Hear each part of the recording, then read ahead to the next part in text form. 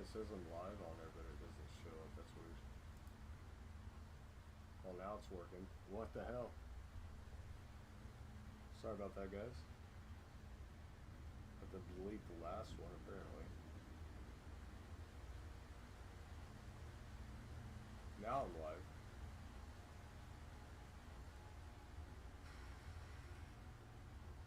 Yeah, that was strange.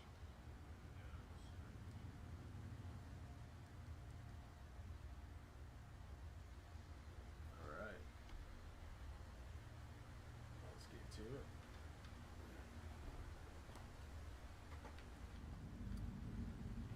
Alright, so let's see here. We're on. Click that on too. Get that fucking screen. Switch videos, start streaming. Okay. Alright, we'll click that on, click that off, click that on, click that off. Let's see if we can get this to work too. Might as well get kick to work if we can.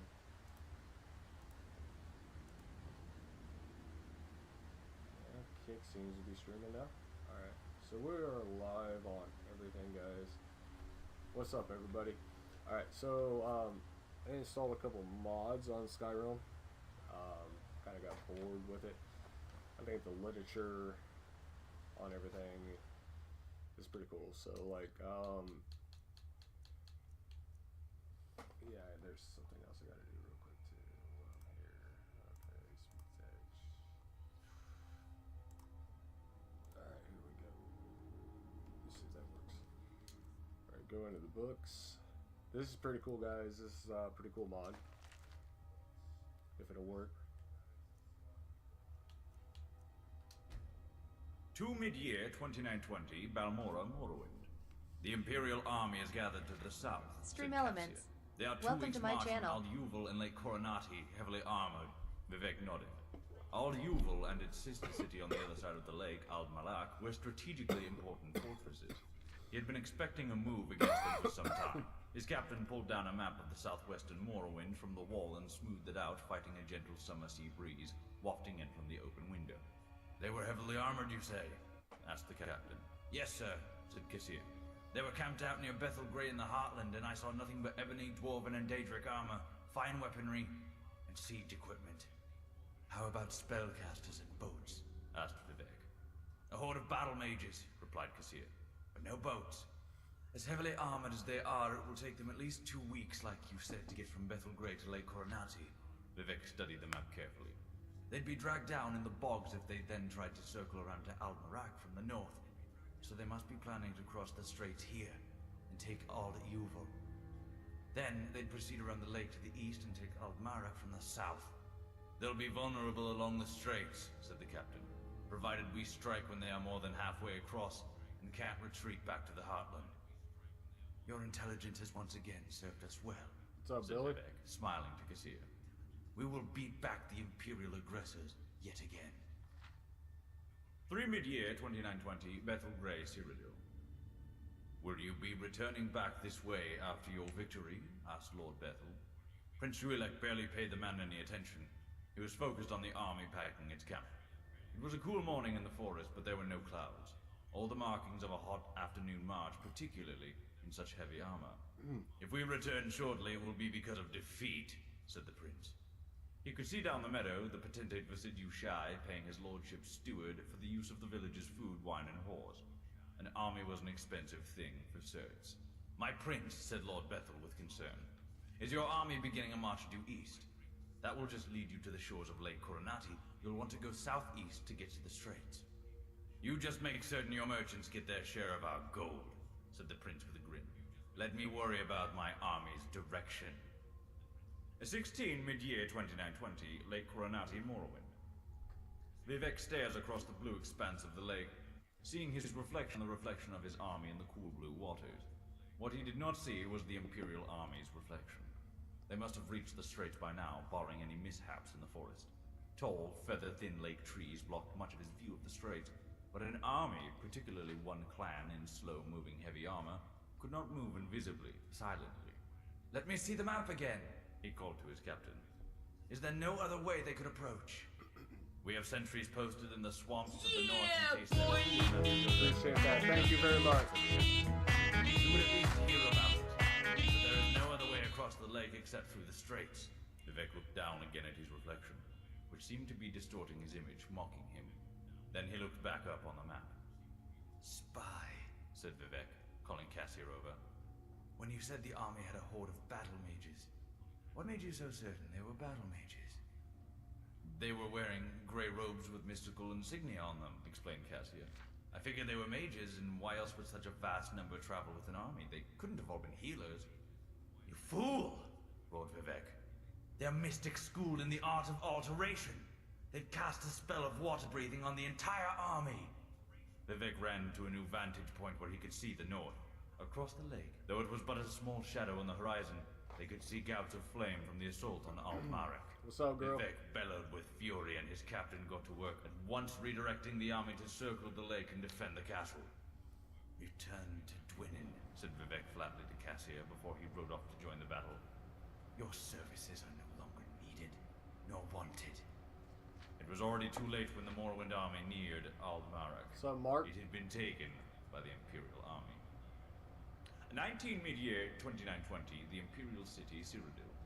The potentate arrived in the Imperial city amid a great fanfare, the streets lined with men and women cheering him as the symbol of the taking of Al-Marek.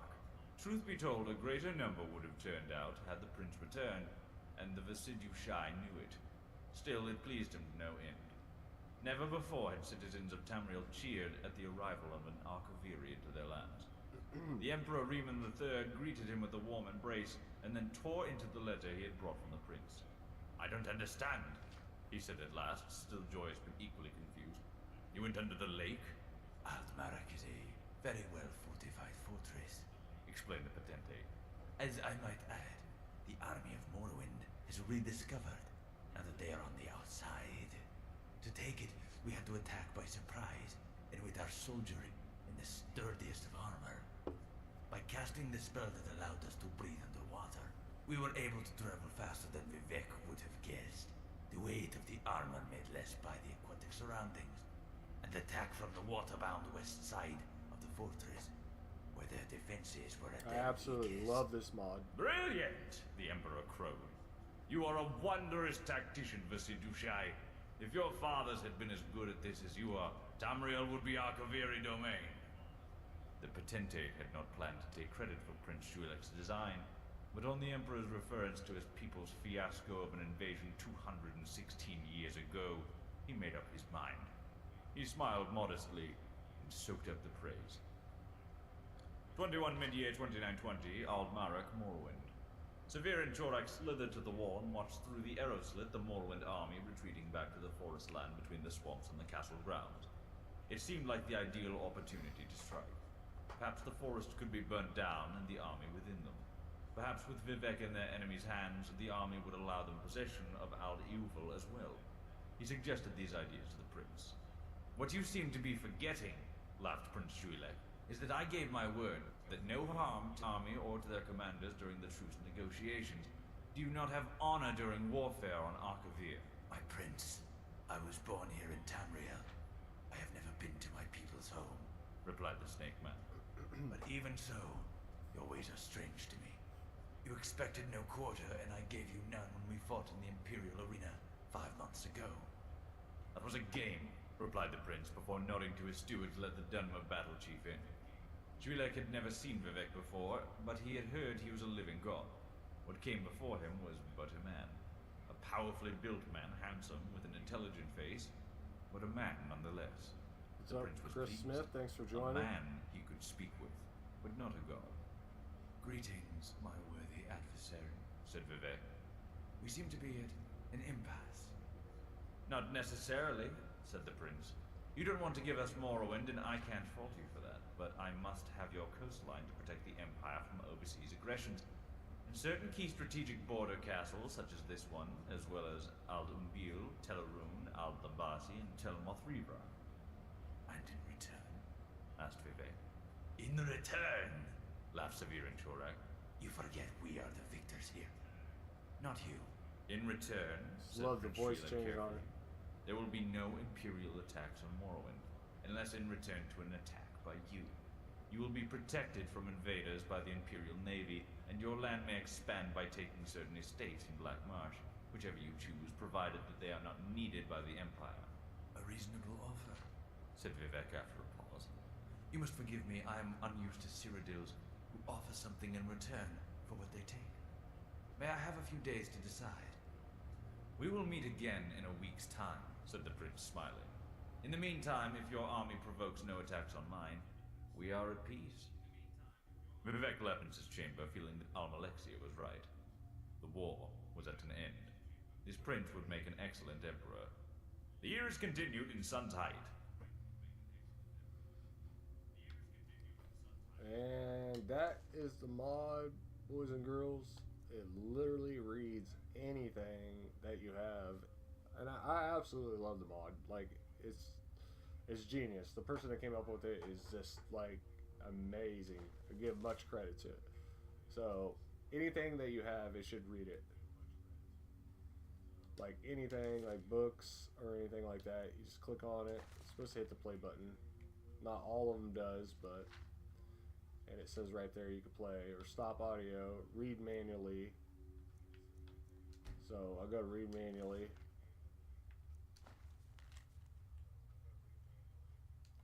And some of the letters they don't read. Not every dialogue's in here. What's up, Jonathan? Like the Assassin's Journal, the Boundary, just stuff like that. It's pretty dope. What now? Not much. If you read any history, it shows up from time to time, but it's a hard thing to track. As far as I know, though, it's never been held by a vampire. That would be a new one. Alright. Ariel is one of the elven gods. He's with the rest of them in Aetherius. The way I've heard it, the sun represents the connection from our world to theirs. Supposedly, the bow draws its energy from the sun itself, which is why it shows up in that prophecy. And that part, I don't know. Once we have it, hopefully it'll be obvious. What's up, Miles? Alright, so... Oh, gotta remember my buttons. What's up, user? So quest, my system. My quest is Survive Dark, Fall Fast, I think it is? No. Harvest Orc Blood? No, that's another one. Trying to see where my map's at. I gotta remember how to fucking access my map. I haven't played this in a few weeks. Oh yeah, that's right.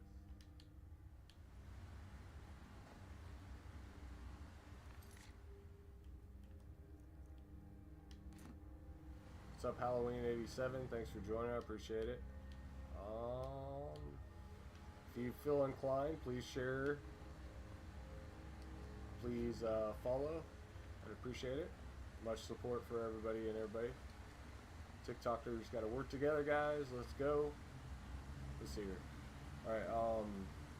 Buttons. There we go. All right. So we're gonna go into our map. We're gonna go into local map. So we got a locked in area there. Collect bounty from previous blah blah blah. Let's jump. Let's go.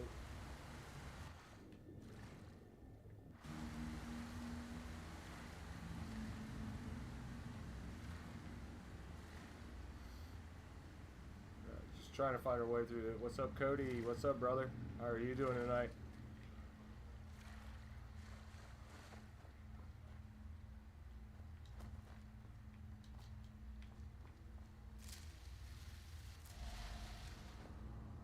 Harvest bloom poisoning. Harvest. Do you need something? Get out of my way, girl. Alright. So yeah, like I said, I got some mods on here, guys. I decided to run with some mods, and I enjoy them. Like, anybody that ain't running mods on Skyrim or any other ones, especially fan-made ones, like the ones you want to pick, like, they're the best.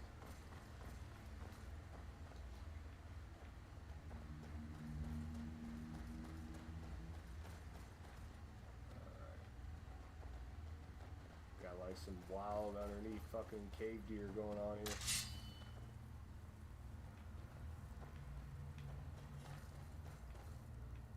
Cody, you up in the chat, give me a holler at, bro, because I appreciate it.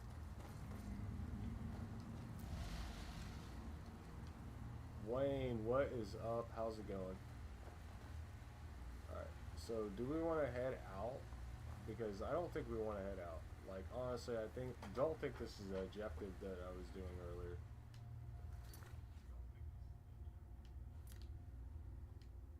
Let's go into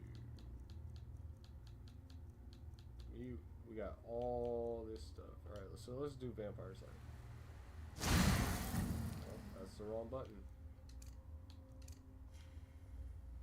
That's the ice button. That was your problem.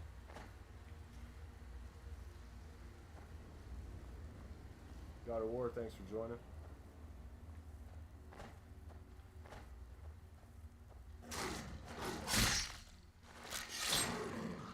Fucking pierced your fucking head one shot, didn't I, bud? Well, we're taking the eyeball. For some money. Got a little fucking stash going on down here. Got a little fucking stash going on, bud.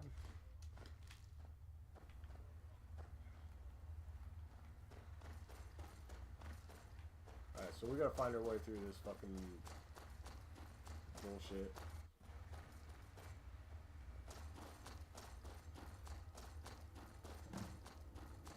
Darkness falls past, fill the episode, blah blah blah. Alright, here we go. Welcome, Initiate. This is the Way Shrine of Illumination. Are you prepared to honor the mantras of Ariel and fill your vessel with his enlightenment?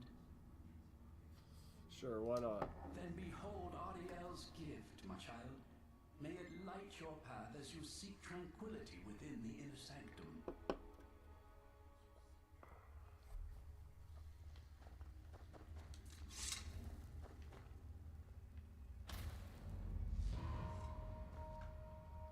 Alright, so we're walking in further in the depths. We're going further down, guys. So once we reach our destination, we'll see what beholds us. Alright. Phil. That's only 1 out of 5. So I drawled the water. So what am I supposed to do with the water now? May Ariel's brilliance illuminate your path.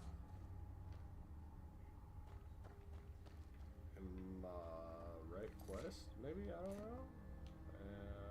Maybe? Maybe not? Who knows? May Ariel's brilliance illuminate your path. Don't need that yet. Why ain't my stuff working? Let's quick save. Quest. Okay.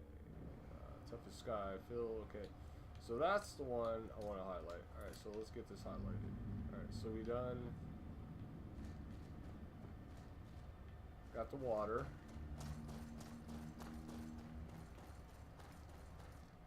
And another saber-tooth. Let's go.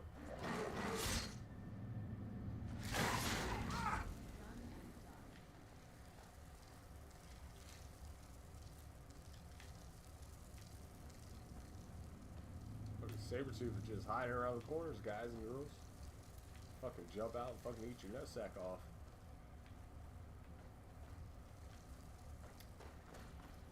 Let's do candlelight. I think I got it on here. Yes, we do. Oh, hit the wrong button. Alright, it's equipped. Candlelight up. Light our fucking path. Alright, so we got in the map area, we ain't got much to run with here. Alright, so we filled the pitcher. We're supposed to, if I remember right, in the quest line.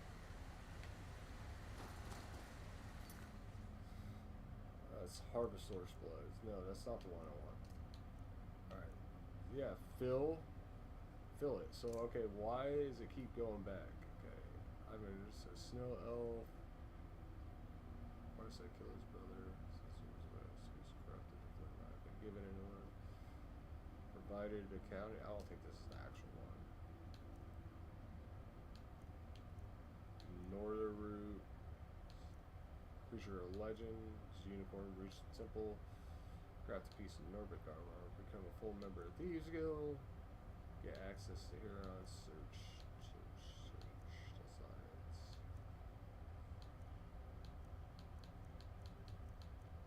Is this a miscellaneous quest? Collectively.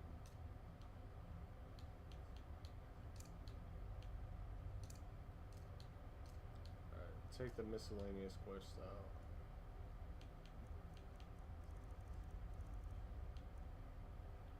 This is the one we want. I don't know why it's not showing up on the map. Let's go into the map. Nope. In my backpack, in the map, bud. Map.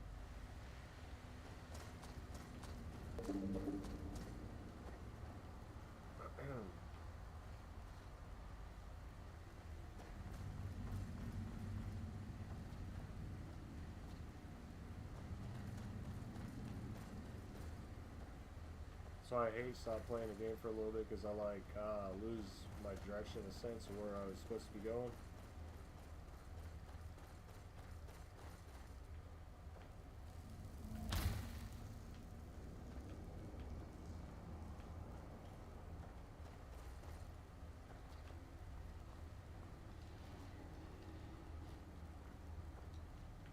There gotta be something up in there.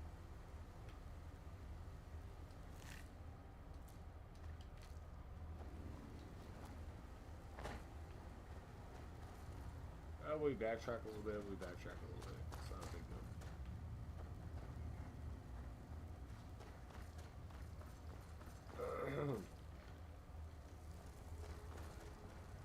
We're gonna go with vampire side. This shit's fucking pissing me off.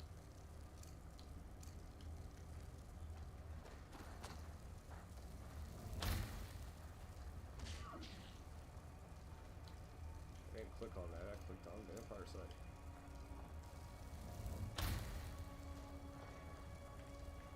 Well, that's screwing up a little bit.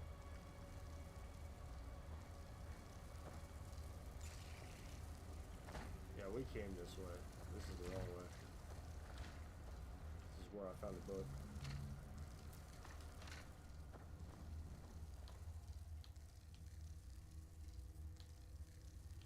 Let's see if World Learns actually works. Nope.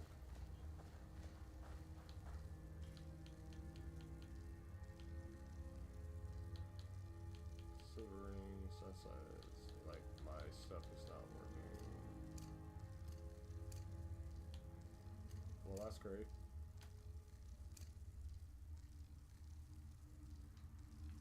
So I'll put it away. Let's get back in.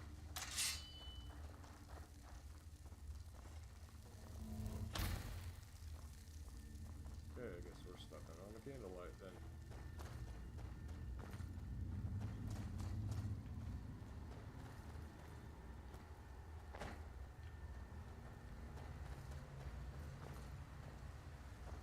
Alright, what were we supposed to do with this water?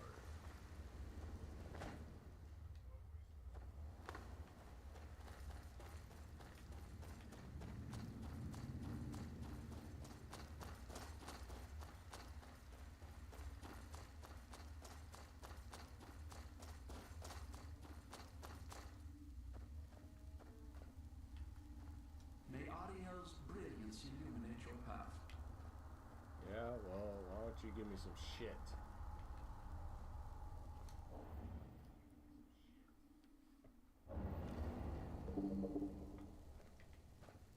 Alright. So we're in here now.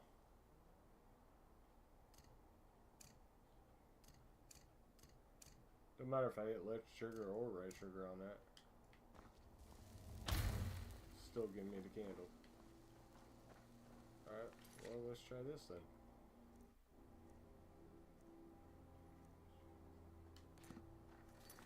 Nope, not that one button.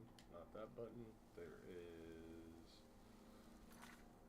system inventory. Let's say, yeah, it's pissing me off.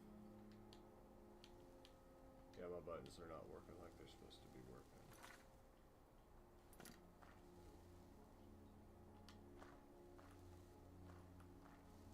Well, that works. That works. That works. Up and down works on that directional pad. That works. That works. But it will not let me get into my actual magic.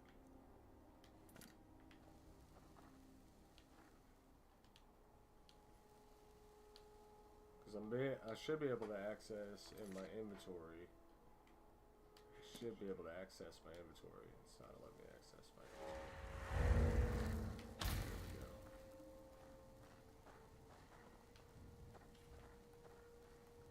Now we're getting somewhere.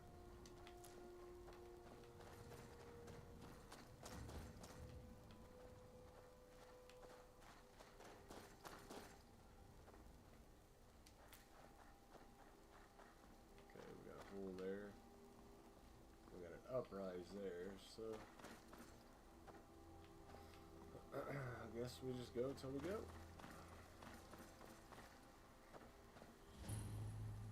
Forgotten Valley. Disco. It's like a whole other world. Come on, the bow has previous battles,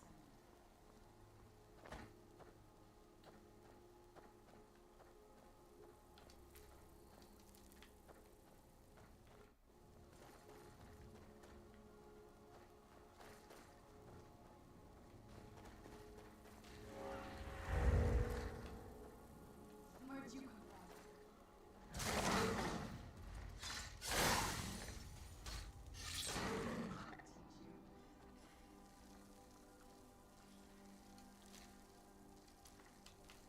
We'll go ahead and sell that shit later.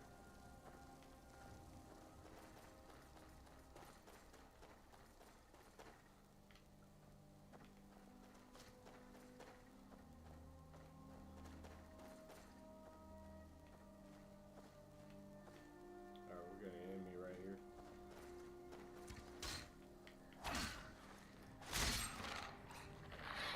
This motherfucker's head off, bro. Let's go.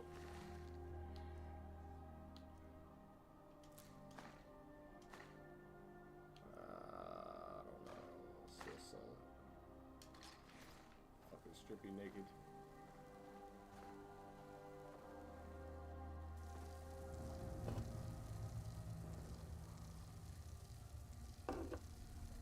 Alright, we're just kind of going as we go. Alright.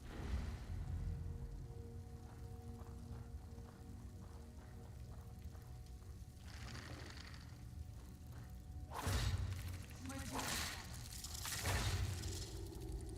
Knew I heard something.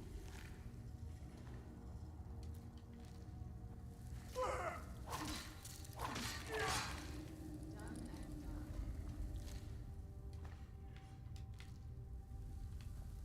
I don't even know if this is supposed to be the place we're supposed to be at. Actually, I don't think it is. So we're gonna go back out. We'll come back here in a few minutes. What's up, Mountain Brand? Let's get What's up, indoors. brother? How you doing tonight? In a cave. Anywhere, just kind of this.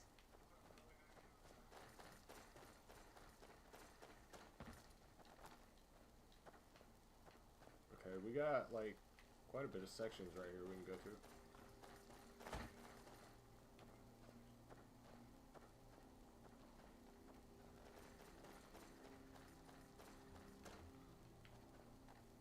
So we got one up there. I'm trying to find the closest one.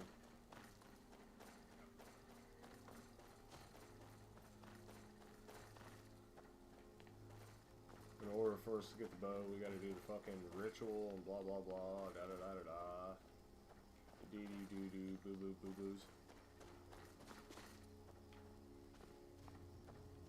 It's pretty cool.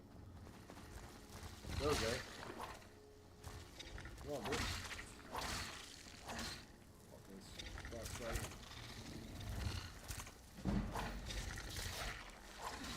Get off of me, big ass bastard.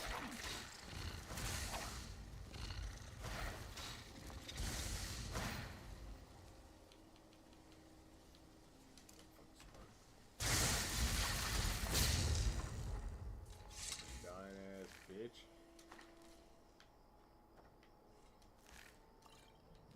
Fucking venom. A lot of poison, baby. A a lot of fucking poison.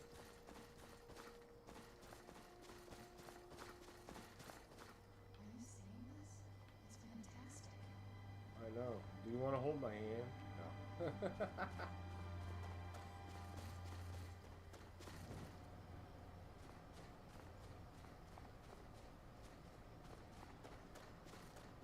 Typical woman. Are you seeing this? This is fantastic.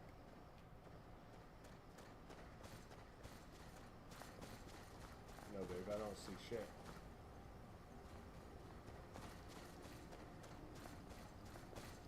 Alright, here we go. Next guy. You've reached the way shrine of learning, initiate. Are you prepared to honor the mantras of Ariel and fill your vessel with his enlightenment? Sure. Ariel bless you, child, for you are a step closer to the inner sanctum and everlasting wisdom.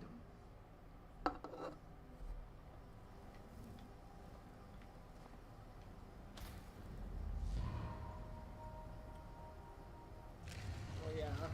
Daddy likes. Let's go. May Ariel's warmth imbue your body with strength. Alright, that's 2 out of 5. We got 3 more to go, boys and girls. We'll go to dark package and see what's up.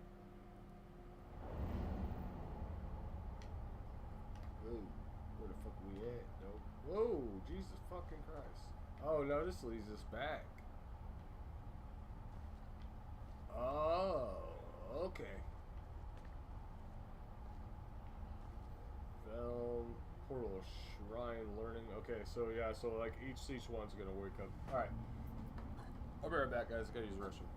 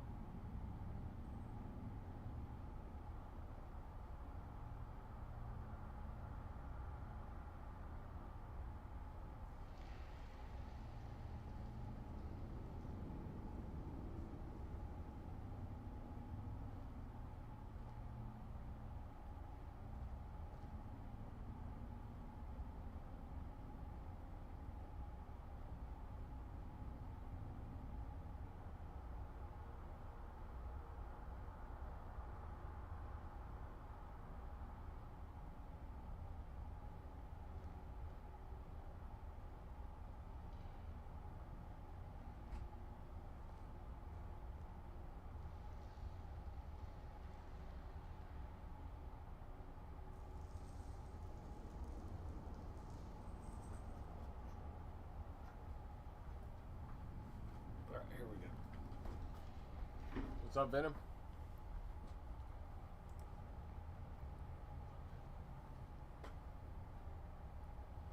Okay, guys. So we got like portals and portals, so we got like 5 of them we gotta do like all in a row. So like, yeah, that's crazy as hell.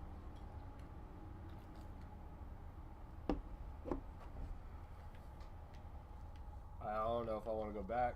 I probably should go back through the same one I just came out of.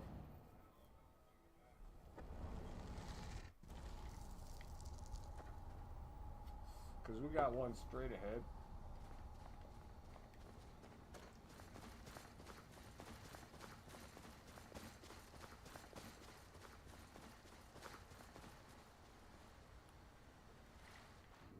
Just keep swimming. Just keep swimming in the icy waters.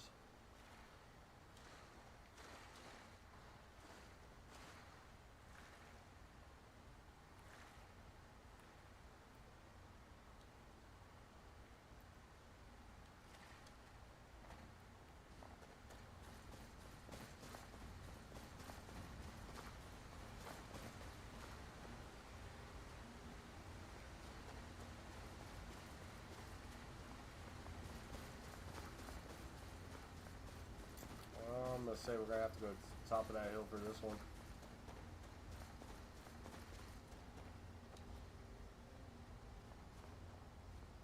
Come on, Slowpoke.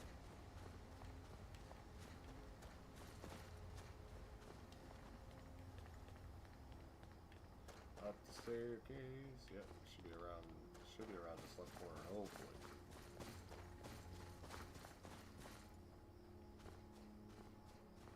It's up there on top of that fucking hill.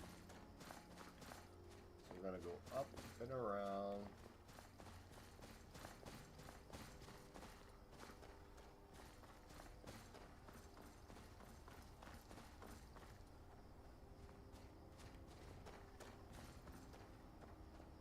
Here we go now. Should be 3 out of 5 now. You've arrived at the Way Shrine of Resolution. Are you prepared to honor the mantras of Ariel and fill your vessel with his enlightenment? Then go forth, child. May the enrichment of Ariel strengthen your resolve as you undertake your journey to the inner sanctum.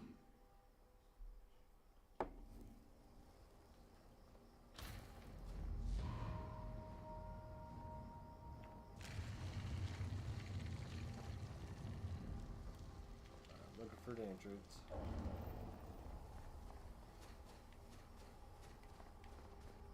It's like right in front of us this time.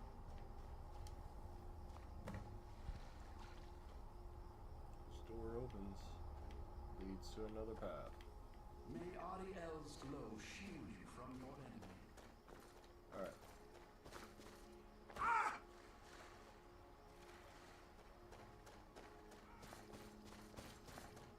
About this slow walking shit. I'm all about let's get there, let's get this shit done. We got an ice giant down here. Alright, so is this gonna be on top or is this on bottom? We're about to find out. I'm gonna say where the ice giant is probably where it's protected, so wherever the fuck this thing is, you know it's hostile.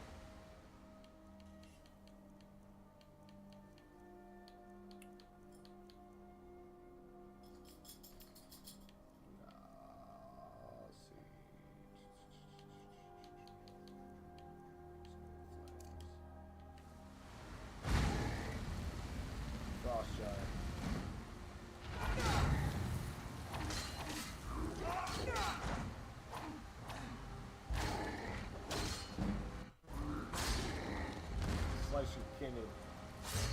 Oh yeah, right through the fucking jaw, bud. What do you got? You got fucking daggers with 200. Giant's toe. Perfect. Ooh, damn. And no. We're good. Just got bones down here. Fucking hiding in this bitch.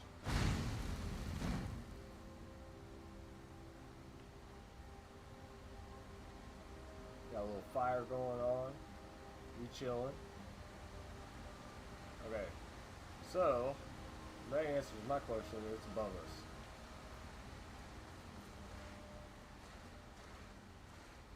Get there is the question. Now, do we go through the path of the other fucking thing, or do we try to climb? We could try to climb it.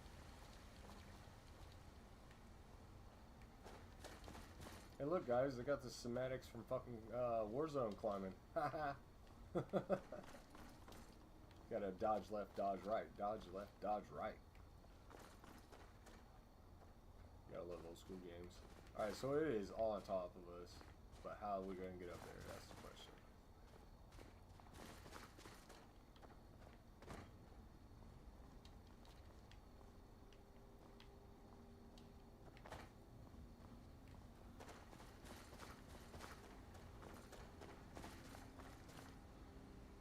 We can't go up that way. We're gonna have to go all the way down, find a walkway to go all the way back up. Should be like right in here. Maybe it's this way. Here we go.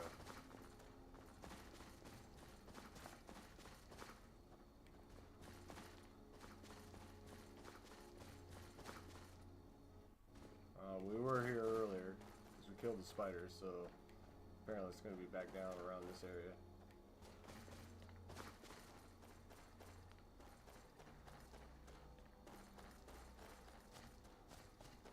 I know, put the sword away, you run faster, blah, blah, blah.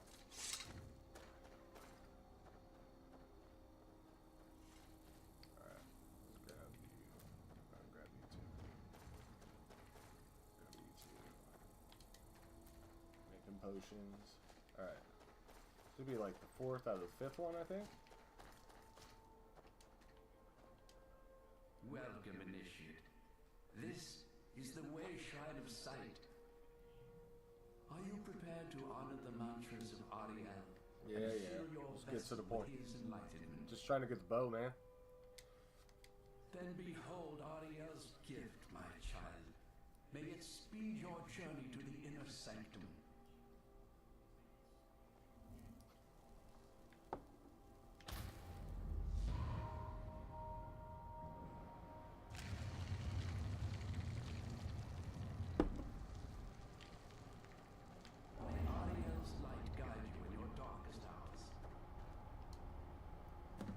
Alright, 4 out of 5. Alright, where's the last one at? Whoa. Okay. Ah, another gate open. Of learning. Light. Well, actually, it might tell us. Let's go to quest. Dark passage. No, it has not. So we got one more to fill, but it doesn't tell us which one. We did learning. The 2 ones are closed, so. Darkfall passage. Surrounding shrines. Let's see if there's anything else out on the map. That's the way in and out. Alright, let's see. Show map.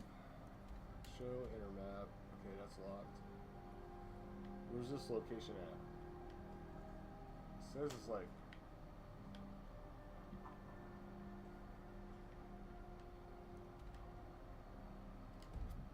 Alright, let's just walk through a portal. Let's try resolution.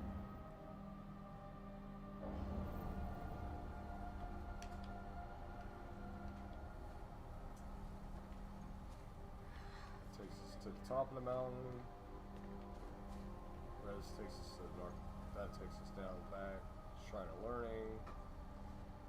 Shrine of Sight. Turn the heat up. I'll turn the heat up.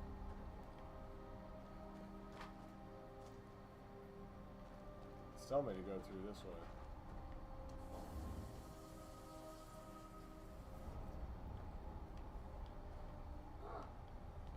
Okay, this is where it says I need to be at. May Ariel's glow shield you from the dead.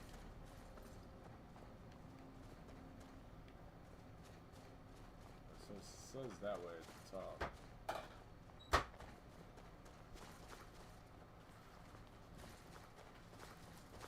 So, Cassie's ex-husband won't leave.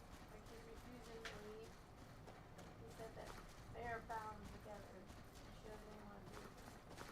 Stalker. And then she said that they have to move out in April because her landlord's doing what he did to us.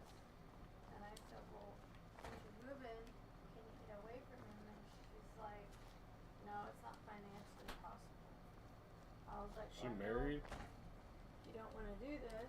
I said, maybe, since it sounds like your mental health's really bad, maybe you should go to the hospital so you can get away from him. But then you won't be around your daughter. And she only has like a 9-year-old daughter. She married. No, they're divorced. Okay, what's he still doing there? He doesn't know how to leave. Well, tell her to put a restraining order against him. It's their house. So it's in both their names? Am I understanding you correctly? And it sounds like that he's the one with the income. Okay. You need me to talk to her? No, I got it. We can handle it. Okay, well, if they're I told her, I divorced, said to put a restraining order against him. if if they're divorced and they're living together, She's gonna call her psych doctor tomorrow and tell her what's going on. Or tell him or whatever.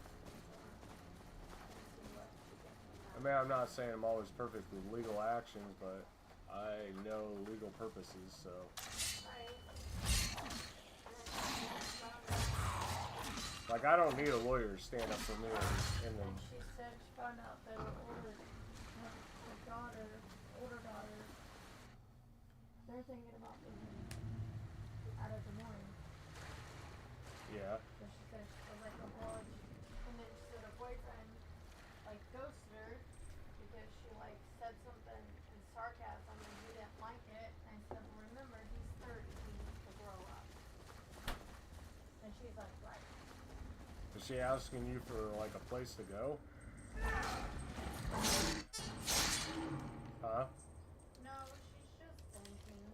Alright, well. You gonna if you always need it, you can always be that friend. Yeah, but she hasn't thought about it.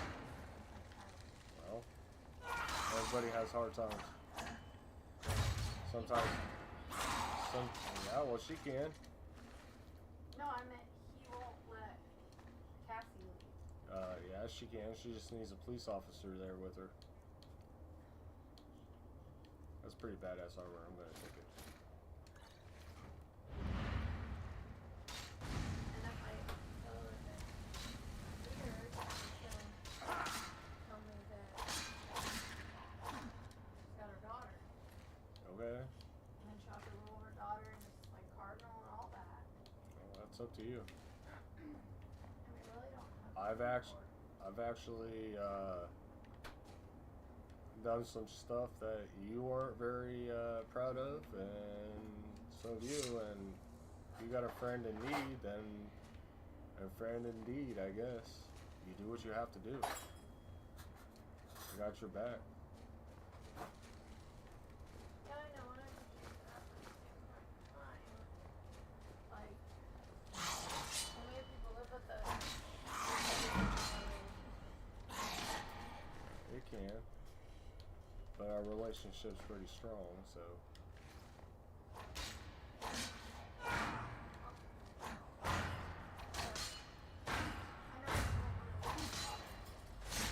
I understand that, 100%.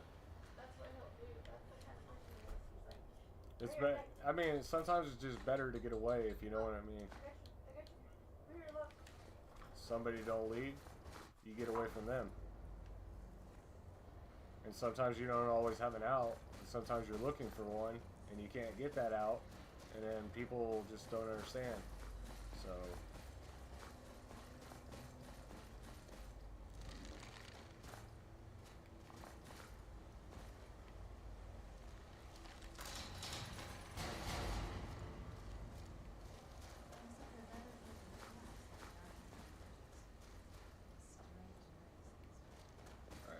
Let's go, baby, let's go.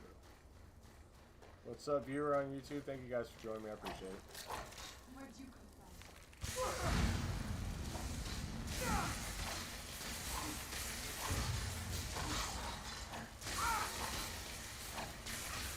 Not bad too, bud. One of you guys just fell down. Or just like, you and your daughter are more than welcome to come to my house to get away.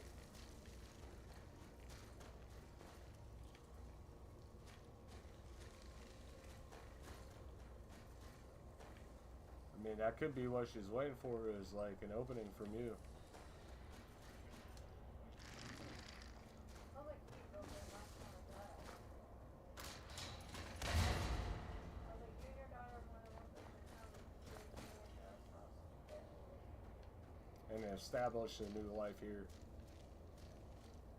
So like your mental health doctors up there and everything. She had her There's other ones around here. Yeah, I know, but you know, I mean, everybody goes through some shit, you know what I'm saying? Sometimes you just don't have a way out.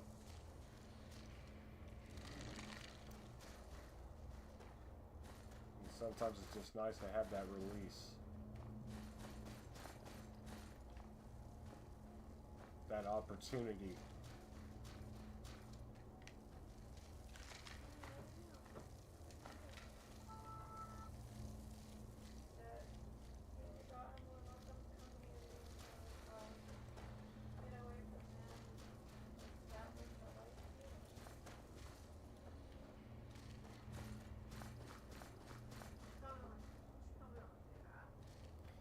Hey, but you know what?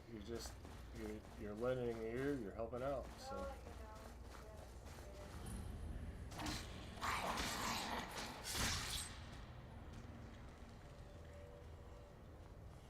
Stay on your guard. I'm really getting tired of this NPC telling me what to fucking do.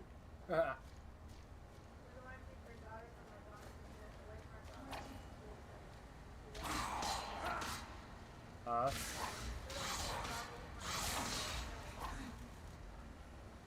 Well, sometimes you gotta do what you gotta do.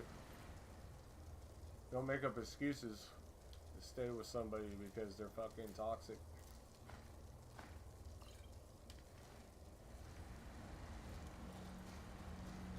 I felt the same way about my kids, but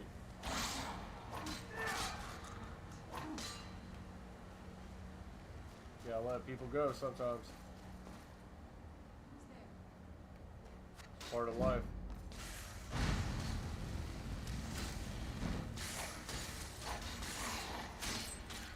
You got fucking arrow in the goddamn head.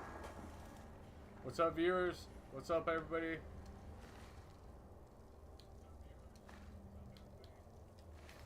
Hit me up with the chat down below, guys. The more I will speak back to you guys. Let's go. Thank you guys for joining me. I appreciate it. Hope everybody's having a wonderful night.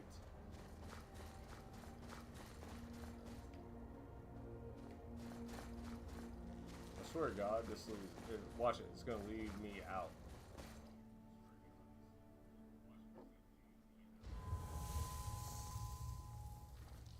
Alright, I'm out. But I have a pinboard. Be careful. I think we may be in for some trouble.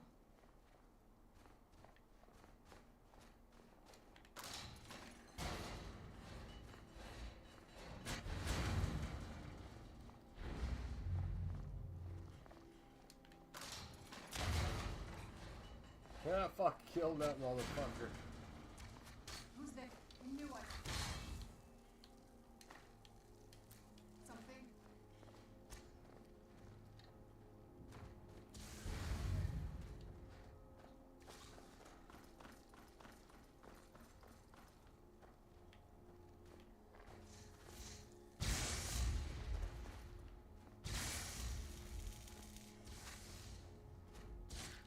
I got lightning gas in me, bro.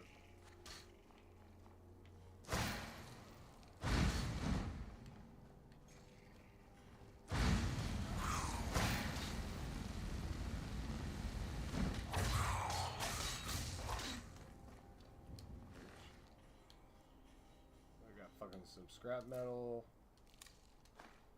a human heart, poison. Alright, let's go.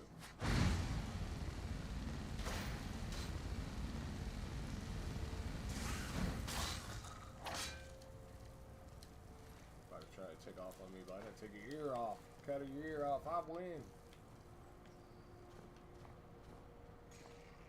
What do we got here? Greater, plentiful magic. Anything else? Oh yeah, we got some eggs here. Oh, a lot of fucking shit.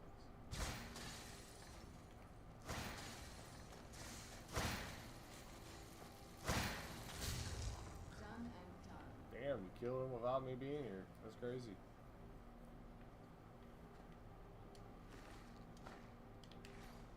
Got alchemist table.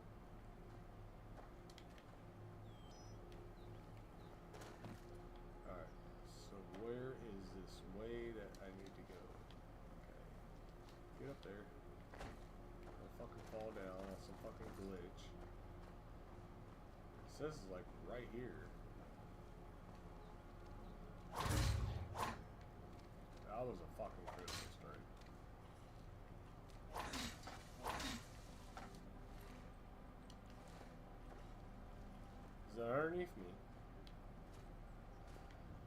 a cavern.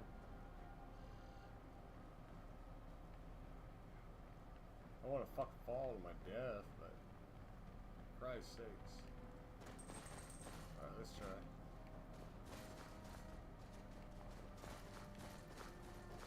This is a fucking empty spot. There's a reason for this. Silver iron.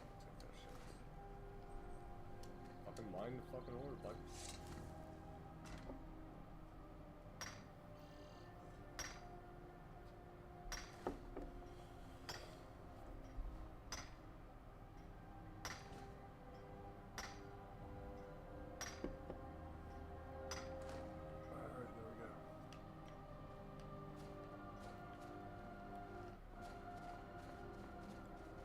Let's check them out.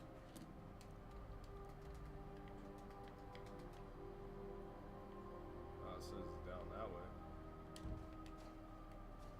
It's like it's blocked.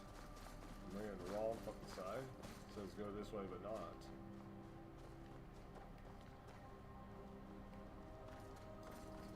Fucking another opening somewhere. There's gotta be an opening.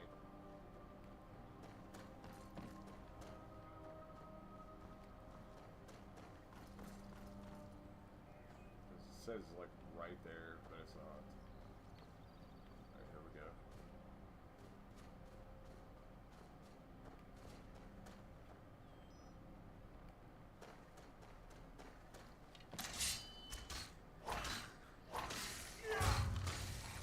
Protect your master, bitch.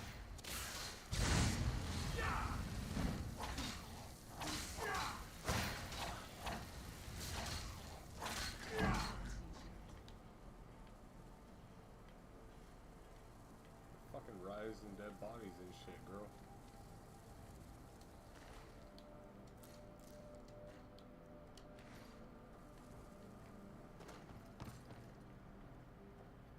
Got a chest.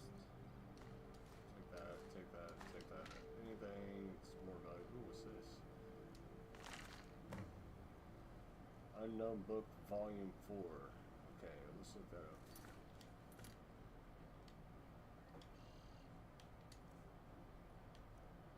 Go to books, use, there it is.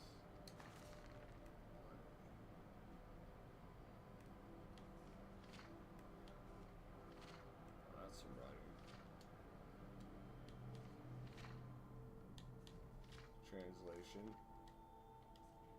nothing.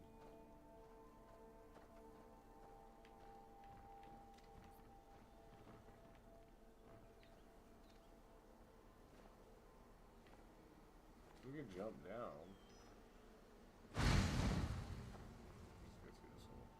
Fuck it. Oh, it says go backwards.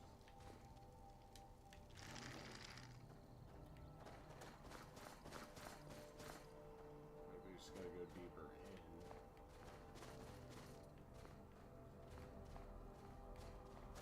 Let's go deeper in.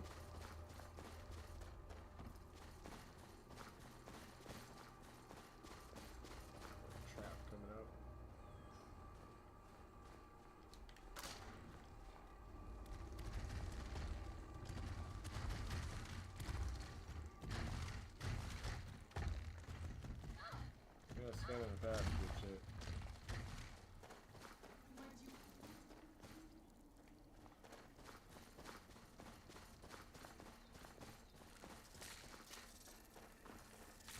Really?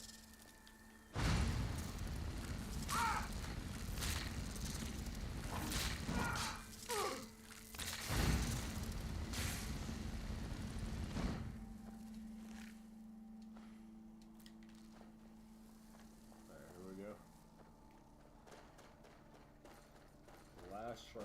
This should be it. You found the Way Shrine of Radiance, Initiate.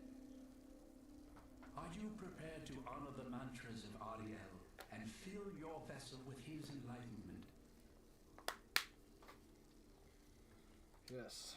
May the bliss of Ariel protect you as you climb the road to the inner sanctum and final enlightenment.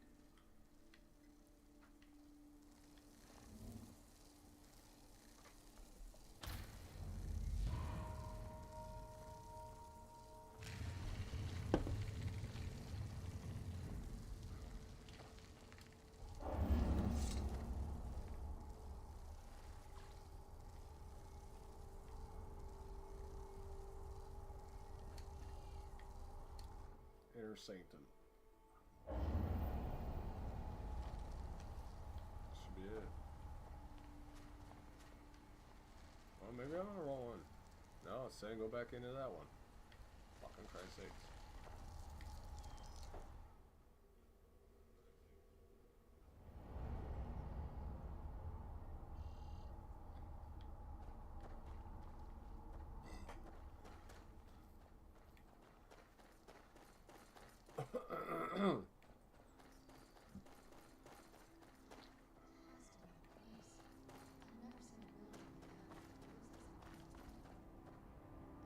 Almost doesn't even look real, you know? This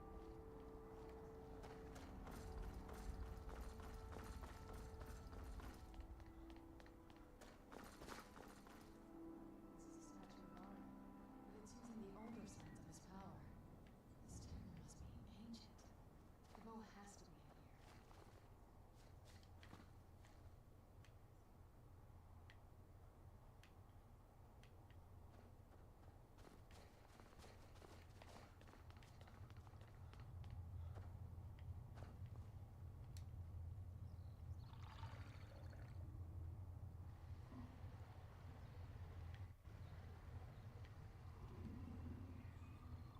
It's like a toilet.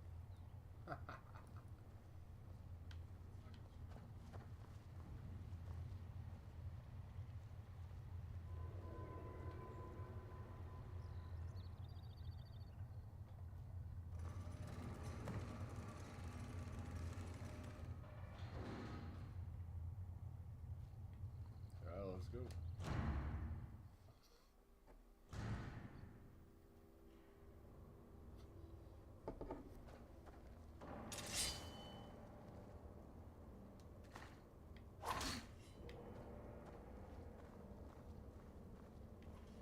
Many have tried, and many have tried to take. They're frozen in the ice. I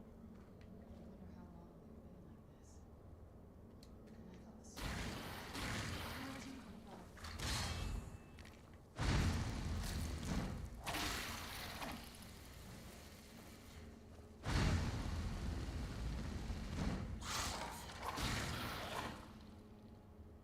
Where did you come from? Alright, let's see.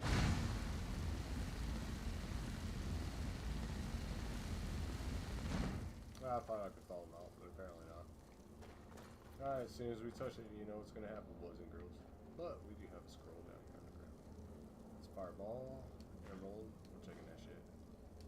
Take the fireball scroll too.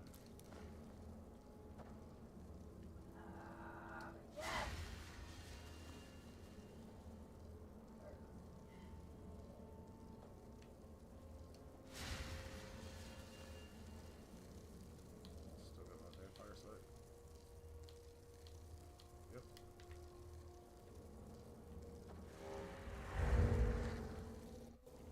Okay, what are we supposed to do here? There's gotta be something we can do here. This door? There we go. Motherfuckers like holding shit. Oh, you take their shit, they come alive. Alright. Oh, I'm sorry, I took your fucking potion, diddling.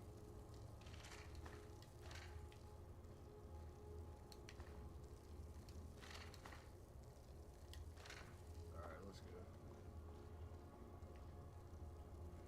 Got a book, spell tune.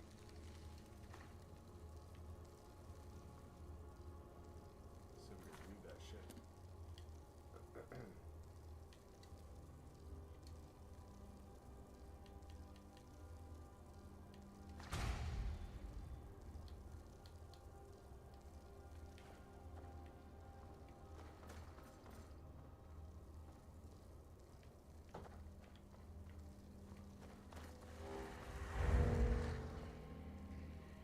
So you take their weapons, they come alive. Skeletons also come alive too, so they're protecting shit.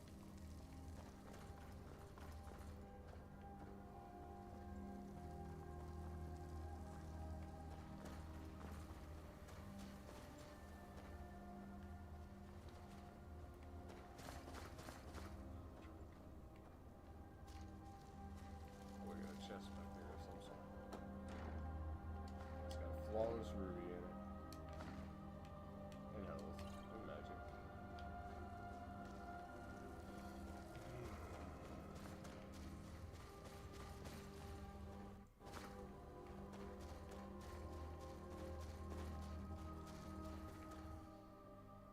That leads us outside. There we go.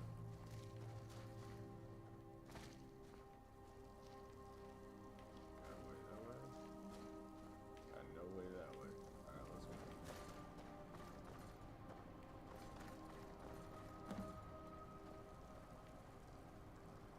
We all know what happens when you pick something up and you take it away. Did you really come here expecting to claim Ariel's bow? You've done exactly as I predicted and brought your fetching companion to me.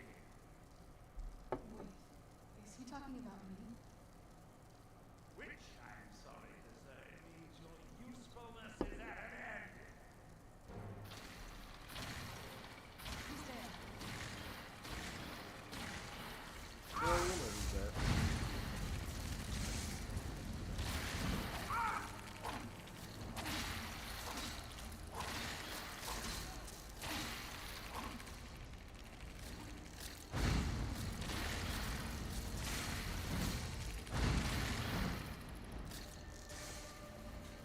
More shit you want to throw at us?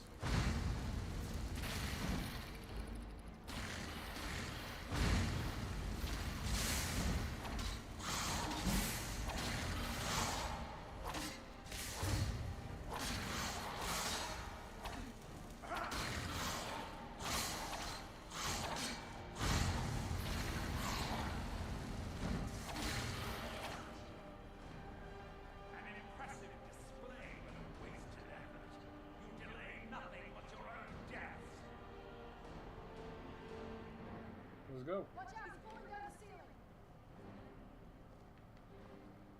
Oh no, still, you ain't doing shit.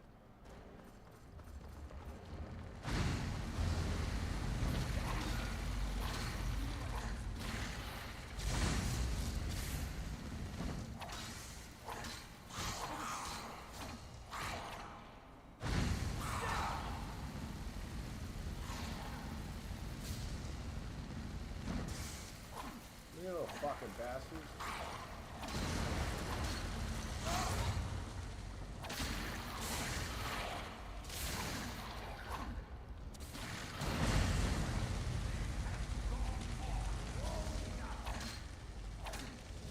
Where'd you... Yeah, bud. Really want to protect that boat, don't you?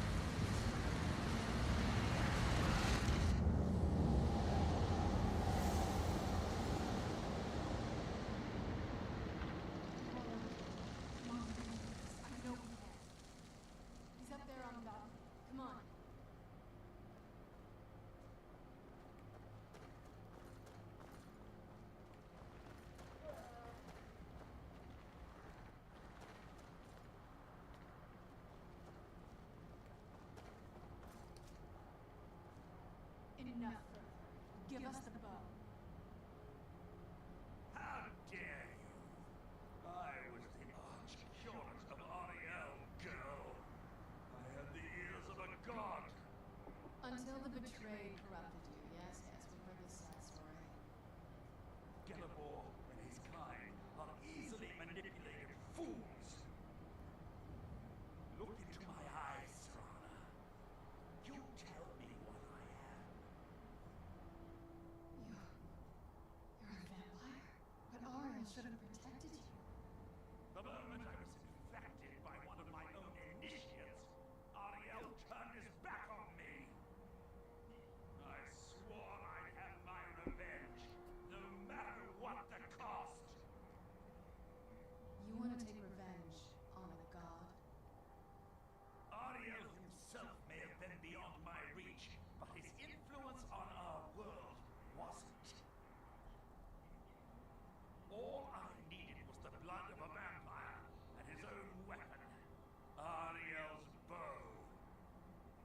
blood of a vampire.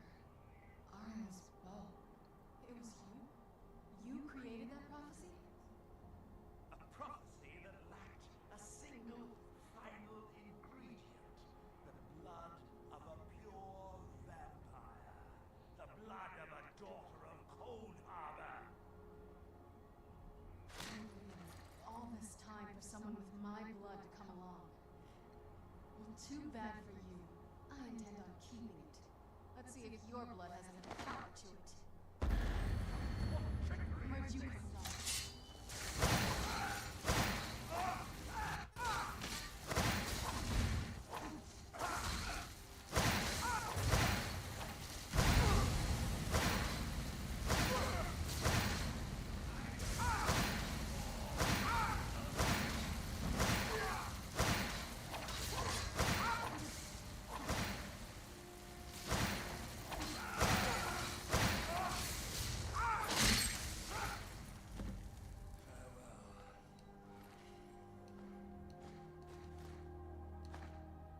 I like that armor.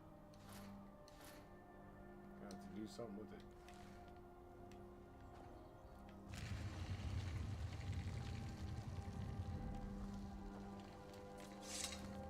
So I got to talk to her. I did.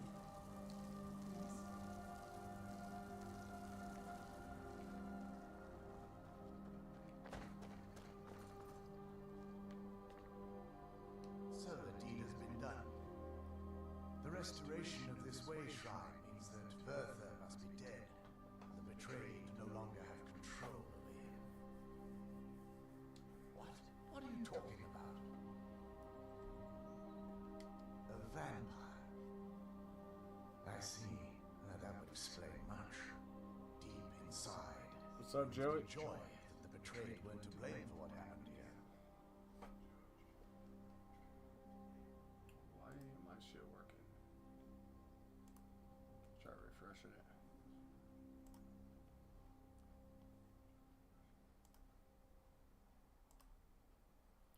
Well, it should be working. Yes, Because I that am. means there's still hope that they might one day shed their hatred and learn to believe in Oriel once again. It's been a long time since I felt that way, and it's long overdue. My thanks to both of you. You risked everything to get Oriel's bow, and in turn, you restored the Chantry. I can't think of a more deserving champion to carry it than you. Alright. If you wish to learn more about the bow, or obtain some hallowed arrows for it, I'd be more than happy to help. You've but to ask.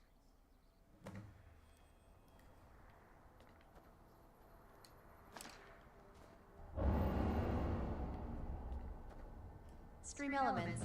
Welcome to my channel.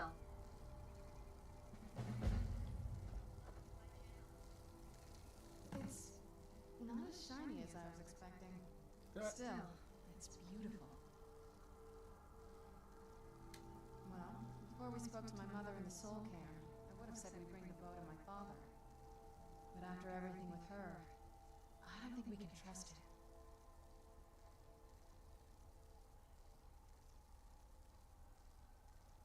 We should honor our agreement. Then we kill him before he kills us. I keep thinking that there's got to be another way, but he'll turn on us both the moment he gets the chance. No, he has to die. We have no choice. Thank you. Somehow I knew you'd understand.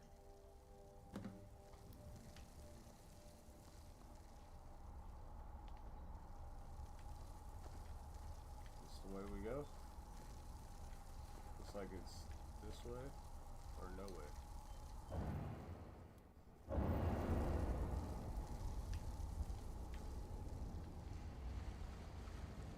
Or does it tell me? Does it tell me to go straight back there? It doesn't tell me which direction to go. I mean, this is the way in and out, so.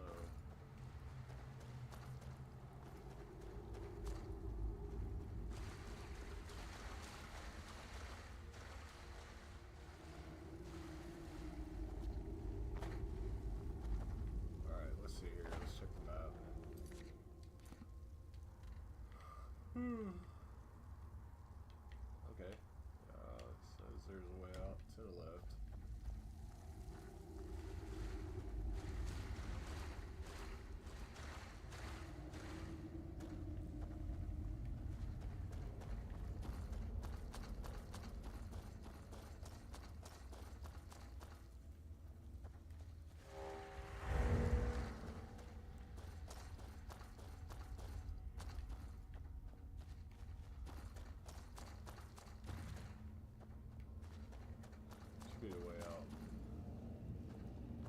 not saying it is, but it should be.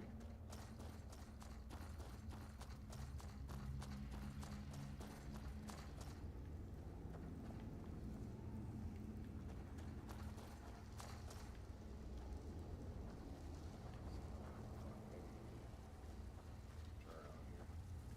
Come on.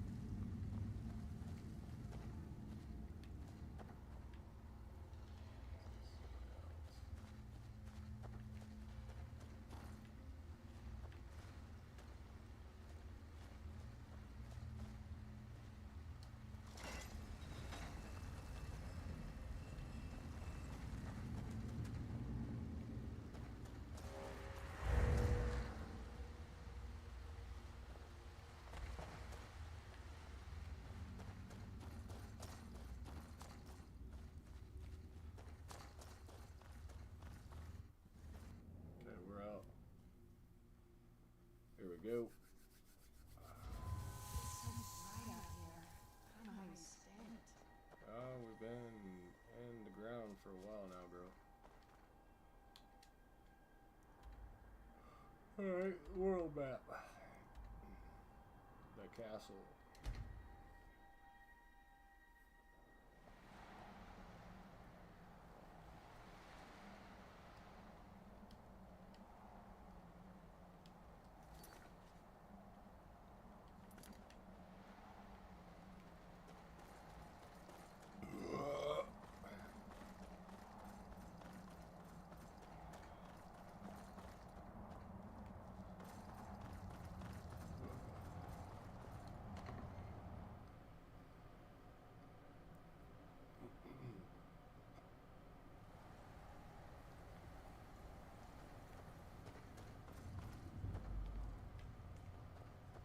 I leave politics to others. I think it's funny, guys.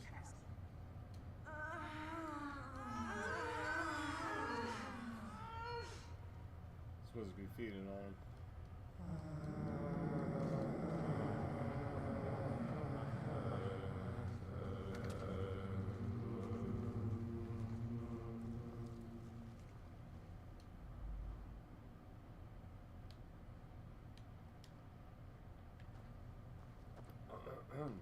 Alright.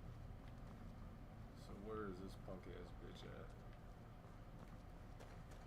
Let's rat fight him. Thank you, Bubba.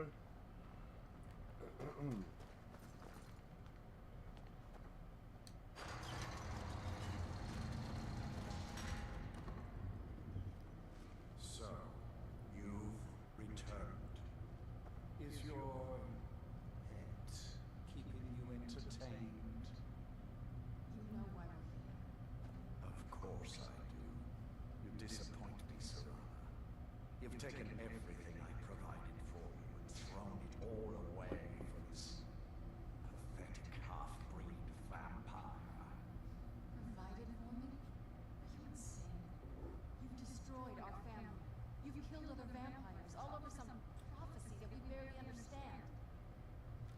No more. I'm done with you. You will not touch me. So, I see this dragon has fangs. Your voice drips with the venom of your mother's influence. How alike you've become. No. Because unlike her, I'm not afraid of you. Not anymore. And you. It appears I have you to thank for turning my daughter against me. I knew it was only a matter of time before your ambition outgrew your loyalty. A small price to pay for the betterment of our kind. Oh, come now. Spare me your notions of kinship. You've simply used Serana in an attempt to take away what should rightfully be mine. We'll see about that. I would never use Serena like that. No, I'm here to prevent an abomination. The bow belongs to me now. The vampire is eternal, and with immortality comes the revelation that these bonds never endure. It's fleeting, momentary at best. Little patience for talk, but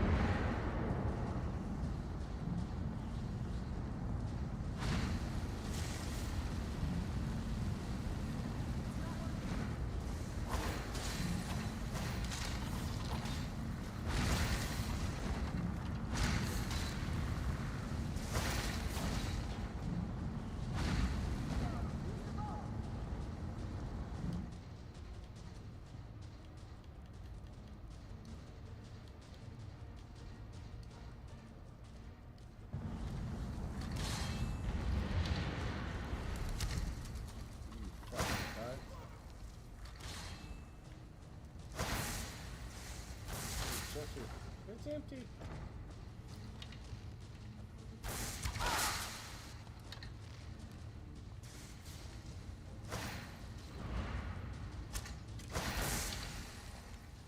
Really fucking good.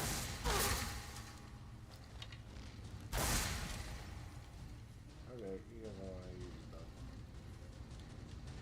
Items, weapons.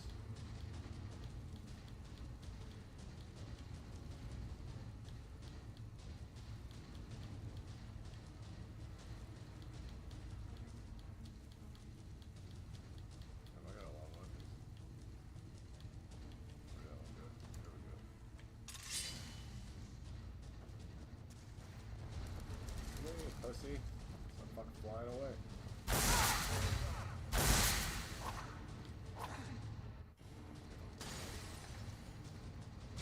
Go back there, man.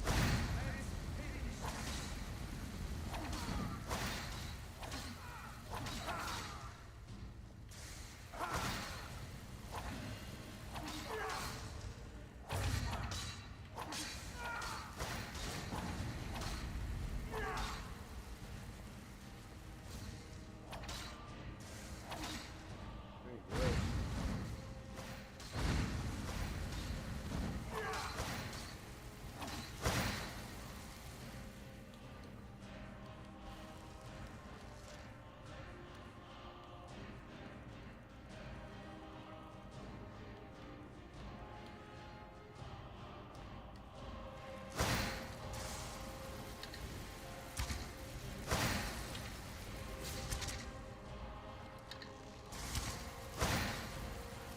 That's disappointing.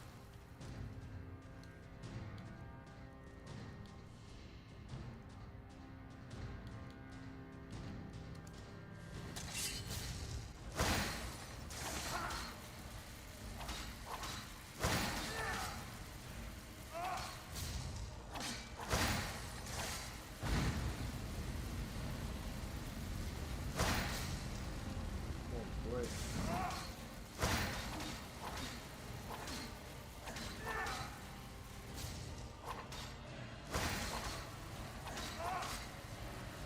Keep going, that's all you do.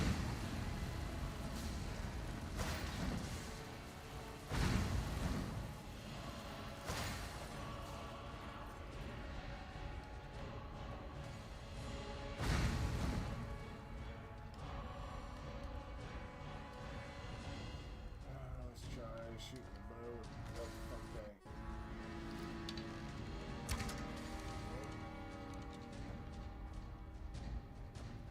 Oh, the bitch glitched.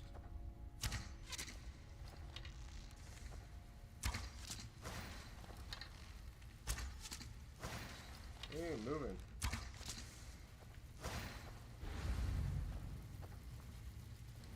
Requires speed. What the fuck is he fucking surviving?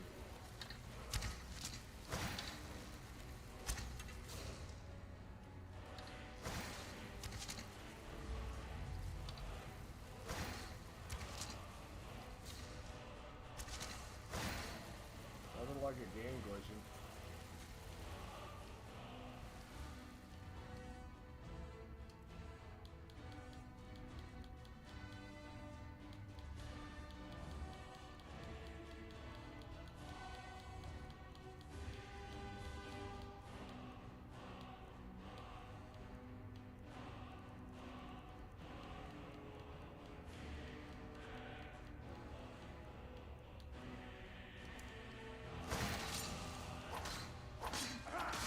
Yeah, he ain't going down. I got up here and he fucking glitched out. I have to load back in on that one segment.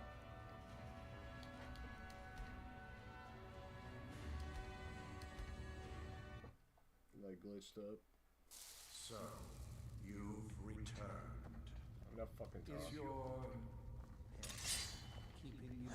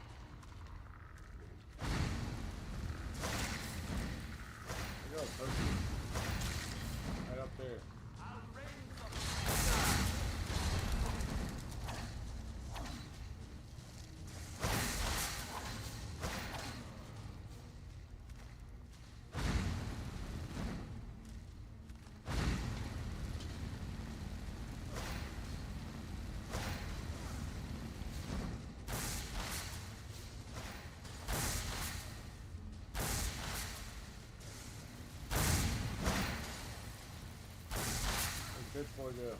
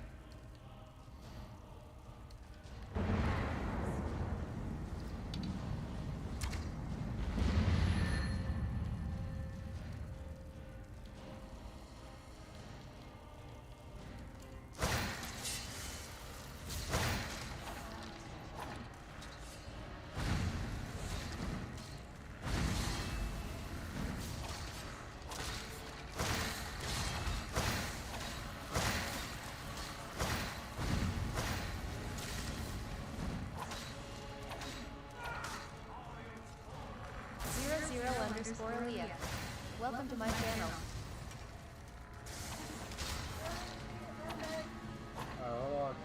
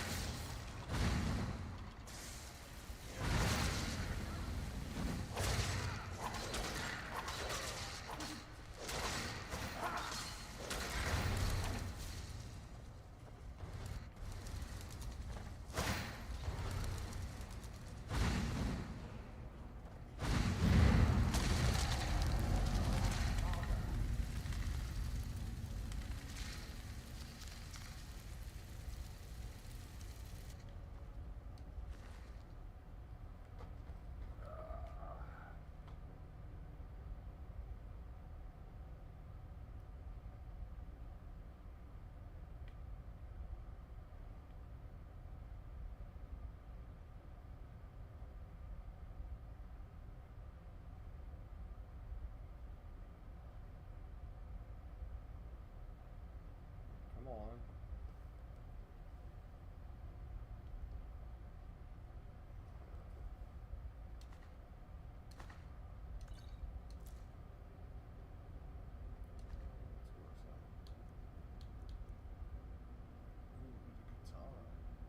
That fucking sword's pretty badass. Okay, we'll take it off. Fuck it.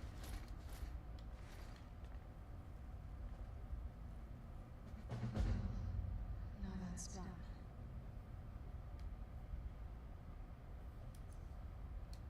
I'm not sure. I'll probably stay here for as long as they'll let me. I think we can rebuild here. Make my family's legacy something more respectable. Of course, if you've got any more adventures planned. That's what I wanted to hear.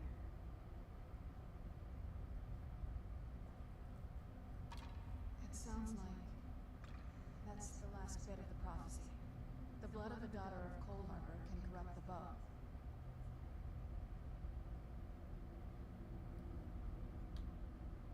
So I am.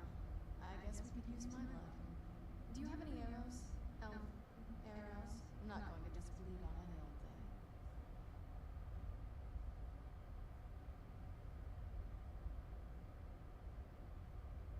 Let's just get this over with.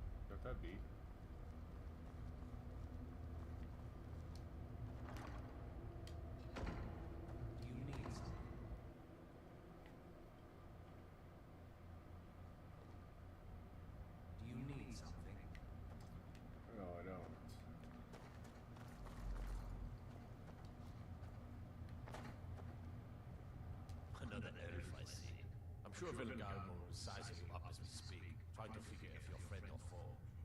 He'll tell you what a monster I am, that I can't be trusted. You mark my words, it's him you need to worry about. If it'll get him closer to being in charge, he'll slit your throat without a moment's thought. No, and if you're smart, you won't either. I know he's one of your kind and all, but he's only looking out for himself. You think you're best of friends until you find fangs in your neck. Speak with Baron Sander. He has something for you.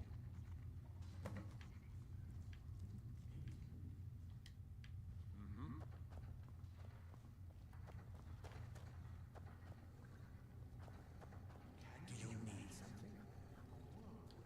The Dawn Guard have increased their operations and have been aggressively recruiting. We need to put a damper on their efforts and give those troublemakers something to worry about other than harassing our interests.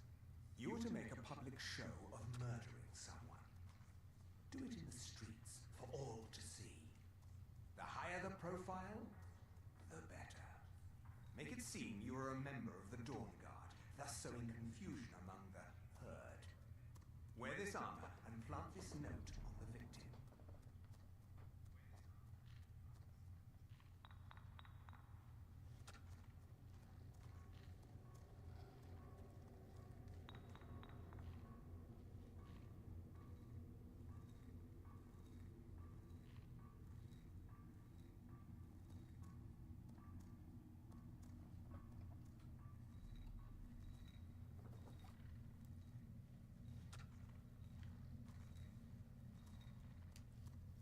Precisely. The people will put pressure on the Dawn Guard, who are apparently murdering their fellows without provocation. Their focus will be shifted from us, giving us one less nuisance to deal with. You know, an important member of society. Someone attached to the Jarl's court. A merchant, a bard, a priest. Someone with stature. That will make them all the more upset to have one of their citizens slain, and under such flimsy pretense. Good. I knew I was sending the right man for the job.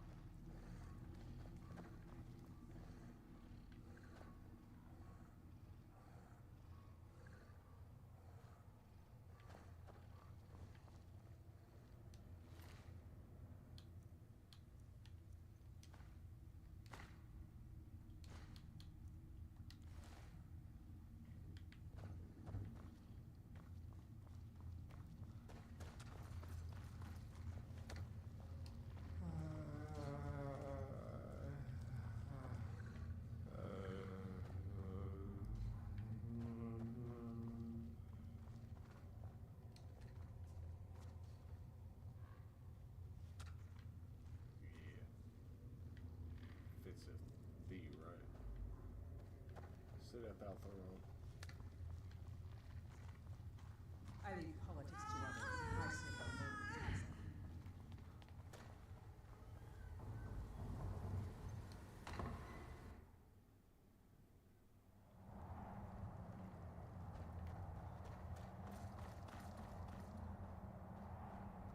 Let's see here. What do we got?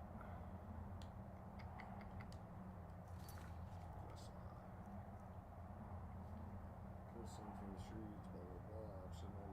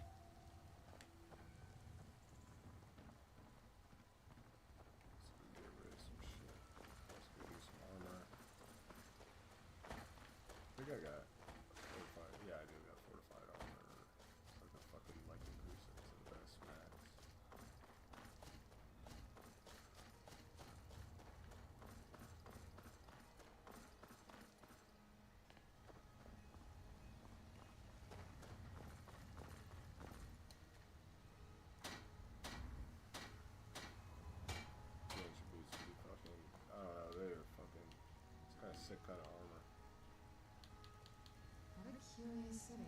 It's so open. That's legendary. Dawn guard.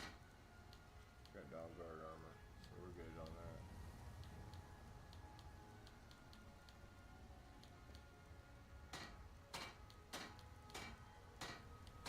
Let's go sell some shit real quick. Make some money. Oh, that's locked still. Okay. So, what I'm gonna do here is do this. See if this works. Items. Potion. Should be fortified.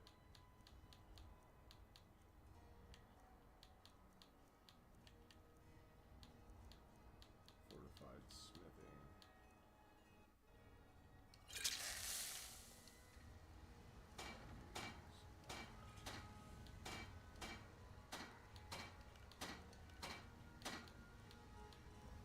Fuck it. Do it all. Got some good pieces out here if you're looking to buy. More inside. See, I got more.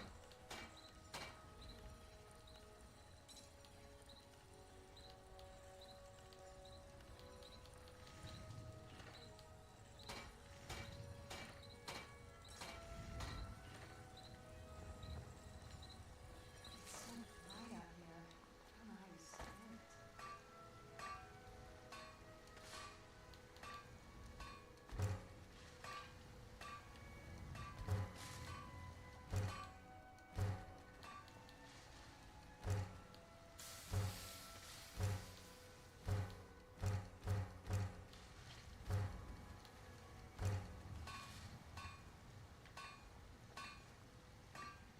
I think she looked really good in that armor. So we're gonna put the armor on her. What now? Anything good? Mm-hmm. So we're gonna put this apparel on you. Oh, that's what she's wearing. No, that's not what she's wearing. Alright, let's go to my apparel.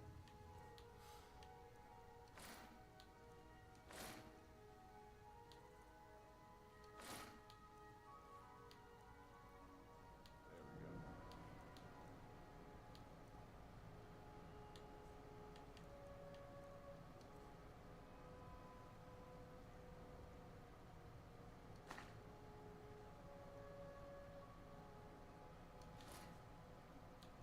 Well, I equipped it.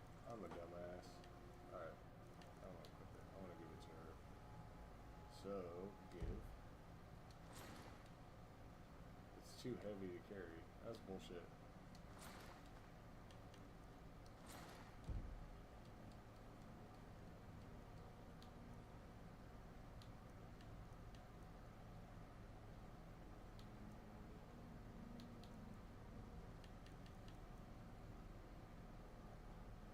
Speechcraft's up on that one.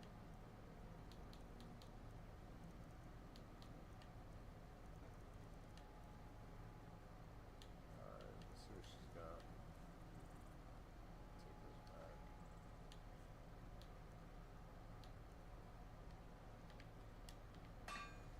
Put on some clothes, you damn fool. What if I don't want her?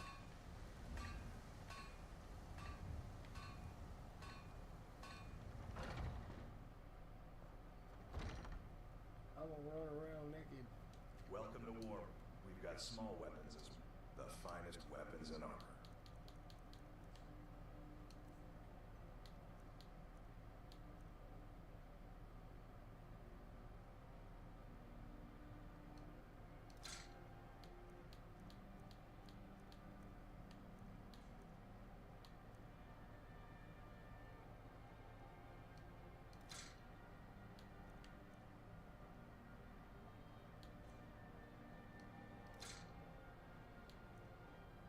That's sort of lightning bug.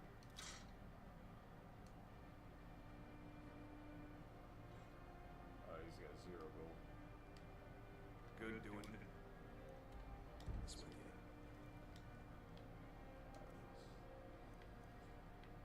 Apparel.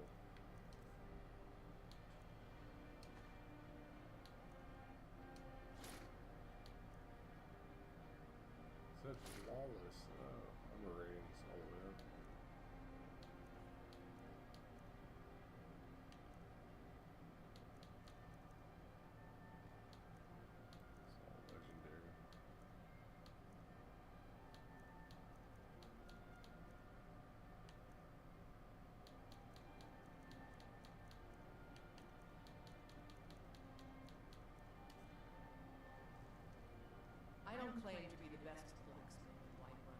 Jorlin Greymane's got that on him.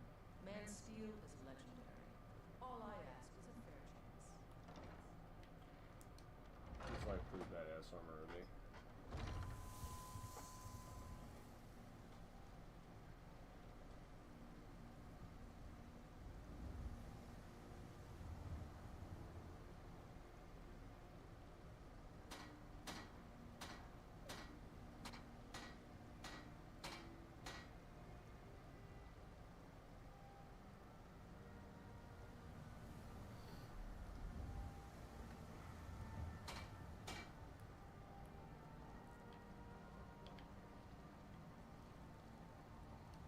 Yes? If you think it'll help.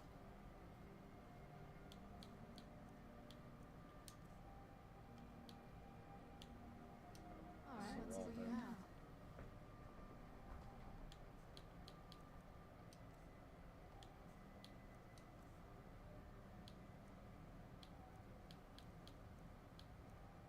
So it's too heavy for her to carry.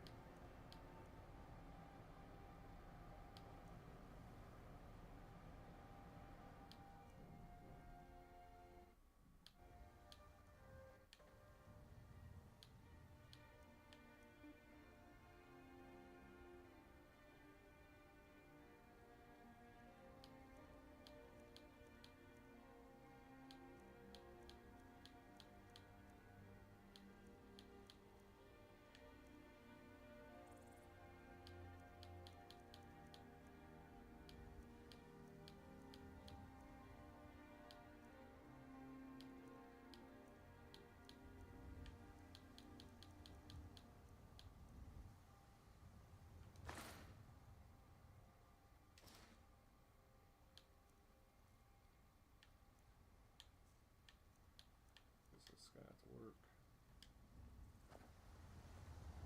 Alright, let's see about mine.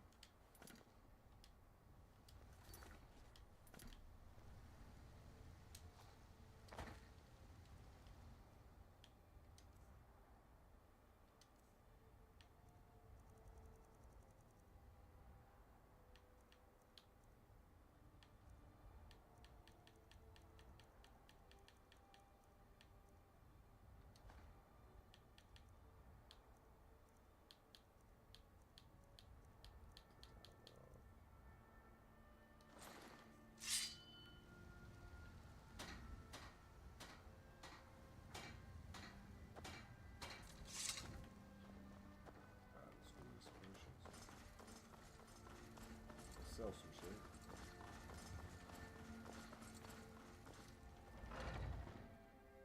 Got something for just about everybody in here. Give a holler if you have any. What do you need, my friend? So you're interested in my potions and ingredients? Well, I actually want to sell you some shit.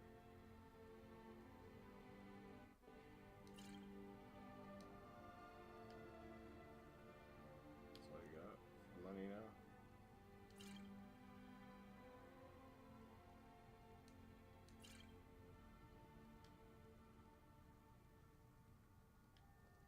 Come back anytime if you need a remedy.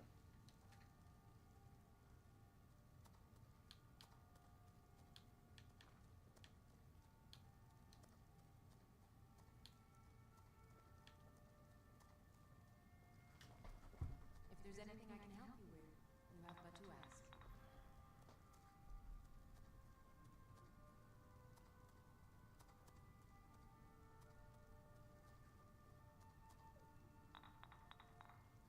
I offer remedies for ailments both common and rare. Do let me know if I can be of service.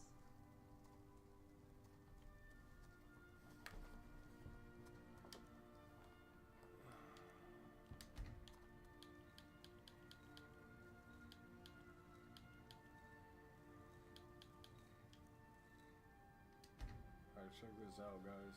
So, if I go into my items,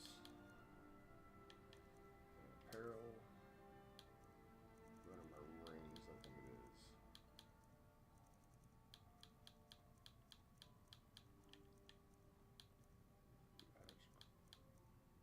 Should be under my favorites. There we go. You'll find tonics, salves, poultices, and potions on my shelves. Browse to your heart's content.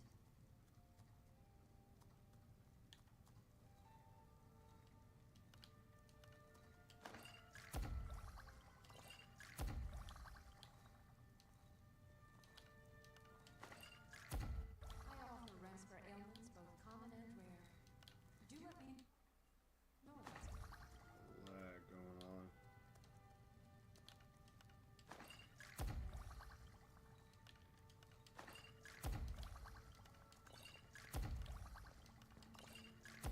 If there's anything I can help you with, you have but to ask.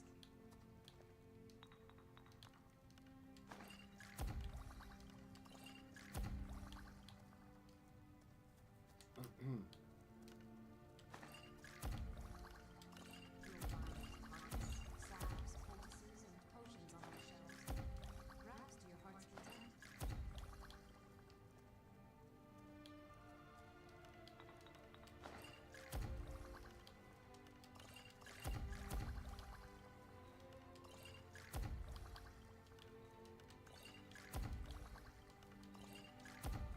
I sell cures for all ills, and I'll be happy to serve you.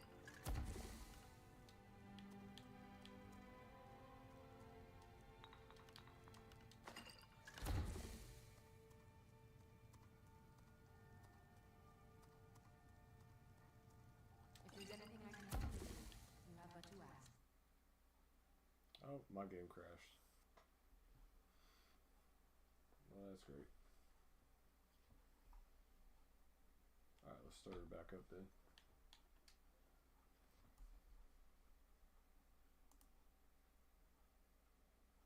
Alright.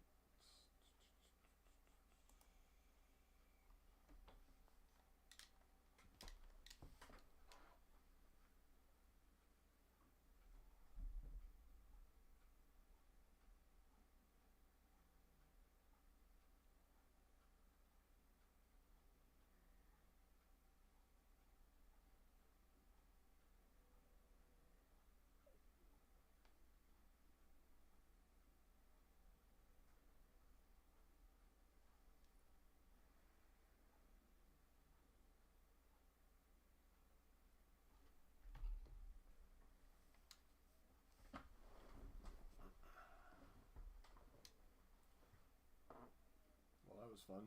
That crashed on me.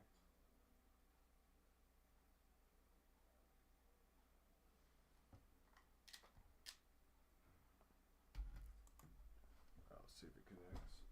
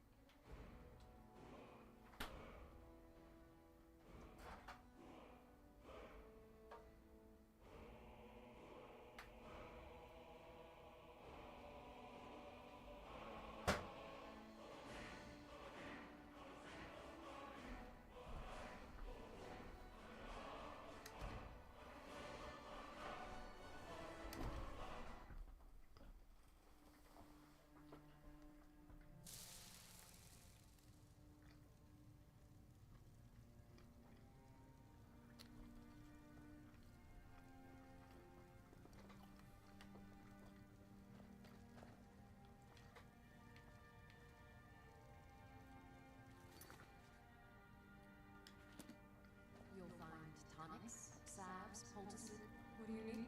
Take a look.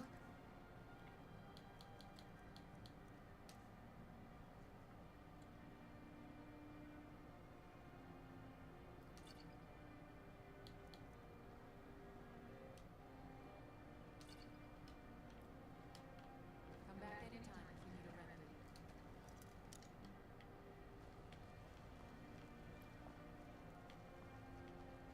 Well,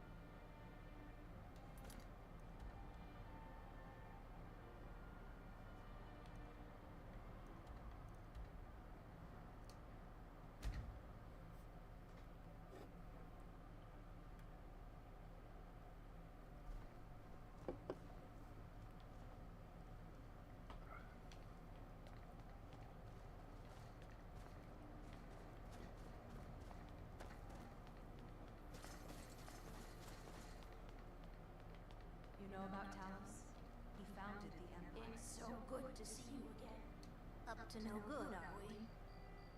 I'll teach you, but it will cost you.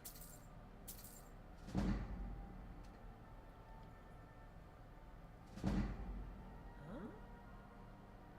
Spare a coin for a poor old woman. So there's a glitch here, guys. Save it. And you can do it. You pickpocket your gold back. Sometimes it don't work, so that's why I saved it. Where'd you come from? And she got me, so I'm gonna load. Back in, try to do it again. But from what I know is if you pickpocket her and it doesn't work, if you pickpocket her successfully, then you can retrain all the way up. So what I'm going to do here is I'm going to see if I can equip an item that I have.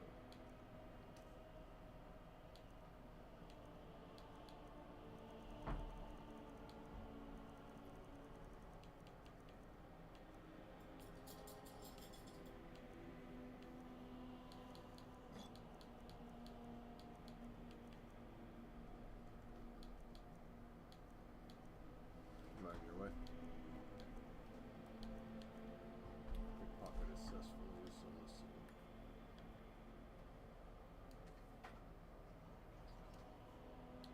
Think you can steal from me? Still got me.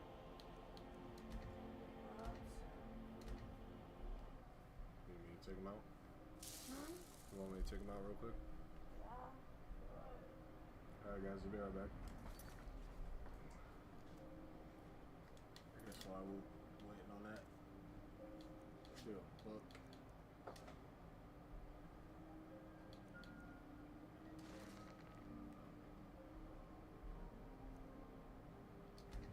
The Argonian Account, Book 1, by Wagi Inyar.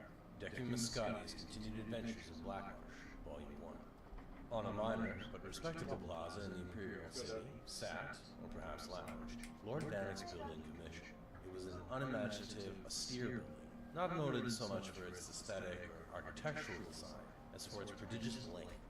If any critic wondered why such an unornamented, extended erection held such fascination for Lord Vanek, they kept it to themselves.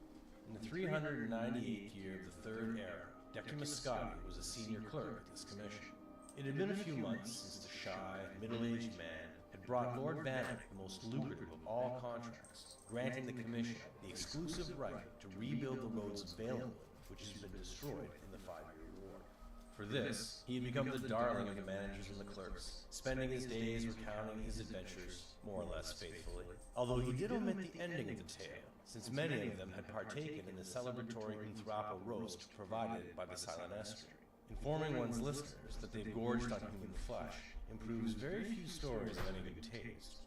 Muscati was neither particularly ambitious nor hard-working, so he did not mind that Lord Vanek had not given him anything to actually do. Whenever the squat, little gnomish man would happen upon Declan Muscati in the offices, Lord Vanek would always say, "You're a credit to the commission. Keep up the good work." In the beginning, Scotty had worried that he was supposed to be doing something, but as the months went on, he merely replied, "Thank you, I will." There was, on the other hand, the future to consider. He was not a young man, and though he was receiving a respectable salary for someone not doing actual work, Scotty considered that soon he might have to retire and not get paid for not doing work. It would be nice, he decided, if Lord Vanek, out of gratitude for the millions of gold the Valenwood contract was generating, might deign to make Scotty a partner, or at least give him a small percentage of the bounty. Declan Muscati was no good at asking for things like that, which was one of the reasons why, previous to his signal successes in Valenwood as a senior clerk for Lord Atreus, he was a lousy agent. He had just about made up his mind to say something to Lord Vanek when his lordship unexpectedly pushed things along. "You're a credit to the commission," the waddling little thing said, and paused. "Do you have a moment free on your schedule?" Scotty nodded eagerly and followed his lordship to his hideously decorated and very enviable hectare of office space. "Xanathar blesses us for your presence at the commission," the little fellow squeaked grandly. I don't know whether you know this, but we were having a bad time before you came along. We had impressive projects, for certain, but they were not successful.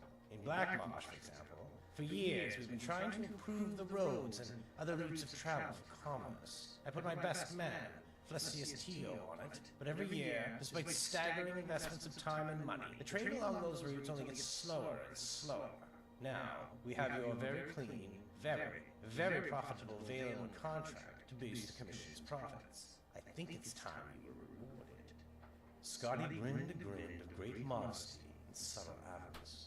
I want you to take over the Black Marsh accounts from Flesius Tio. Scotty shook, as if awaking from a pleasant dream to a hideous reality. My lord, I couldn't. Nonsense, chirped Lord Vanek. Don't worry about Tio. He'll be happy to retire on money I give him, particularly as soul-wrenchingly difficult as this Black Marsh business has been. Just your sort of challenge, my dear Decimus.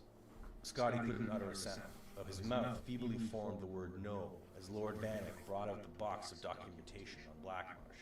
You're a fast reader, Lord Vanek guessed. You can read it all en route. En route to... Black Marsh, of course, the tiny fellow giggled. You're a funny chap. Where else would you go to learn about the work that's being done, and how to improve it? The next morning, the stack of documentation hardly touched, Decimus Scotty began the journey southeast to Black Marsh. Lord Vanek had hired an able-bodied guard, a rather taciturn red guard named Malik, to protect his best agent. They rode south along the Niven, and then southeast along the Silverfish, continuing into the wilds of Cyrodiil. The river tributes had no names, and the very vegetation seemed to come from another world than the nice, civilized gardens of the northern imperial province. Scotty's horse was tied to Malik's, so the cleric was able to read. It made it difficult to pay attention to the path they were taking, but Scotty knew he needed at least a cursory familiarity with the Commission's business dealings in Black Marsh. It was a huge box of paperwork, going back 40 years, when the Commission had first been given several million in gold by a wealthy trader, Lord Zellicles Pinos Ravina, to improve the conditions of the road from Gideon to Cyrodiil. At that time, it took 3 weeks, a preposterously long time, for the rice and root he was importing to arrive, half-rotten, in the Imperial Province.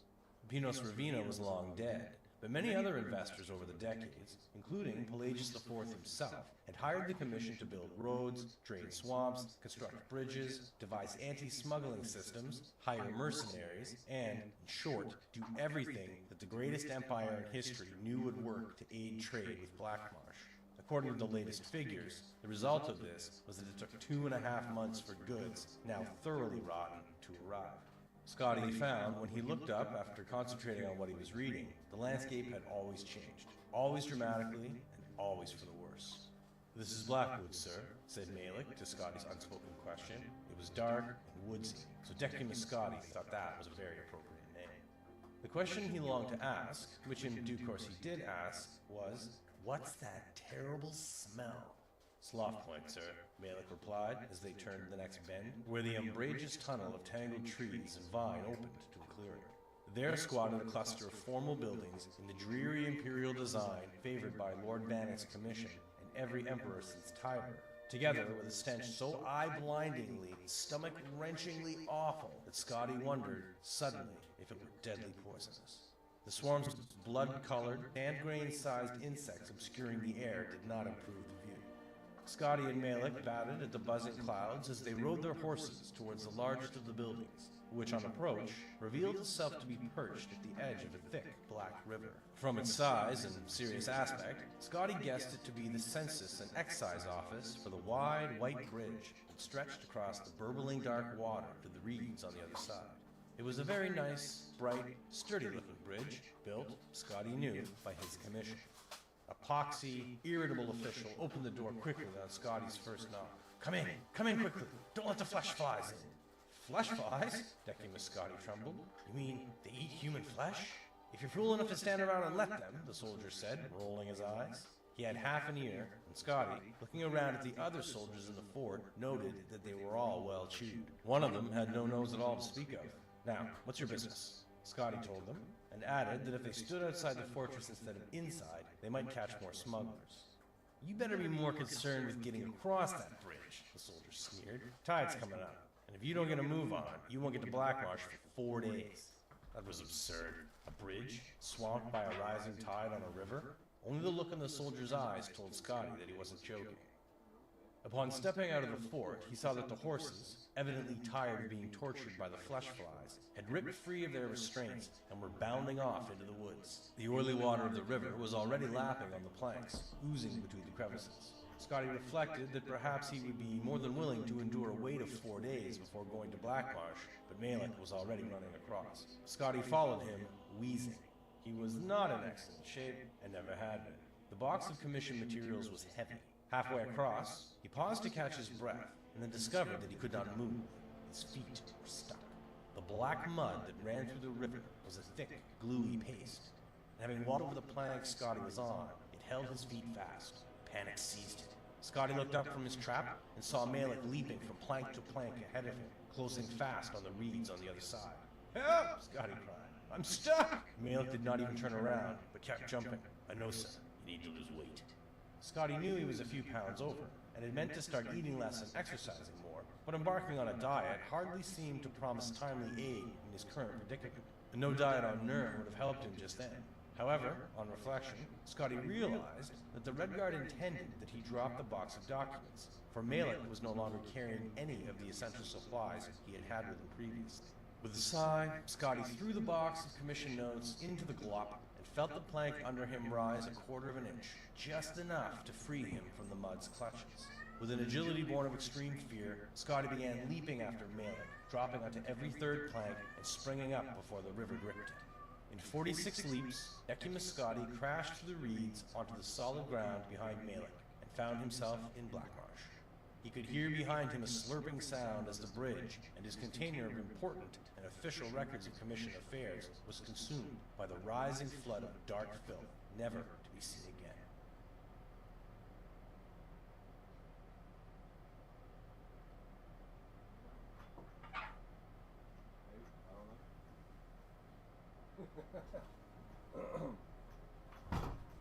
Alright guys, we got to read that book real quick. I still got a few more minutes to keep you guys busy reading the next book on autobiograph. So let's see if we can do the Assassin's Journal.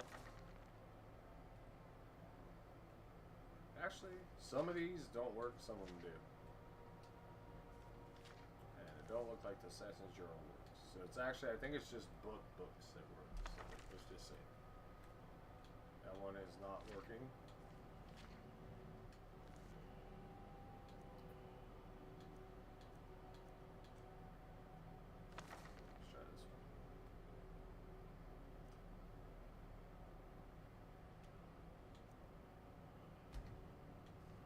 De Rerum Direnis, by Vorian Direni, tales about a creator of alchemy science.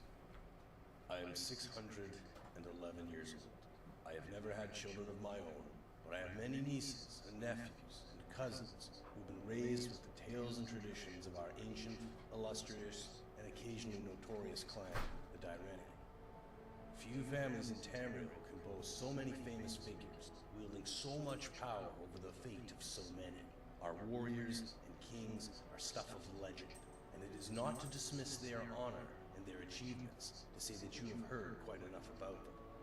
I myself have never picked up a sword or written an important law, but I am a part of a lesser known but still important Direni tradition, the way of the wizard. My own autobiography would be of little interest to posterity, though my nieces, nephews, and cousins indulge me to tell wild tales of life in the chaotic second era of Tamriel. But I have a few ancestors whose stories should be told. They may have changed history as we know it as dramatically as my better-known relatives, but their names are in danger of being forgotten. Most recently, Lysandus, the king of Daggerfell, was able to conquer his ancient enemies of Sentinel, in part thanks to his court sorceress, Medora Direni. Her grandfather, Yavron Direni, was imperial battle-mate to the court of the Dunmer Empress of Tamriel, Kateria, assisting her in creating peace in a time of turmoil. His great-great-grandfather, Paladil Direni, had a similar role with the first potentate and encouraged the Guild Act, without which we would not have all the professional organizations we have today. His ancestor, many times back, was the witch Raven Direni, who with her better-known cousins Aiden and Ryain brought an end to the tyranny of the latter Elysian Empire. For the subjects of our tale, it is said, she created the art of enchantment, learning how to bind a soul into a gem and use that to ensorcel all manners of weaponry. But it is a story of an ancestor even more ancient and more distant than Raven I wish to tell. Asliel Dyreni harkens back to the humble beginnings of our clan in the tiny farming village of Tirigau on the banks of the river Kaomas, which was then called the Dyren, hence the family name. Like all on Somerset Isle in those days, he was a simple planter of the fields. But while others only grew enough to sustain their immediate kin, even distant cousins of the Dyrenis worked together. They would decide as a group which fields were best for wheat, orchard, vine, livestock, or apiary, and thereby always have the best yields of any farm which worked alone, doing the best as it could with what it had. Asliel had a particularly poor farm for most kind of agriculture, but small herbs found its stony, loamless, acidic soil very comfortable. Out of necessity more than anything else, he became an expert on all manner of herbs. For the most part, of course, they were used in flavoring cooking, but as you know, hardly any plant grows on the surface of our world without a magical potential. Even so long ago, witches already were in existence. It would be ridiculous for me to suggest that Asliel Dyreni invented alchemy. What he did, what we can all be grateful for, is that he formulated it into an art and science. There were no witches' covens in Tirigel, and, of course, there would be no mages' guild yet for thousands of years, so people would come to him for cures. He learned for himself the exact formula for combining black lichen and rue brush to create a cure all manners of poison, and the amount of willow anther to crush and mix with chokeweed to cure diseases. There were few much greater threats in Tirigel in those peaceful days than disease or accidental poisonings. Yes, there were some dark forces in the wilderness, trolls, chimera, the occasional malevolent fairy folk, and will-o'-the-wisp, but even the youngest, most foolish Altmer knew how to avoid them. There were, however, a few unusual threats which Asliel had a hand in defeating. One of the tales told of him that I believe to be true is how he was brought a young niece who had been suffering from an unknown disease. Despite his ministrations, she grew weaker and weaker every morning. Finally, he gave her a bitter-tasting drink, and the next morning, ashes were found all around her bed.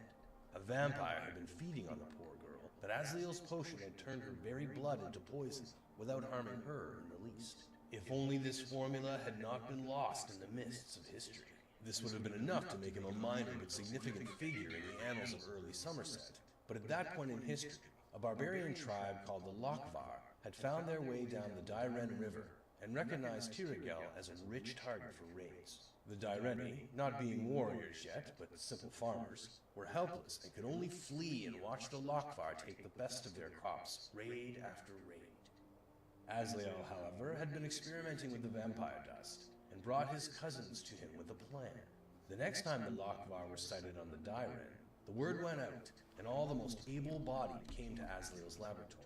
When the barbarians arrived in Tirigel, they found the farms deserted, and assumed that all had fled as usual. As they set about stealing the bounty, they suddenly found themselves under attack by invisible forces. Believing the Dyreni farms to be haunted, they ran away very quickly.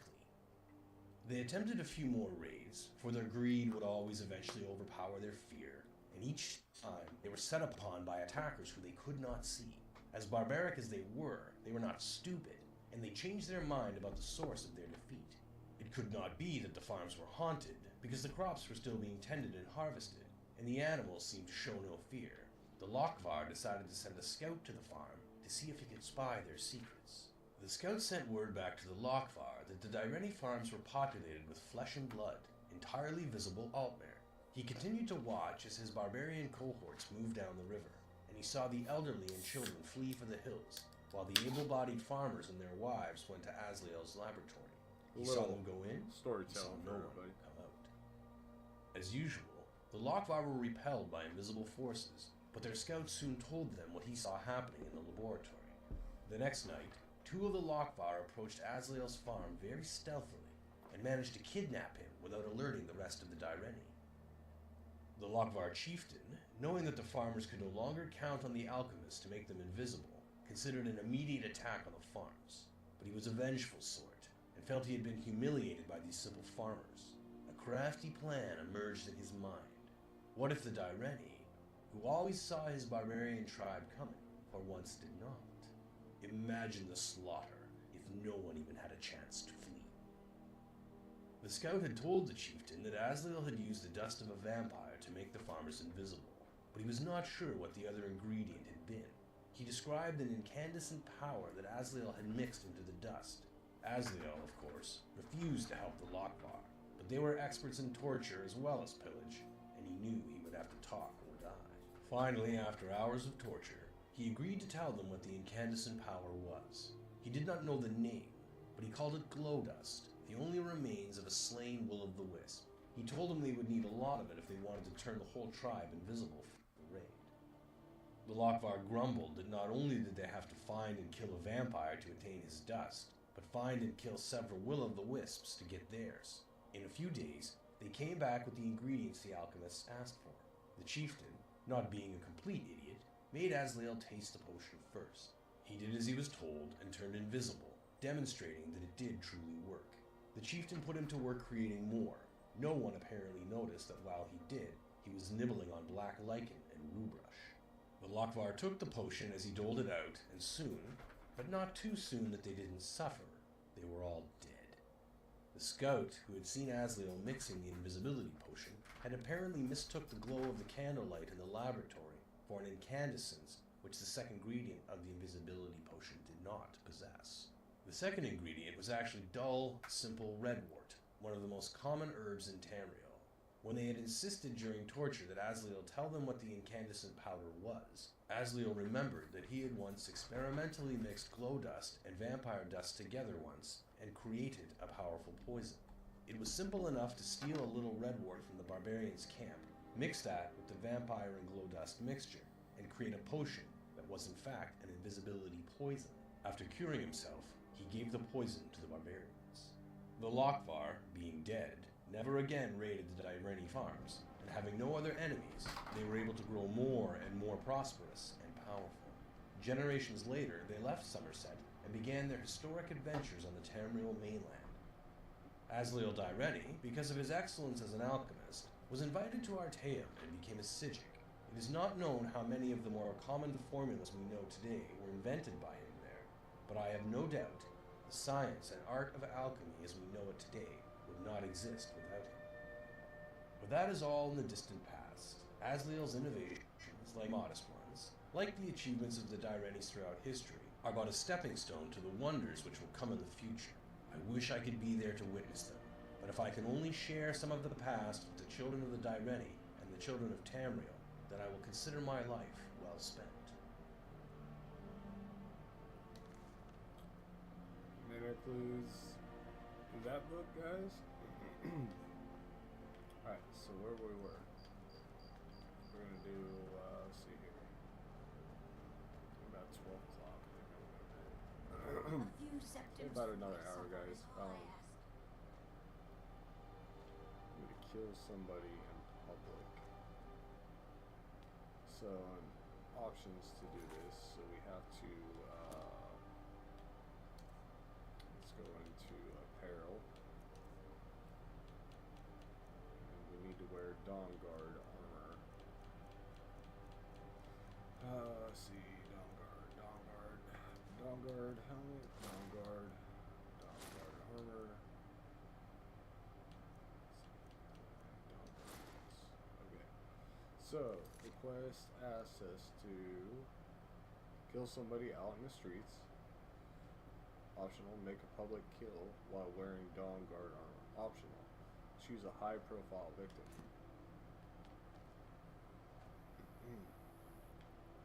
It's a low profile victim. So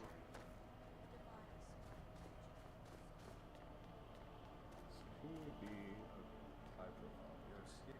You one of those Skyrim for the Lords types? That's just what Ulfric wants you to think.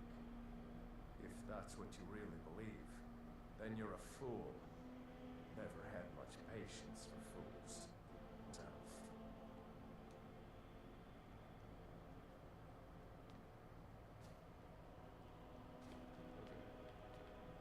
Oh, seem like he's high enough.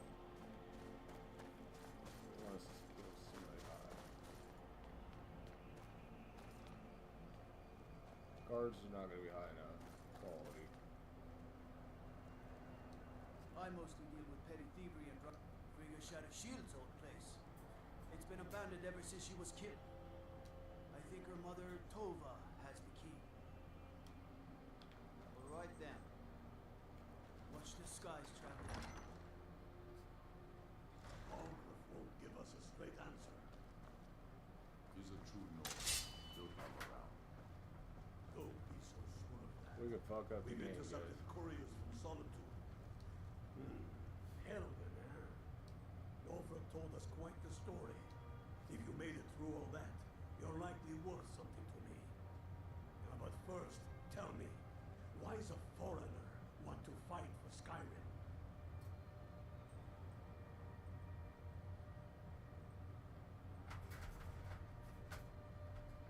Fair enough. But are you willing to die for your home? All right. But before I can put you to use, that's what I like to... So long, I'm sending you to Serpentstone Mountain. If you survive, it's where men is a stream. You kill an ice wraith out there, and I have all the proof I need about you. Not so sure of yourself. At the end of the... Before you can stand next to your shield, brother, you need to be able to stand on your own.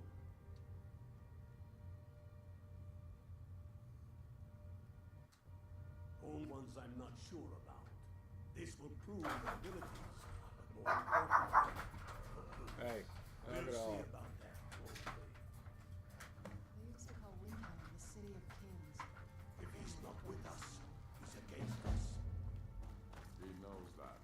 They all know that.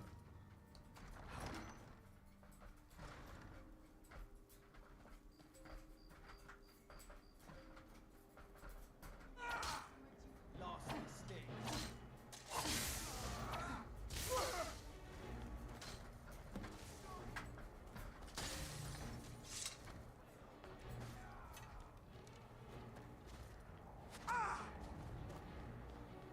By the order of the Jarl, stop right there. Smart man.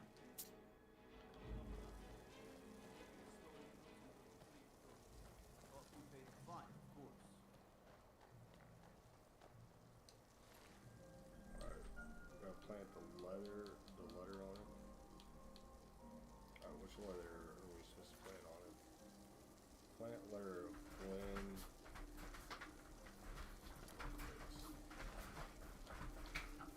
Quit. Hey. Maybe.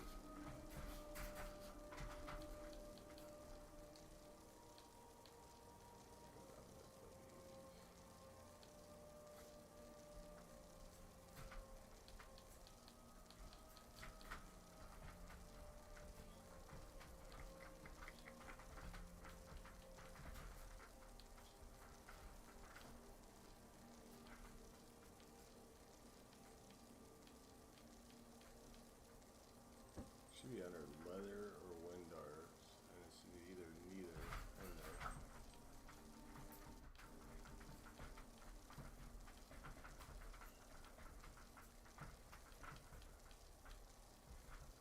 That's anonymous letter.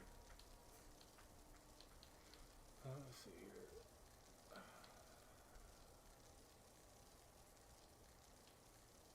This is W, so stop there.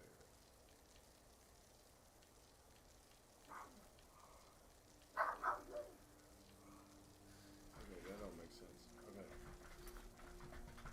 Plant letter on Wingard. Which letter is it?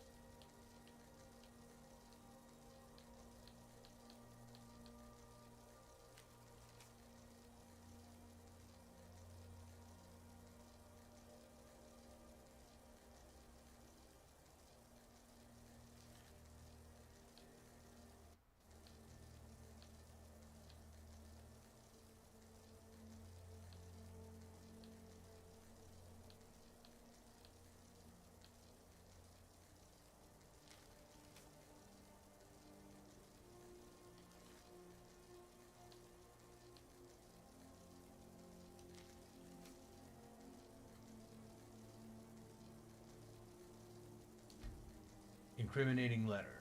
Citizens, the slain personage before you is a suspected creature of the night. Thus, the Dawn Guard have slain him. Let this be a lesson to all men and women demonstrating unholy powers, and those who would protect them. We are watching the Dawn Guard. That'll be it.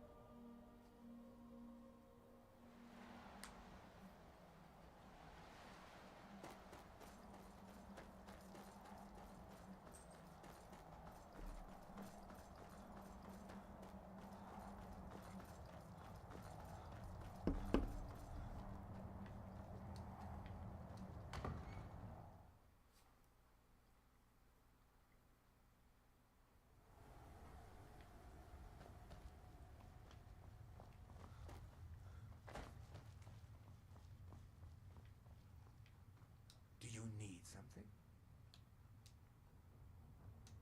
Very good. That should, for a time, direct the people's air towards the Dawn Guard and away from us. Yay. I had hoped you would have chosen a higher profile target, but the deed is done and its effect secured. And you carried out my instructions to kill the victim in view of others, and while wearing the Dawn Guard uniform. Very good.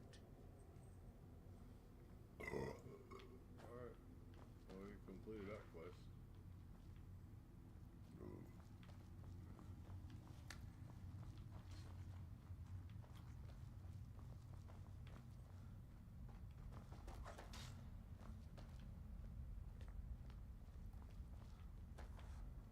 Do you need something?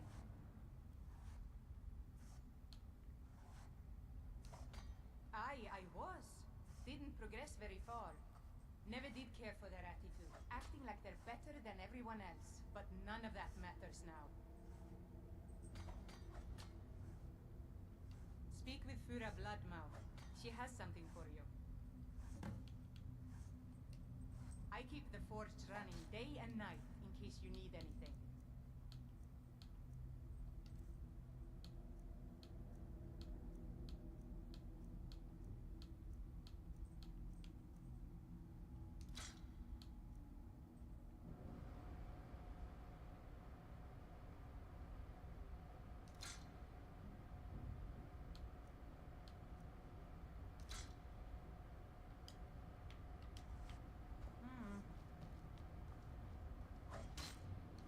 New blood, eh?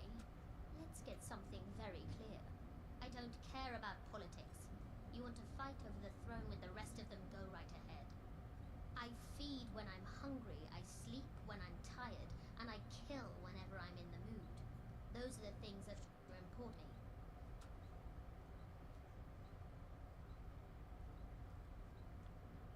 Bunch of feral vampires are running wild, upsetting the mortals. When the prey is riled, it makes things difficult for us. Go cull the brutish beasts before the problem gets out of hand. I can crush skulls with the best of them. Let me show you a few things.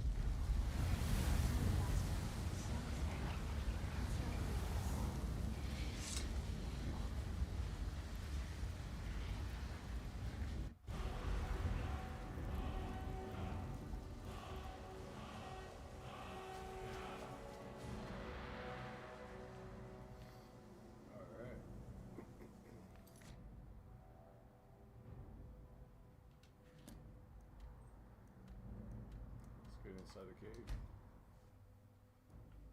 Finish this mission.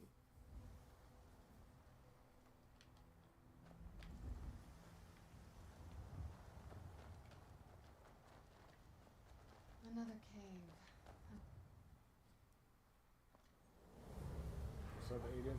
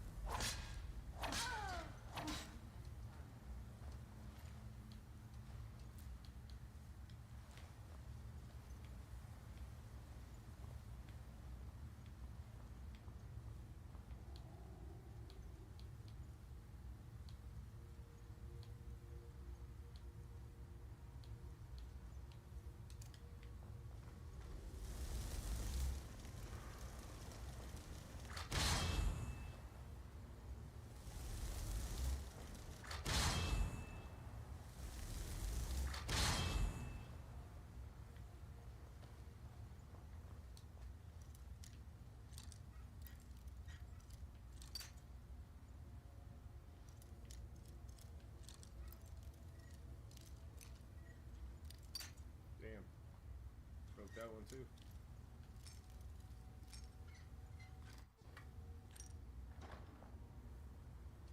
Didn't break that one though.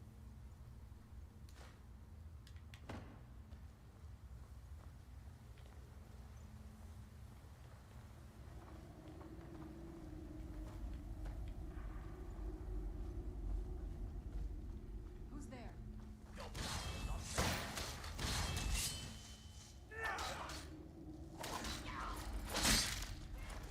Nice. Chop his fucking head off.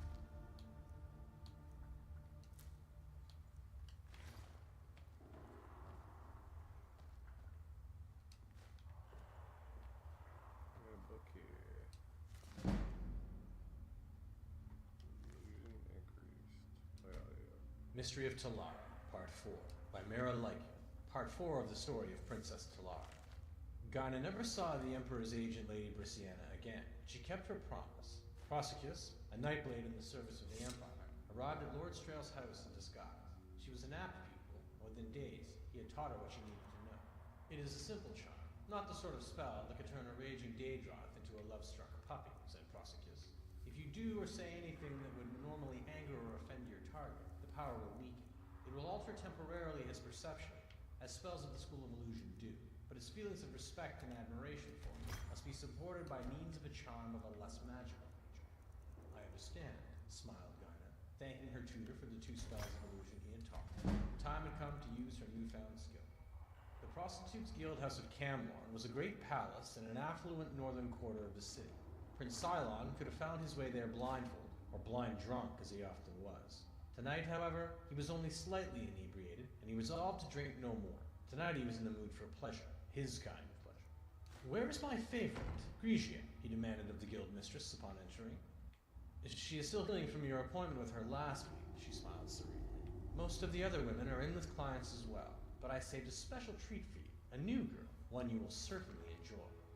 The prince was guided to a sumptuously decorated suite of velvet and silk. As he entered, Gaina stepped. The Argonian Account. The Argonian Account. Book 1 by Wagi Yar. Decimus Scotti's Continued Adventures in Blackmarsh, Volume 1. On a minor but respectable plaza in the Imperial City sat, or perhaps lounged, Lord Vannick's building commission. It was an unimaginative, austere building, not noted so much for its aesthetic or architectural design as for its prodigious length. If any critics wondered why such an unornamented, extended erection held such fascination for Lord Vannick, they kept it to themselves. In the 398th year of the Third Era, Decimus Scotti was a senior clerk at this commission. It had been a few months since the shy, middle-aged man had brought Lord Vannick the most lucrative of all contracts, granting the commission the exclusive right to rebuild the roads of Valenwood, which has been destroyed in the 5-Year War. For this, he had become the darling of the managers and the clerks, spending his days recounting his adventures, more or less faithfully, although he did omit the ending of the tale, since many of them had partaken in the celebratory Unthrapa roast provided by the Silent Esther. Informing one's listeners that they've gorged on human flesh improves very few stories of any good taste. Scotty was neither particularly ambitious nor hard-working, so he did not mind that Lord Vanek had not given him anything to actually do. Whenever the squat, little gnomish man would happen upon Decimus Scotty in the offices, Lord Vanek would always say, "You're a credit to the Commission. Keep up the good work." In the beginning, Scotty had worried that he was supposed to be doing something, but as the months went on, he merely replied, "Thank you, I will." There was, on the other hand, the future to consider. He was not a young man, and though he was receiving a respectable salary for someone not doing actual work, Scotty considered that soon he might have to retire and not get paid for not doing work. It would be nice, he decided, if Lord Vanek, out of gratitude for the millions of gold the Valenwood contract was generating, might deign to make Scotty a partner, or at least give him a small percentage of the bounty. Decimus Scotty was no good at asking for things like that, which was one of the reasons why, previous to his signal successes in Valenwood as a senior clerk for Lord Atreus, he was a lousy agent. He had just about made up his mind to say something to Lord Vanek when his lordship unexpectedly pushed things along. "You're a credit to the Commission," the waddling little thing said, and then paused. "Do you have a moment free on your schedule?" Scotty nodded eagerly and followed his lordship to his hideously decorated and very enviable hectare of office space. "Xanathar blesses us for your presence at the Commission," the little fellow squeaked grandly. "I don't know whether you know this, but we were having a bad time before you came along. We had impressive projects, for certain, but they were not successful. In Blackmarsh, for example, for years we've been trying to improve the roads and other routes of travel for commerce. I put my best man, Flesius Tio, on it, but every year, despite staggering investments of time and money, the trade along those routes only gets slower and slower. Now, we have your very clean, very profitable Valenwood contract to boost the Commission's profits. I think it's time." Scotty grinned a grin of great modesty and subtle arrogance. "I want you to take over the Blackmarsh accounts for Flessus Tio." Scotty shook, as if awaking from a pleasant dream to a hideous reality. "My lord, I couldn't." "Nonsense," chirped Lord Vanek. "Don't worry about Tio. He'll be happy to retire on the money I give him, particularly as soul-wrenchingly difficult as this Blackmarsh business has been. Just your sort of challenge, my dear Decimus." Scotty couldn't utter a sound. His mouth fully formed the word no as Lord Vanek brought out the box of documentation on Blackmarsh. "You're a fast reader," Vanek guessed. "You can read it all en route." "En route to... Blackmarsh, of course," the tiny fellow giggled. "You're a funny chap. Where else would you go to learn about the work that's being done, and how to improve it?" The next morning, the stack of documentation hardly touched, Decimus Scotty began the journey southeast to Blackmarsh. Lord Vanek had hired an able-bodied guard, a rather taciturn red guard named Malik, to protect his vast agent. They rode south along the Niven, and then southeast along the Silverfish, continuing into the wilds of Syria, where the river tributaries had no names, and the very vegetation seemed to come from another world than the nice, civilized gardens of the northern imperial province. Scotty's horse was tied to Malik's, so the clerk was able to read. It made it difficult to pay attention to the path they were taking, but Scotty knew he needed at least a cursory familiarity with the Commission's business dealings at Blackmarsh. It was a huge box of paperwork, going back 40 years, when the Commission had first been given several million in gold by a wealthy trader, Lord Zellicles Pinus Ravina, to improve the conditions of the road from Gideon to Cyrodiil. At that time, it took 3 weeks, a preposterously long time, for the rice and root he was importing to arrive, half rotten, in the imperial province. Pinus Ravina was long dead, but many other investors over the decades, including Pelagius IV himself, had hired the Commission to build roads, drain swamps, construct bridges, devise anti-smuggling systems, hire mercenaries, and, in short, do everything that the greatest empire in history knew would work to aid trade with Blackmarsh. According to the latest figures, the result of this was that it took 2.5 months for goods, now thoroughly rotten, to arrive. Scotty found that when he looked up after concentrating on what he was reading, the landscape had always changed, always dramatically, and always for the worst. "This is Blackwood, sir," said Malik to Scotty's unspoken question. It was dark and woodsy, so Decimus Scotty thought that was a very appropriate The question he longed to ask, which in due course he did ask, was, "What's that terrible smell?"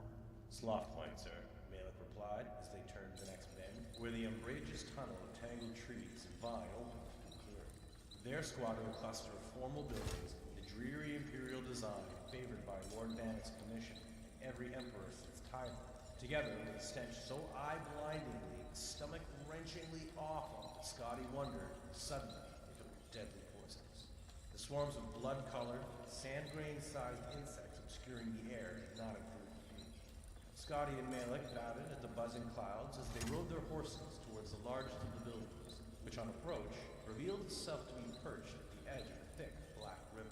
From its size and serious aspect, Scotty guessed it to be the census and excise office for the wide white bridge stretched across the burbling dark water to the reeds on the other side. It was a very nice, bright, sturdy-looking bridge, built, Scotty knew, by his commission. A poxy, irritable official opened the door quickly on Scotty's first knock. Come in quickly. Don't let the flesh flies in." "Flesh flies?" Decimus Scotty trembled. "You mean they eat human flesh?" "If you're fool enough to stand around and let them," the soldier said, rolling his eyes. He had half an ear, and Scotty, looking around at the other soldiers in the fort, noted that they were all well chewed. One of them had no nose at all to speak of.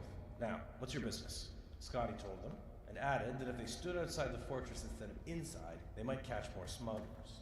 "You better be more concerned with getting across that bridge," the soldier sneered. "Tide's coming up, and if you don't get a move on, you won't get to Blackmarsh for 4 days." That was absurd. A bridge, swamped by a rising tide on a river? Only the look in the soldier's eyes told Scotty that he wasn't kidding. Upon stepping out of the fort, he saw that the horses, evidently tired of being tortured by the flesh flies, had ripped free of their restraints and were bounding off into the woods. The oily water of the river was already lapping on the planks, oozing between the crevices. Scotty reflected that perhaps he would be more than willing to endure a wait of 4 days before going to Blackmarsh, but Malik was already running across. Scotty followed him, wheezing. He was not in excellent shape, and never had been. The box of commission materials was heavy. Halfway across, he paused to catch his breath, and then discovered that he could not move. His feet were stuck. The black mud that ran through the river was a thick, gluey paste, and having washed over the plank Scotty was on, it held his feet fast. Panic seized him. Scotty looked up from his trap and saw Malik leaping from plank to plank ahead of him, closing fast on the reeds on the other side. "Help!" Scotty cried. "I'm stuck!" Malik did not even turn around, but kept jumping. "I know, sir. You need to lose weight."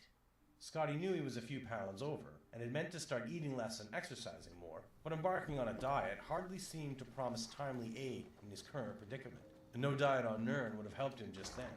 However, on reflection, Scotty realized that the Red Guard intended that he drop the box of documents, for Malik was no longer carrying any of the essential supplies he had had with him previously. With a sigh, Scotty threw the box of commission notes into the glop and felt the plank under him rise a quarter of an inch, just enough to free him from the mud's clutches. With an agility born of extreme fear, Scotty began leaping after Malik, dropping onto every third plank and springing up before the river gripped him. In 46 leaps, Decimus Scotty crashed through the reeds onto the solid ground behind Malik and found himself in Blackmarsh. He could hear behind him a slurping sound as the bridge and his container of important and official records of commission affairs was consumed by the rising flood of dark filth, never to be seen again.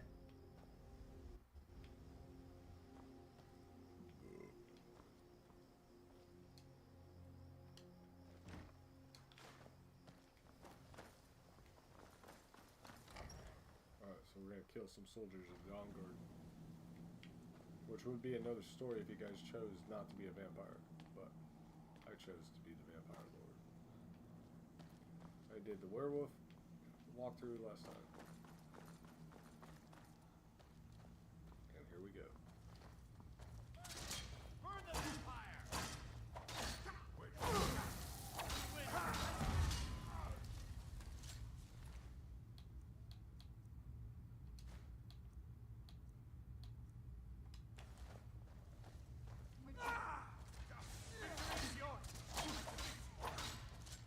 Easily!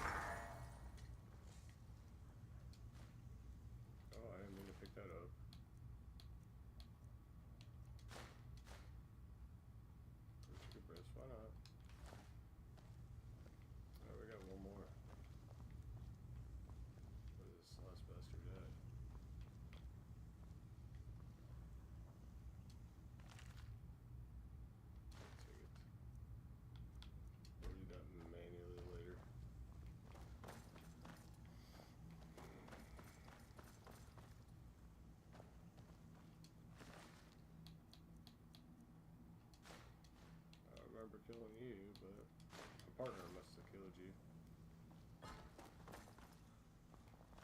Who's there? I knew I heard something.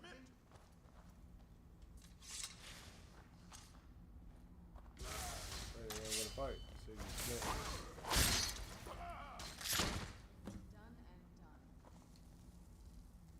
First blood. Search.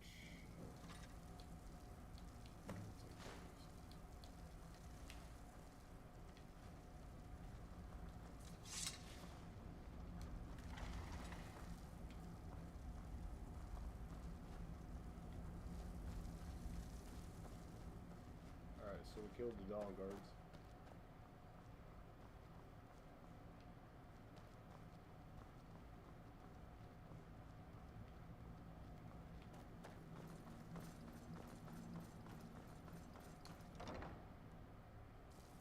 So hopefully they won't be hunting us anymore.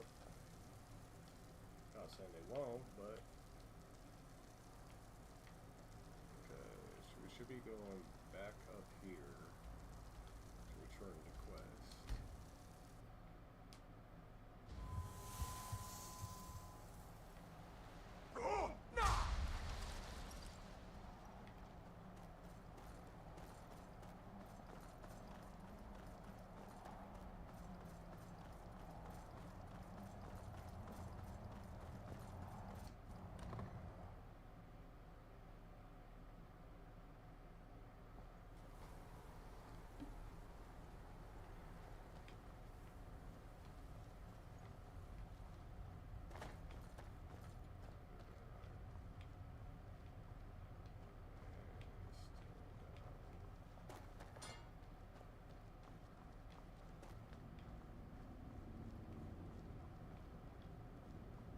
Where we at? Person's at. I need to try to search people up.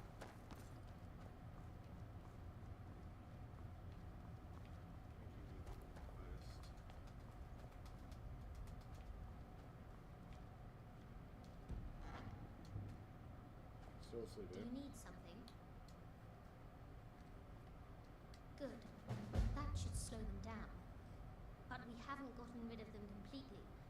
A body can rattle around confused long after its head's been severed. Speak with Ferran Sadri. He has something for you.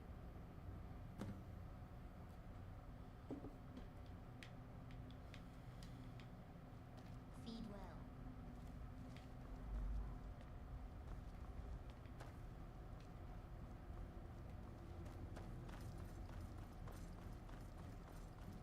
Do you need something? I've been performing a little research on the blood chalice. I believe we can prolong its salutary effects if we infuse it with potent vampiric blood. I've located the petrified remains of an elder vampire. Bring them to me, and I should be able to extend the effects granted by the blood chalice. Many in the court don't bother with potions, but I keep things just in case.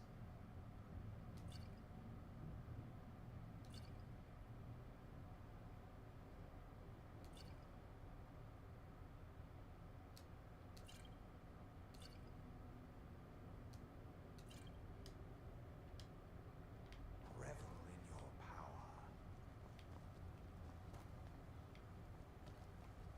Alright, on to the next quest.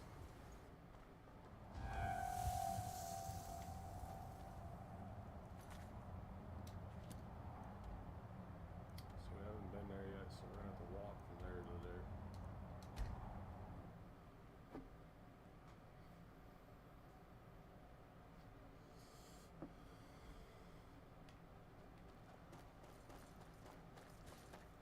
Should be too bad. Where'd you come from? Burn the vampire!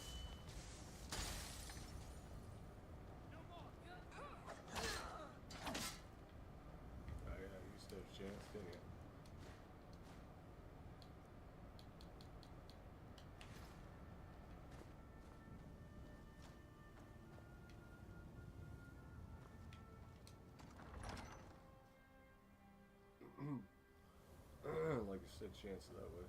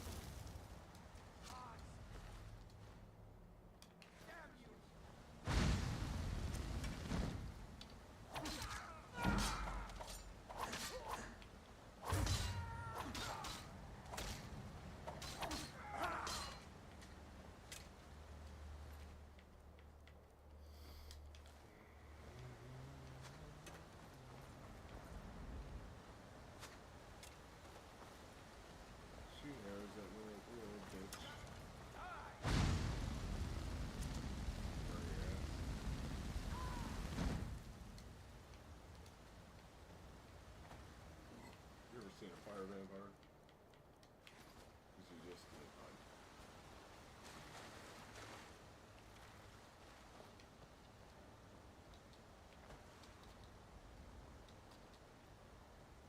Who's out here, huh?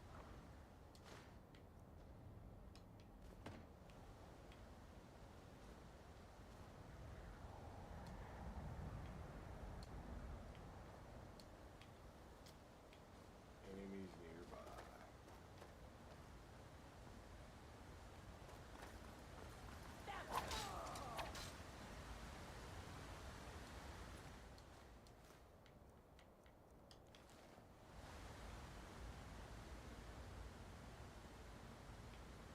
Look. Nothing in here. And we make our way to the top.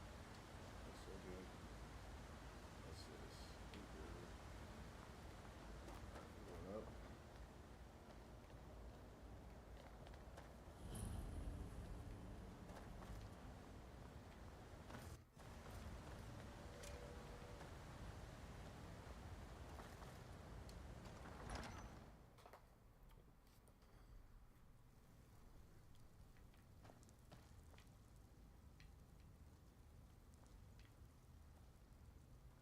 I wonder where my partner in crime went. 'Cause I didn't tell her to stay.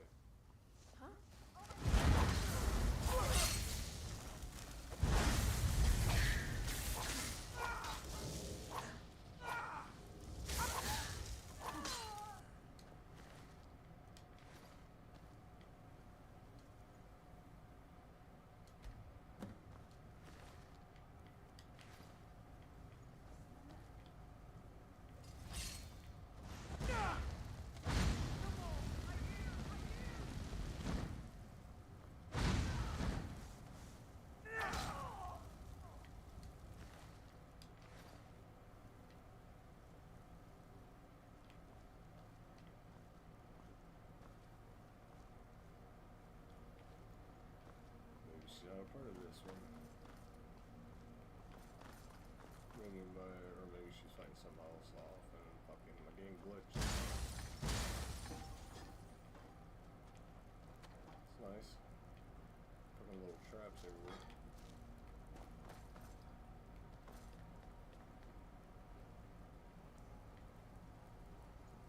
Chest.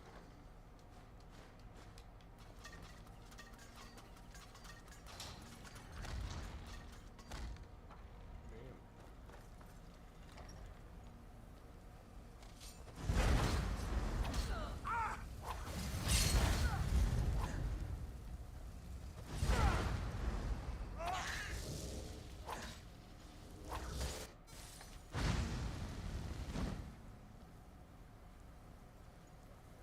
Bitch.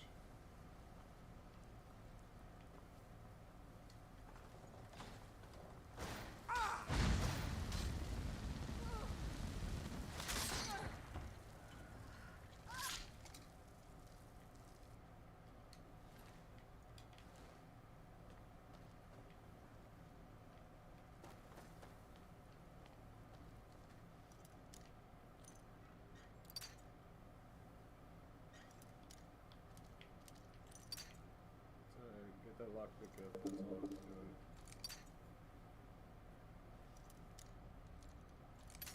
God damn it.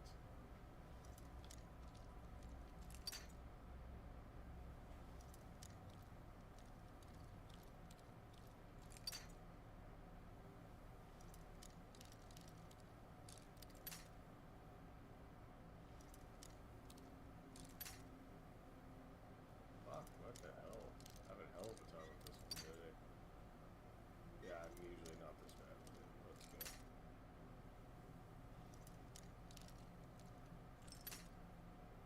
Oh, it's a master, that's why.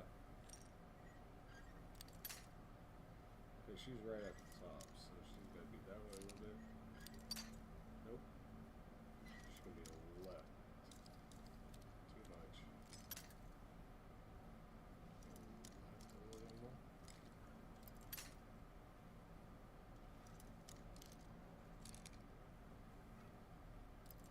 Nope. I just use all the lockpicks.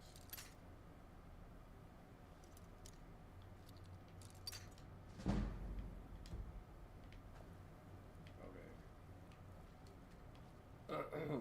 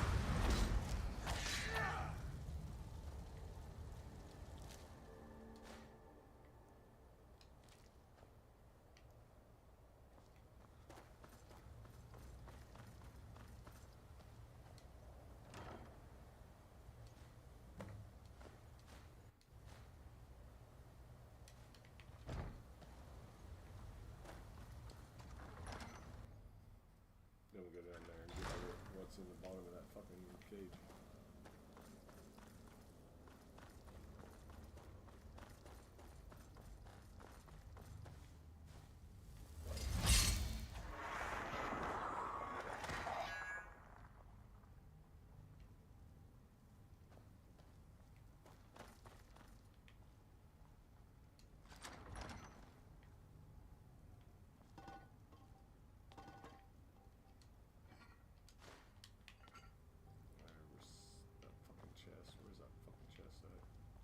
And I'll go back down. Huh.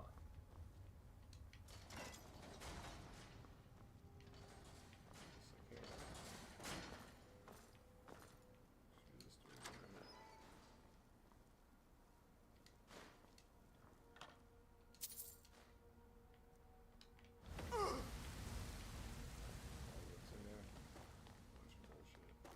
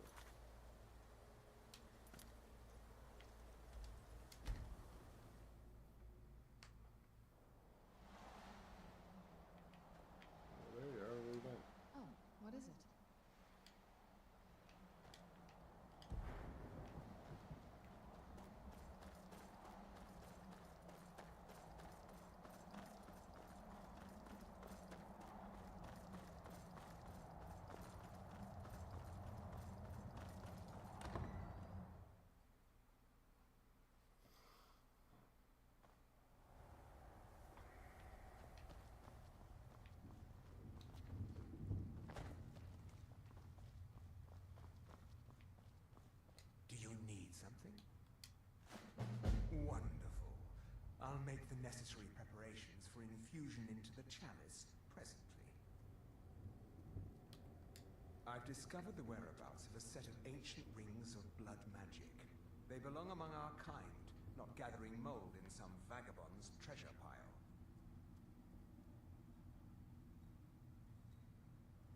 They increase the abilities of your vampiric powers.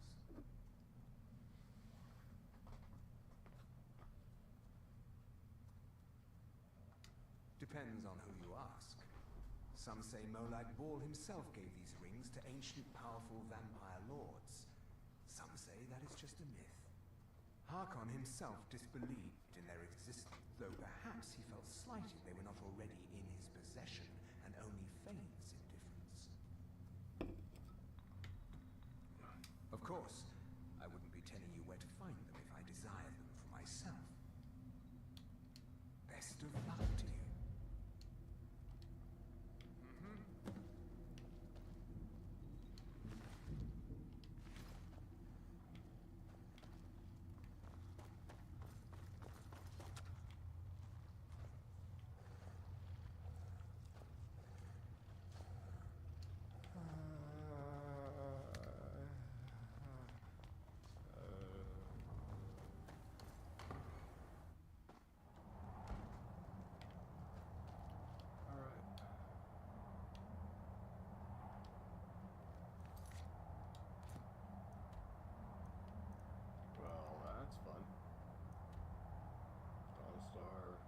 Travel across, so we'll just go from Hovel and Skate.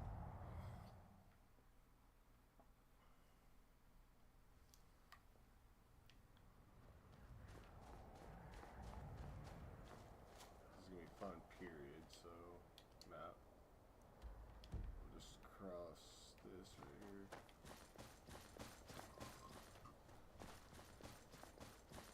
Oh, we got a stone up there.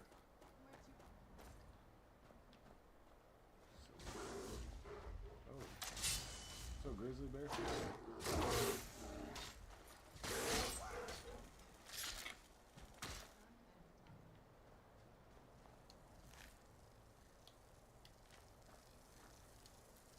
Harvest clam meat.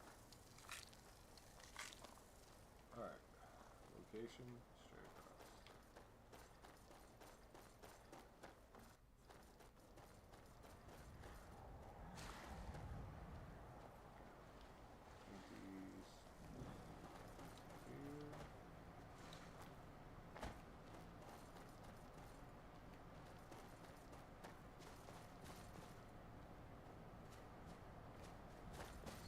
Kitty.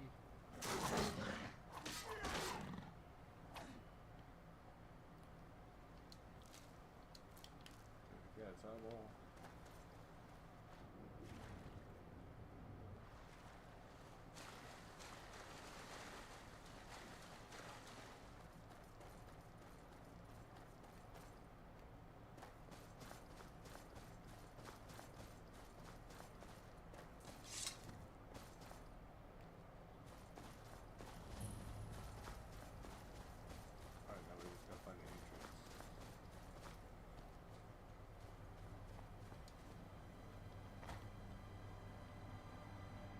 Into the entrance we go.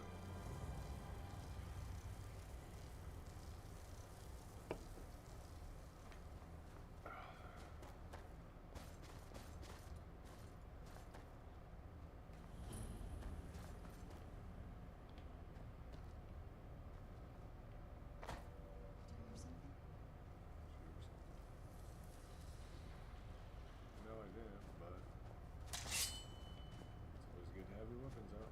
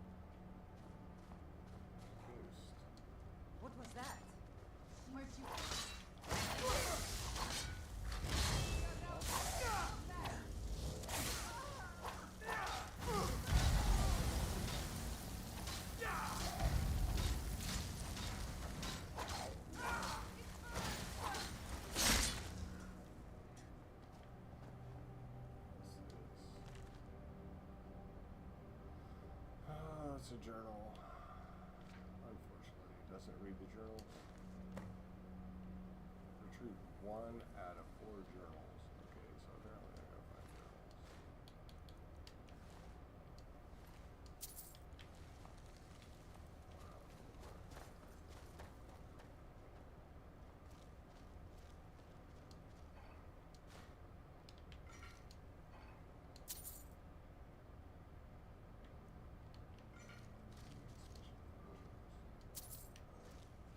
Alright.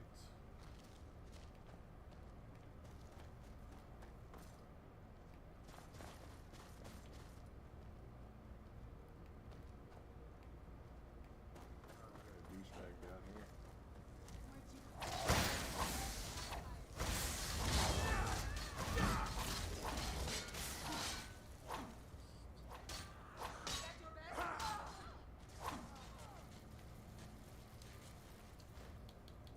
So I actually fought a ghost.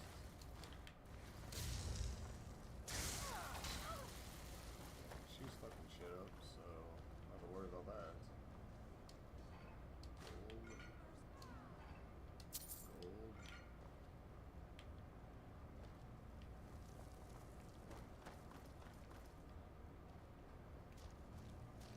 And we keep going. Special rings.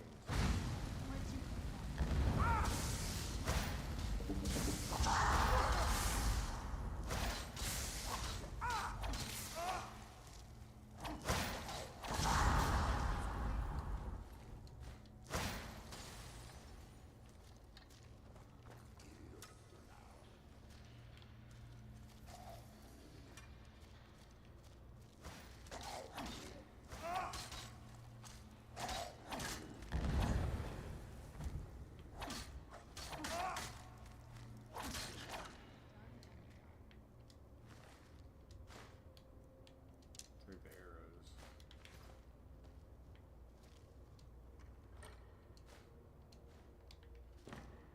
That shit.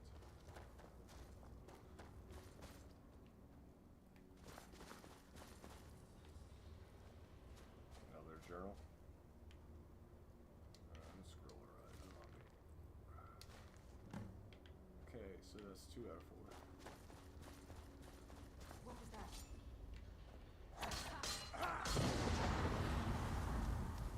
Damn, that motherfucker's hit hard. Hard enough, though. Come on, stand up.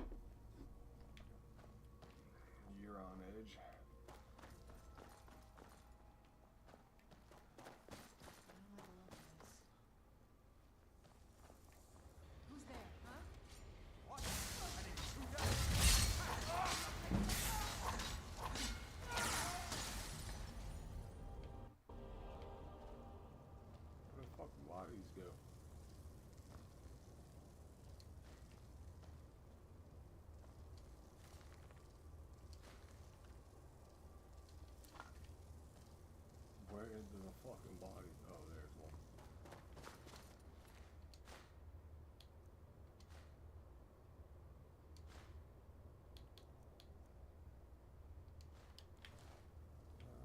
Staff of chain lightning. So this is back here.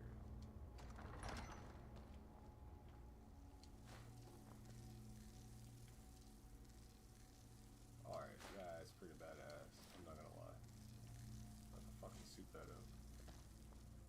Who's there? Done and done.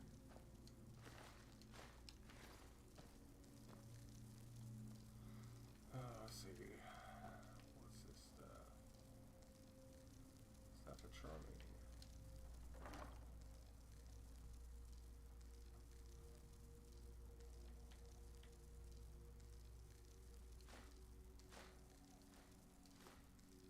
Ring of Ventura. We can see what that fucking ring does. And the last journal.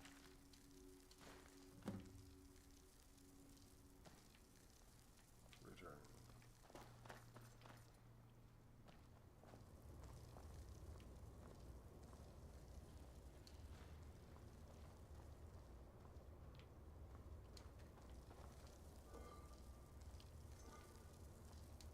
Yes?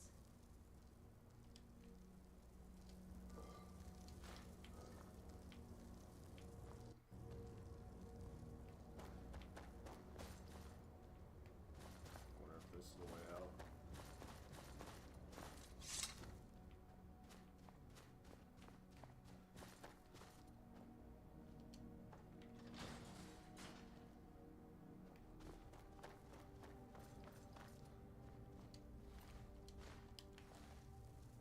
It's gotta be. Damn.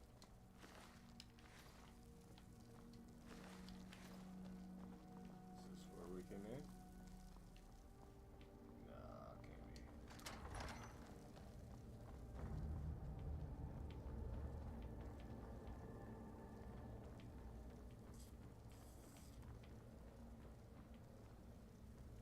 That stops. It could be the way we came in by that.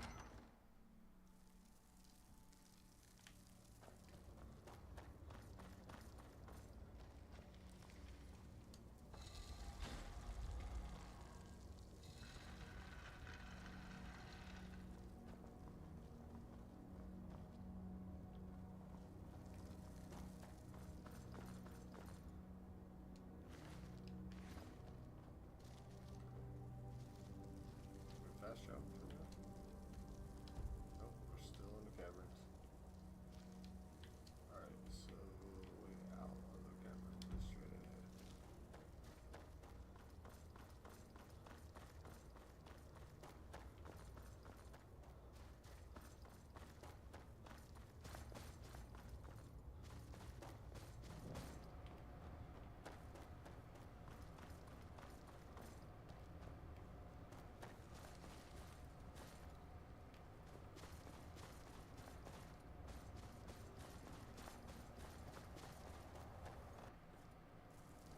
Another cave.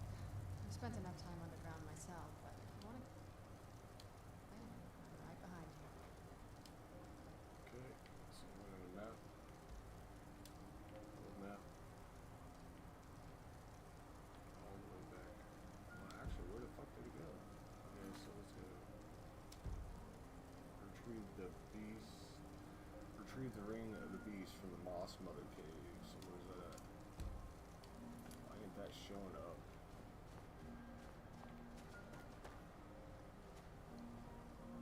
Map.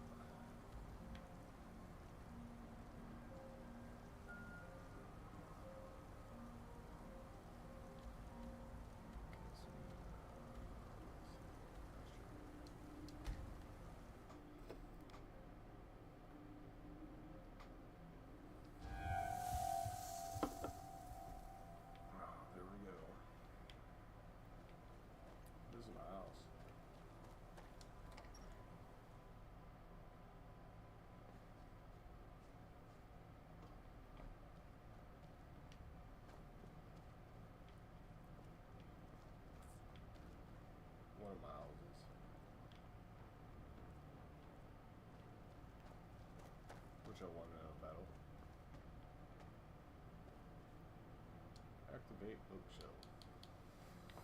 Alright, let's put some books up, guys.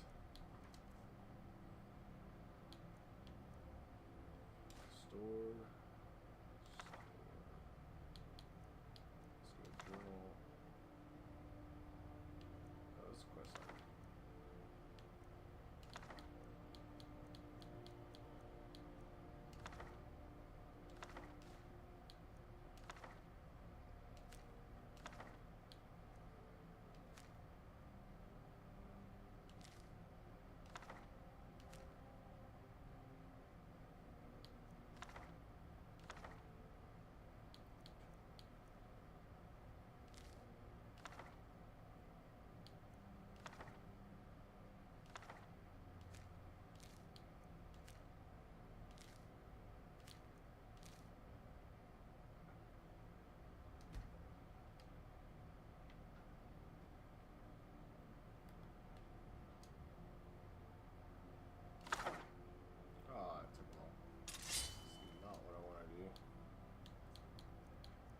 To store my books.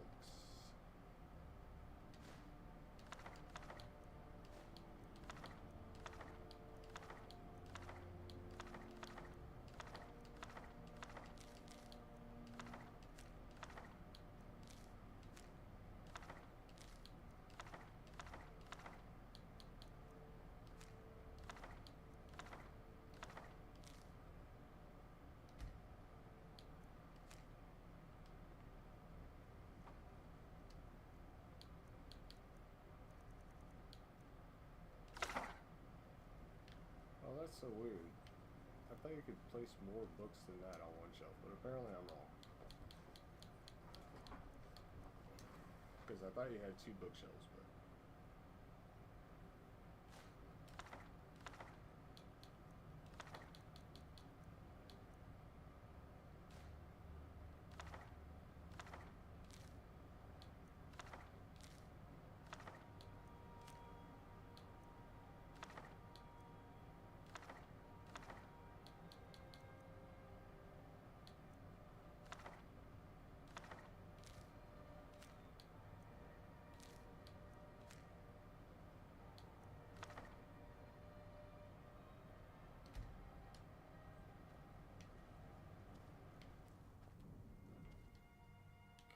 Go into items real quick and see what books I've had for spells wise, so we can get rid of some of these spells.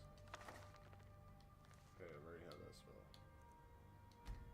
Mystery of Talara, Part 4, by Mara Lycan. Part 4 of the story of Princess Talara. Reality and other falsehoods. Summary of the basic principles of alteration magic. It is easy to confuse illusion and alteration.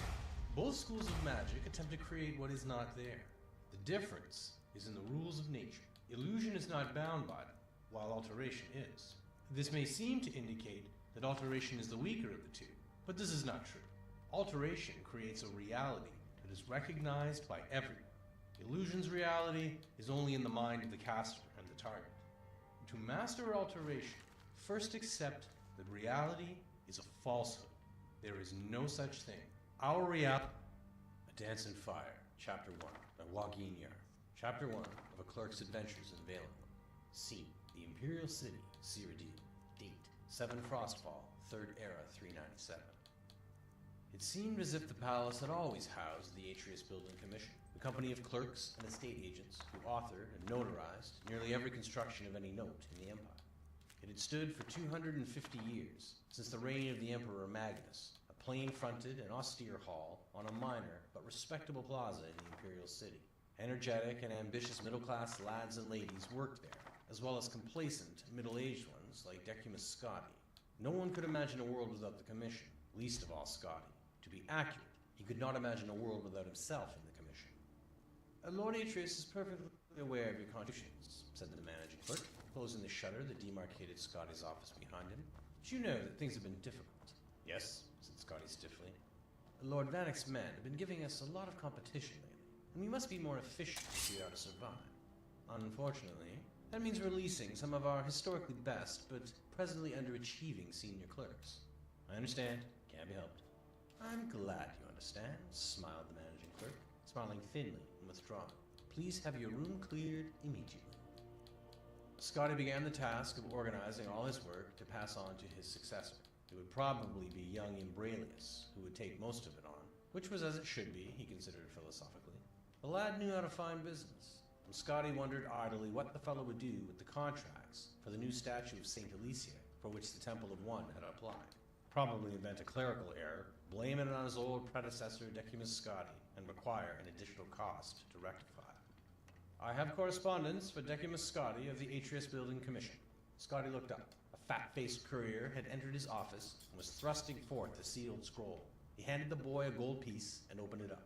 By the poor penmanship, atrocious spelling and grammar, and overall unprofessional tone, it was manifestly evident who the writer was. Leodes Eurus, a fellow clerk some years before, who had left the commission after being accused of unethical business practices.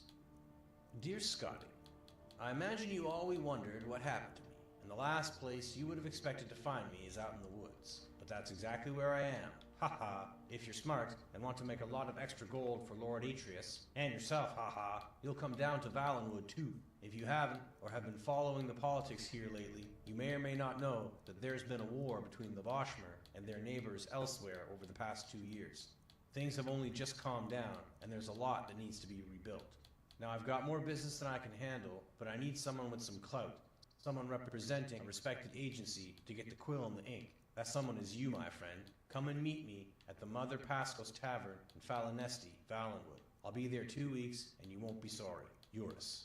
P.S. Bring a wagon load of timber if you can. What do you have there, Scotty? Asked a voice. Scotty started. It was Imbralius, his damnably handsome face peeking through the shutters, smiling in that way that melted the hearts of the stingiest of patrons and the roughest of stonemasons. Scotty shoved the letter in his jacket pocket. Personal correspondence, he sniffed. I'll be cleared up here in just a moment. I don't want to hurry you, said Imbralius, grabbing a few sheets of blank contracts from Scotty's desk. I've just gone through a stack, and the junior scribe's hands are all cramping up, so I thought you wouldn't miss a few. The lad vanished. Scotty retrieved the letter and read it again. He thought about his life, something he rarely did. It seemed a sea of gray with a black, insurmountable wall looming. But there was only one narrow passage he could see in the wall. Quickly, before he had a moment to reconsider it, he grabbed a dozen of the blank contracts, the shimmering gold leaf Atreus Building Commission by appointment of His Imperial Majesty, and hid them in the satchel with his personal effects. The next day, he began his adventure with a giddy lack of hesitation. He arranged for a seat in a caravan bound for Valenwood, the single escorted conveyance to the southeast, leaving the Imperial City that week. He had scarcely hours to pack, but he remembered to purchase a wagon load of timber. It will be extra gold to pay for a horse to pull that, frowned the convoy head. So I anticipated, smiled Scotty with his best Imbralius grin. 10 wagons in all set off that afternoon through the familiar Cyrodiilic countryside, past fields of wildflowers, gently rolling woodlands, and friendly hamlets. The clop of the horses' hooves against the sound stone road reminded Scotty that the Atreus Building Commission constructed it. 5 of the 18 necessary contracts for its completion were drafted by his own hand. Very smart of you to bring that wood along, said a grey-whiskered Breton man next to him on his wagon. You must be in commerce. Of a sort, said Scotty, in a way he hoped was mysterious, before introducing himself. Decimus Scotty. Griff Malin, said the man. I'm a poet, actually a translator of Old Bosmer literature. I was researching some newly discovered tracks of the Menoriad play bar 2 years ago, when the war broke out and I had to leave. You are no doubt familiar with the Menoriad, if you are aware of the Green Pact. Scotty thought the man might be speaking perfect gibberish, but he nodded his head. Naturally, I don't pretend that the Menoriad is as renowned as the Me Eliadion, or as ancient as the Dancier Gaul, but I think it has a remarkable significance to understanding the nature of the Merolithic Bosmer mind. The origin of the Wood Elf aversion to cutting their own wood, or eating any plant material at all, yet paradoxically, their willingness to import plant stuff from other cultures, I feel can be linked to a passage in the Menoriad. Malin shuffled through some of his papers, searching for the appropriate text. To Scotty's vast relief, the carriage soon stopped to camp for the night. They were high on a bluff over a gray stream, and before them was the great valley of Valen. Only the cry of seabirds declared the presence of the ocean to the bay to the west. Here the timber was so tall and wide, twisting around itself like an impossible knot begun eons ago, as to be impenetrable. A few more modest trees, only 50 feet to the lowest branches, stood on the cliff at the edge of the camp. The sight was so alien to Scotty, and he found himself so anxious about the proposition of entering the wilderness that he could not imagine sleeping. Fortunately, Malin had supposed he had found another academic with a passion for the riddles of ancient cultures. Long into the night, he recited Bosmer verse in the original and his own translation, sobbing and bellowing and whispering whenever appropriate. Gradually, Scotty began to feel drowsy, but a sudden crack of wood snapping made him sit straight up. What was that? Malin smiled. I like it too. Convocation in the malignity of the moonless speculum, a dance of fire. There are some enormous birds up trees moving around, whispered Scotty, pointing in the direction of the dark shapes above. I wouldn't worry about that, said Malin, irritated with his audience. Now, listen to how the poet characterizes Herma Mora's invocation in the 18th stanza of the 4th book. The dark shapes in the trees were some of them perched like birds, others slithered like snakes, and still others stood up straight like men. As Malin recited his verse, Scotty watched the figures softly weave branch to branch, half gliding across impossible distances for anything without wings. They gathered in groups, and then reorganized until they had spread to every tree around the camp. Suddenly, they plummeted from the heights. Mara, cried Scotty. They're falling like rain. Probably seed pods, Malin shrugged, not turning around. Some of the trees have remarkable... The camp erupted into chaos. Fires burst out in the wagons. The horses wailed for mortal blows. Casks of wine, fresh water, and liquor gushed their contents onto the ground. A nimble shadow dashed past Scotty and Malin, gathering sacks of grain and gold with impossible agility and grace. Scotty had only one glance at it, lit up by a sudden nearby burst of flame. It was a sleek creature, pointed ears, wide yellow eyes, mottled pied fur, and a tail like a whip. Werewolf, he whimpered, shrinking back. Cathay rat, groaned Malin. Much worse. Khajiiti cousins or some such thing, come to plunder. Are you sure? As quickly as they struck, the creatures retreated, diving off the bluff before the battle mage and knight, Caravan's escorts, had fully opened their eyes. Malin and Scotty ran to the precipice and saw 100 feet below the tiny figures dash out of the water, shake themselves, and disappear into the wood. Werewolves aren't acrobats like that, said Malin. They were definitely Cathay rat. Bastard thieves. Thanks Stendar that didn't realize the value of my notebooks. It wasn't a complete loss.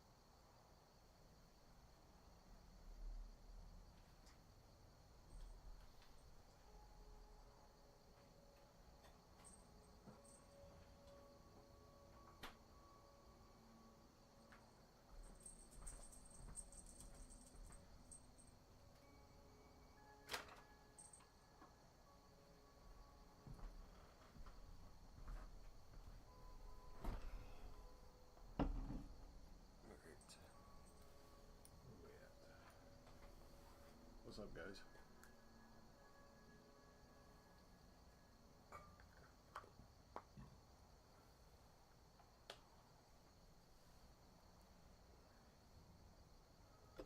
Alright. Do a few more, and then I'm done for tonight.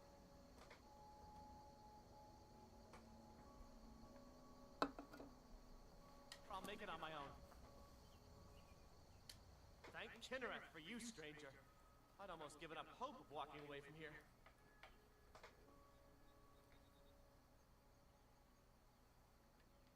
We tracked a bear to this den.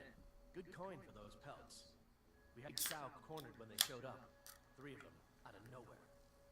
Spriggans. Niels went down before we even knew to run. Ari died just inside. I never even thought the things were real. I may have lost a drop or 2 of blood. Truth is, I'm not going anywhere like this. Hurts to breathe.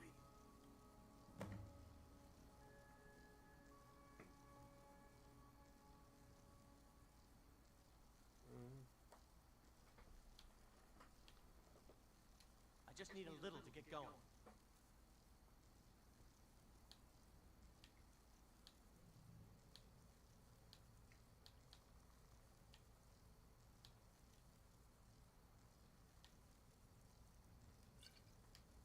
Much better. Thanks, friend. I wouldn't have lasted much longer without that.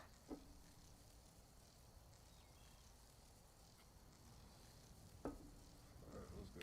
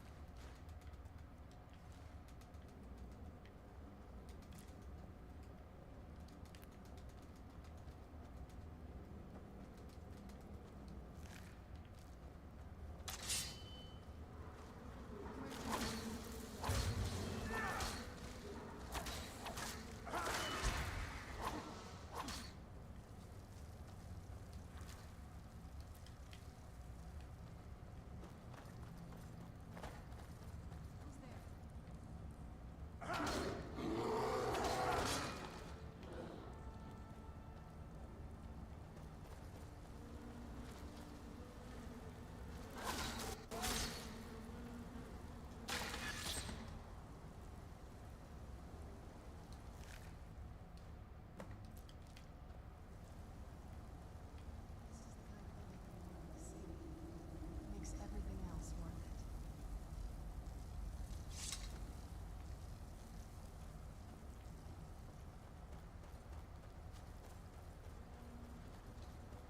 It seems like there's else should be here.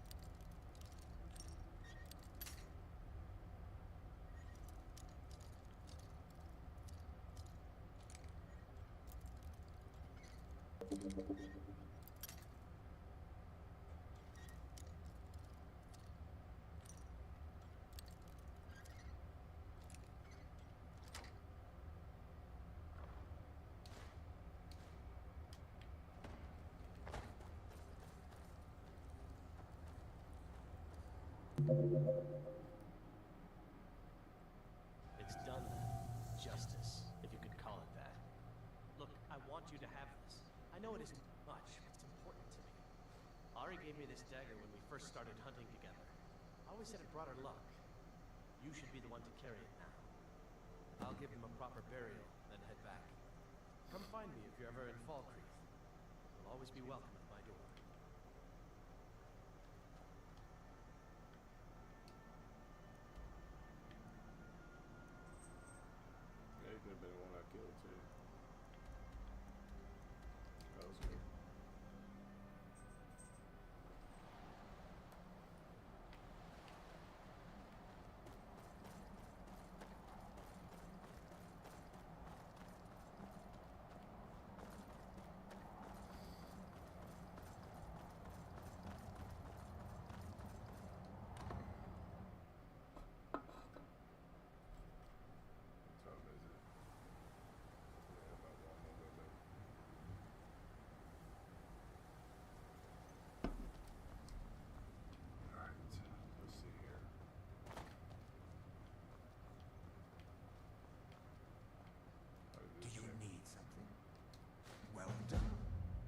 I trust you'll put those to good use then. Speak with Vingalmo. He has something for you. Follow your instincts.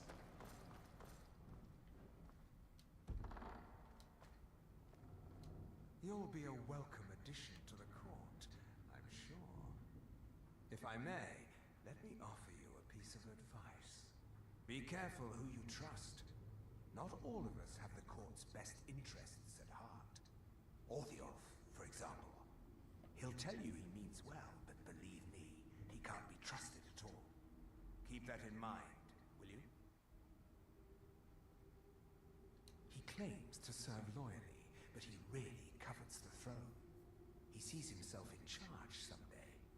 His ambition will justify any actions. Put your faith in him, and you will regret it, I promise you. I've found a new candidate, ripe for Harkon's gift. I'm sending you to welcome this soul into our family. Haran manages the inn in Winterhold, a forsaken place under the shadow of the Mages Guild. She will help us keep an eye on the mages. Put her mind to rest, allay her fear through vampiric seduction, and when she is in a pliant condition, embrace her and bite her on the neck. Our blood grants us power to calm and relax. If you currently lack the gift, forgo feeding for a day and that power will come naturally. Once your thrall is suitably sedated, you will be able to impart the gift without resistance. While the blessed state of undeath can be accidentally conferred, consider the brutish creatures you find wailing in dank hovels in the wild. Only those who can trace their ancestry through Harkon's mortal bloodline can faithfully accept the power conferred by his vampiric blood. And among those, it seems, only when the heavens show the correct aspects. I have found such a soul, and the stars appear cooperative. Because he himself bestowed upon you a portion of his vitality when he infused you with his own blood the night you returned with Serana. A small measure of his blood, now and forever, flows through your veins. When you offer the embrace, do so away from prying eyes. My new sibling will then likely require rest while her blood undergoes the change. Return to me when your part is done. All right then.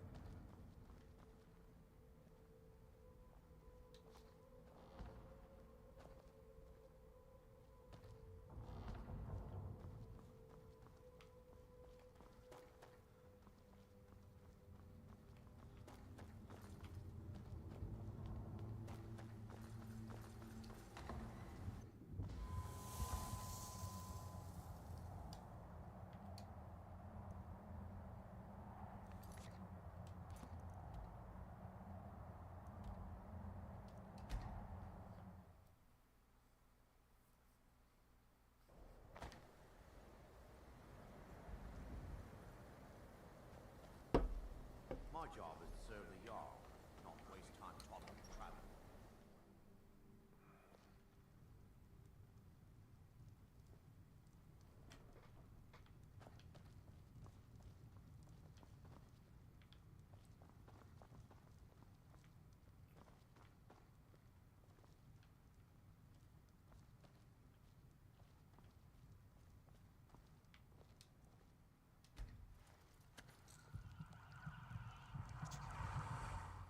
What do you think you're doing?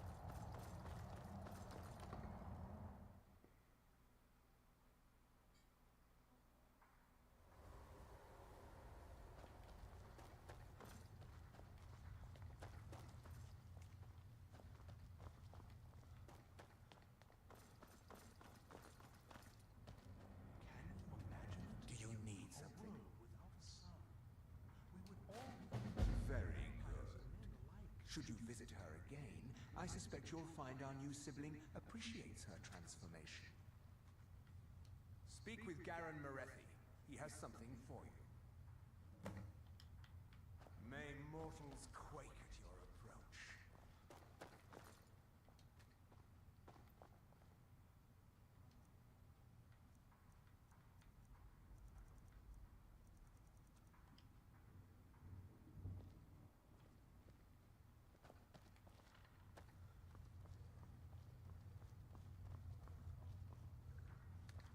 Okay.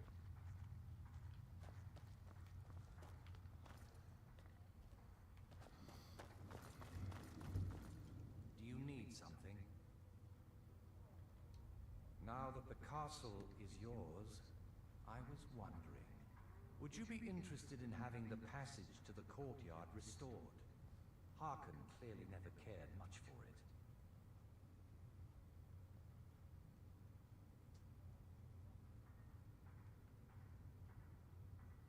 Then I think I shall see to the repairs. Thank you for your time.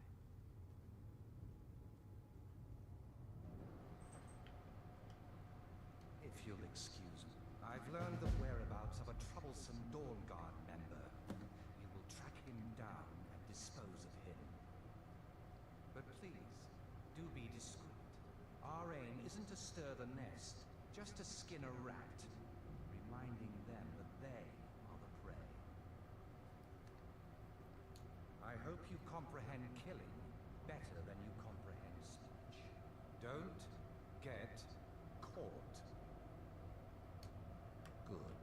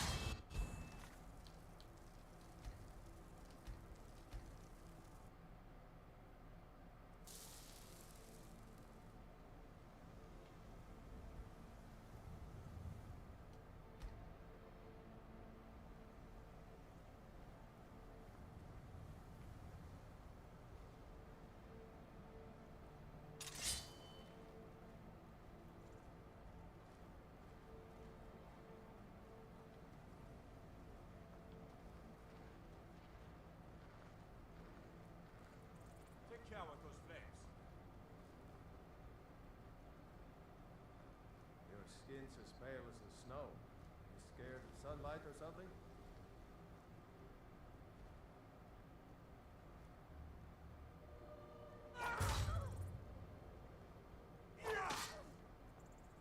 Hi.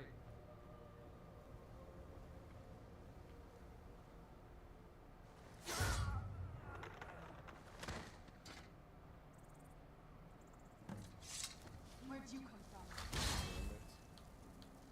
This is gonna be harder than I thought. So we're gonna try not to get caught.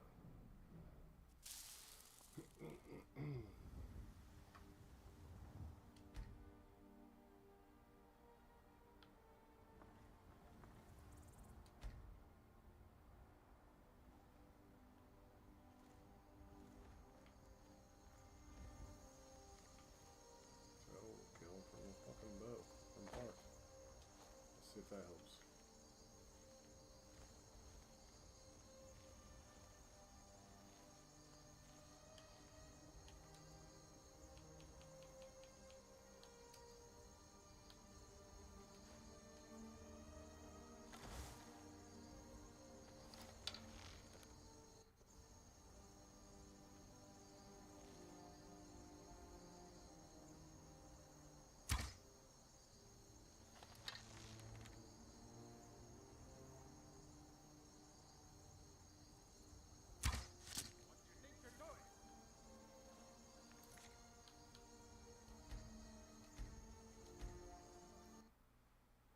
He's just sitting out there. So we'll wait until we'll wait 4 hours, see what happens.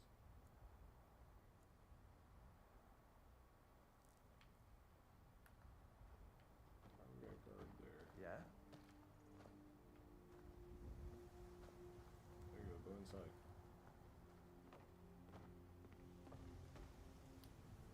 There we go.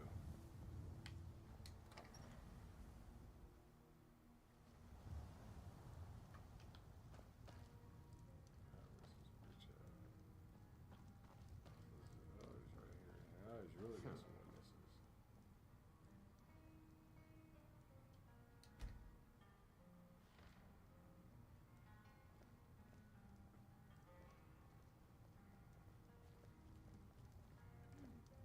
Do you have news of our quarry?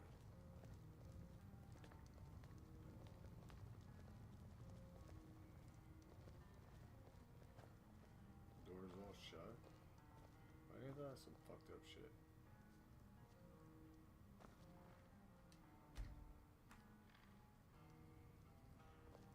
Hi.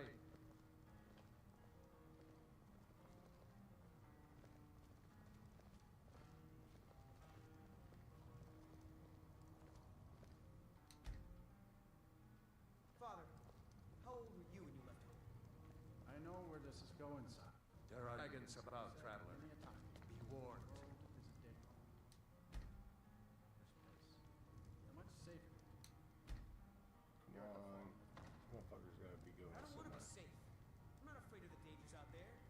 The only thing I'm afraid of is wasting my life. Do you have news of our quarry?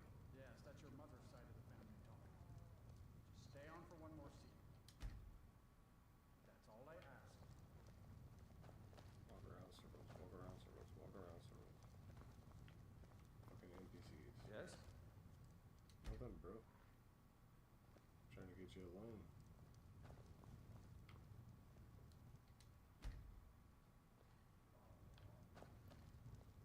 Still walking around circles You have- inside here. News of our quarry?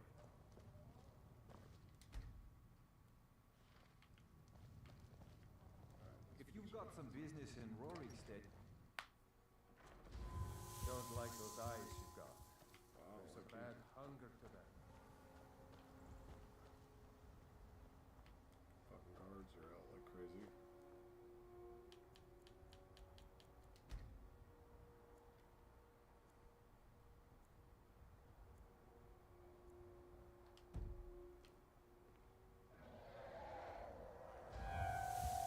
Where'd you come from?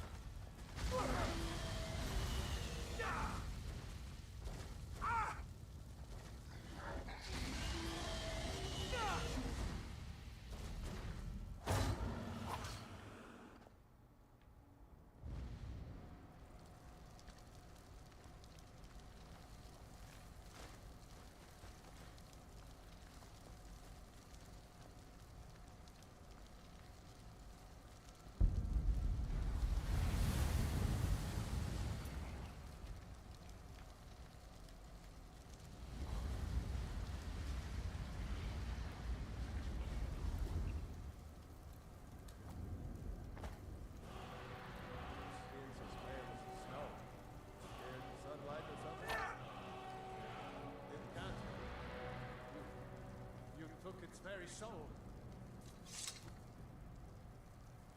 never would have believed it if I hadn't seen it with my own eyes.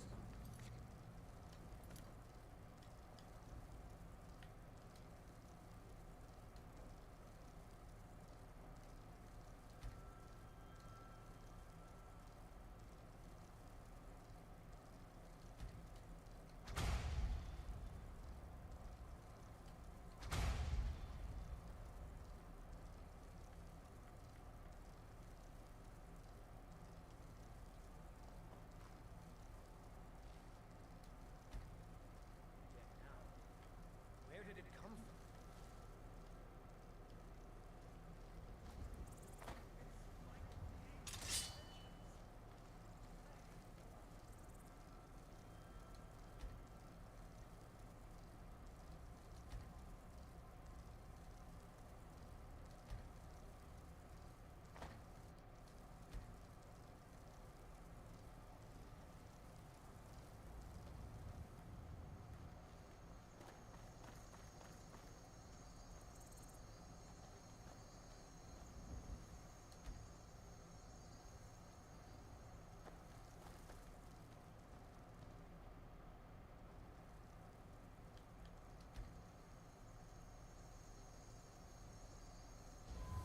This motherfucker's still standing there.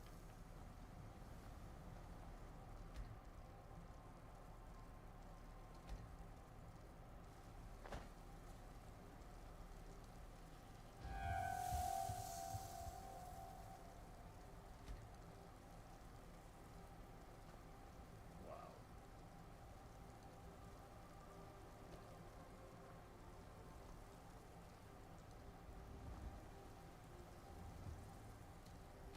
This is gonna be difficult.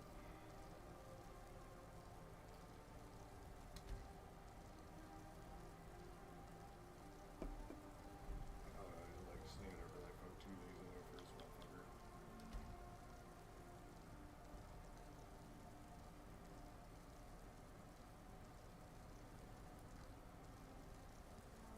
Let's get indoors. Or in a cave. Well, good for this motherfucker and everybody else to disappear. Anywhere, just none of this.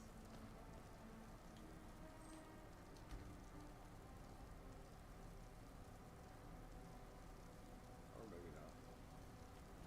Here we go. Now we're starting to move along.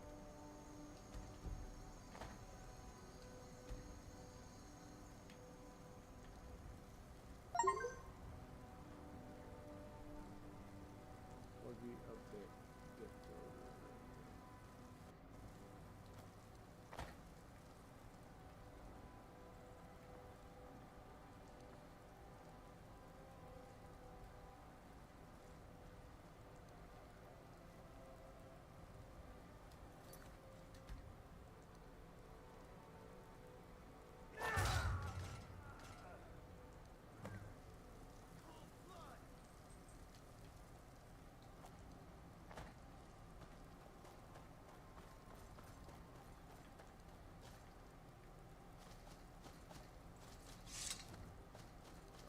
Optional was not an option.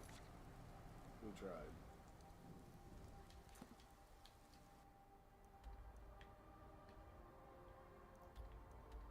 So fuck the optional.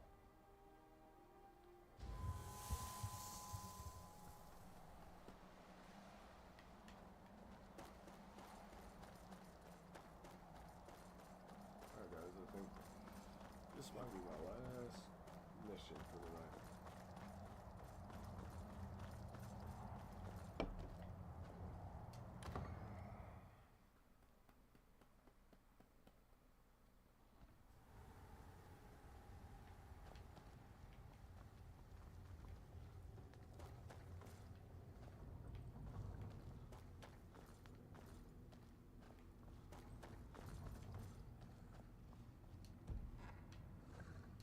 Do you need something? While there's one less troublemaker to keep an eye on, you could have been more discreet in your approach to the problem. I had thought better of you. One of the feral brood has joined a group of bandits, presumably with aims to grant the gift to the entire lot of them. Needless to say, we can't abide that. Has raised general alarm amongst the herd, to say nothing of the increased feeding competition. You are to destroy the feral creature before this small problem becomes a larger one. If you'll excuse me.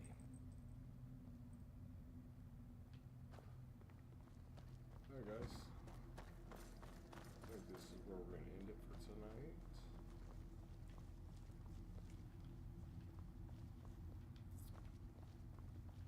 Step outside so we can do the next mission. We'll go to the place we need to go to.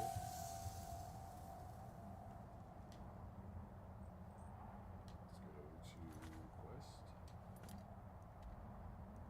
And we have... Well, actually, it's been cleared.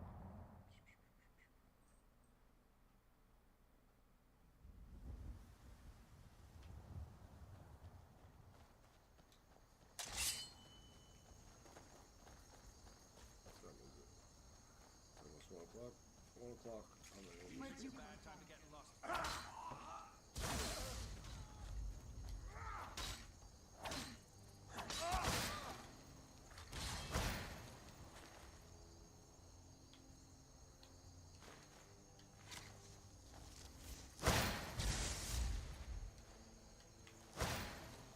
Looks like we got ourselves a hero. Kitty, kitty.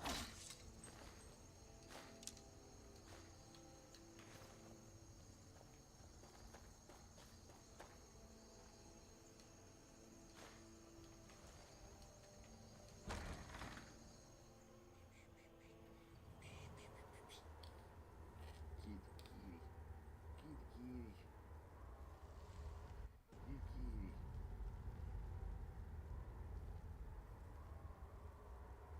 I think you might be a boy.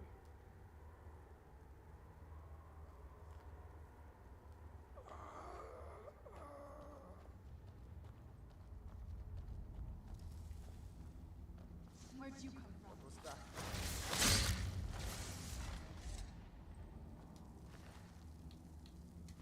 Slap it on your fucking back.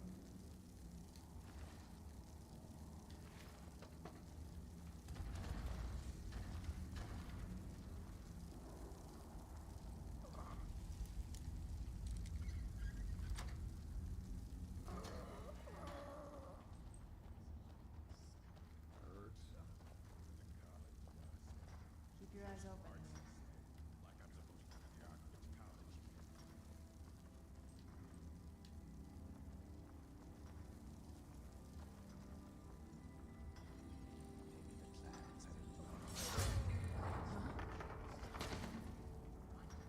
You been in a bad Where'd you come from?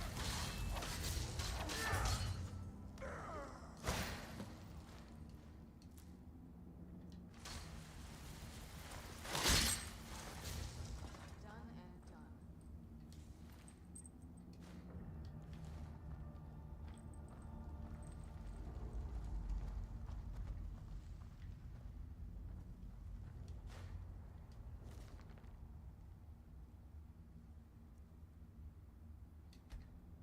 Report. Disaster at Ironeth by Lord Pottery, Chairman.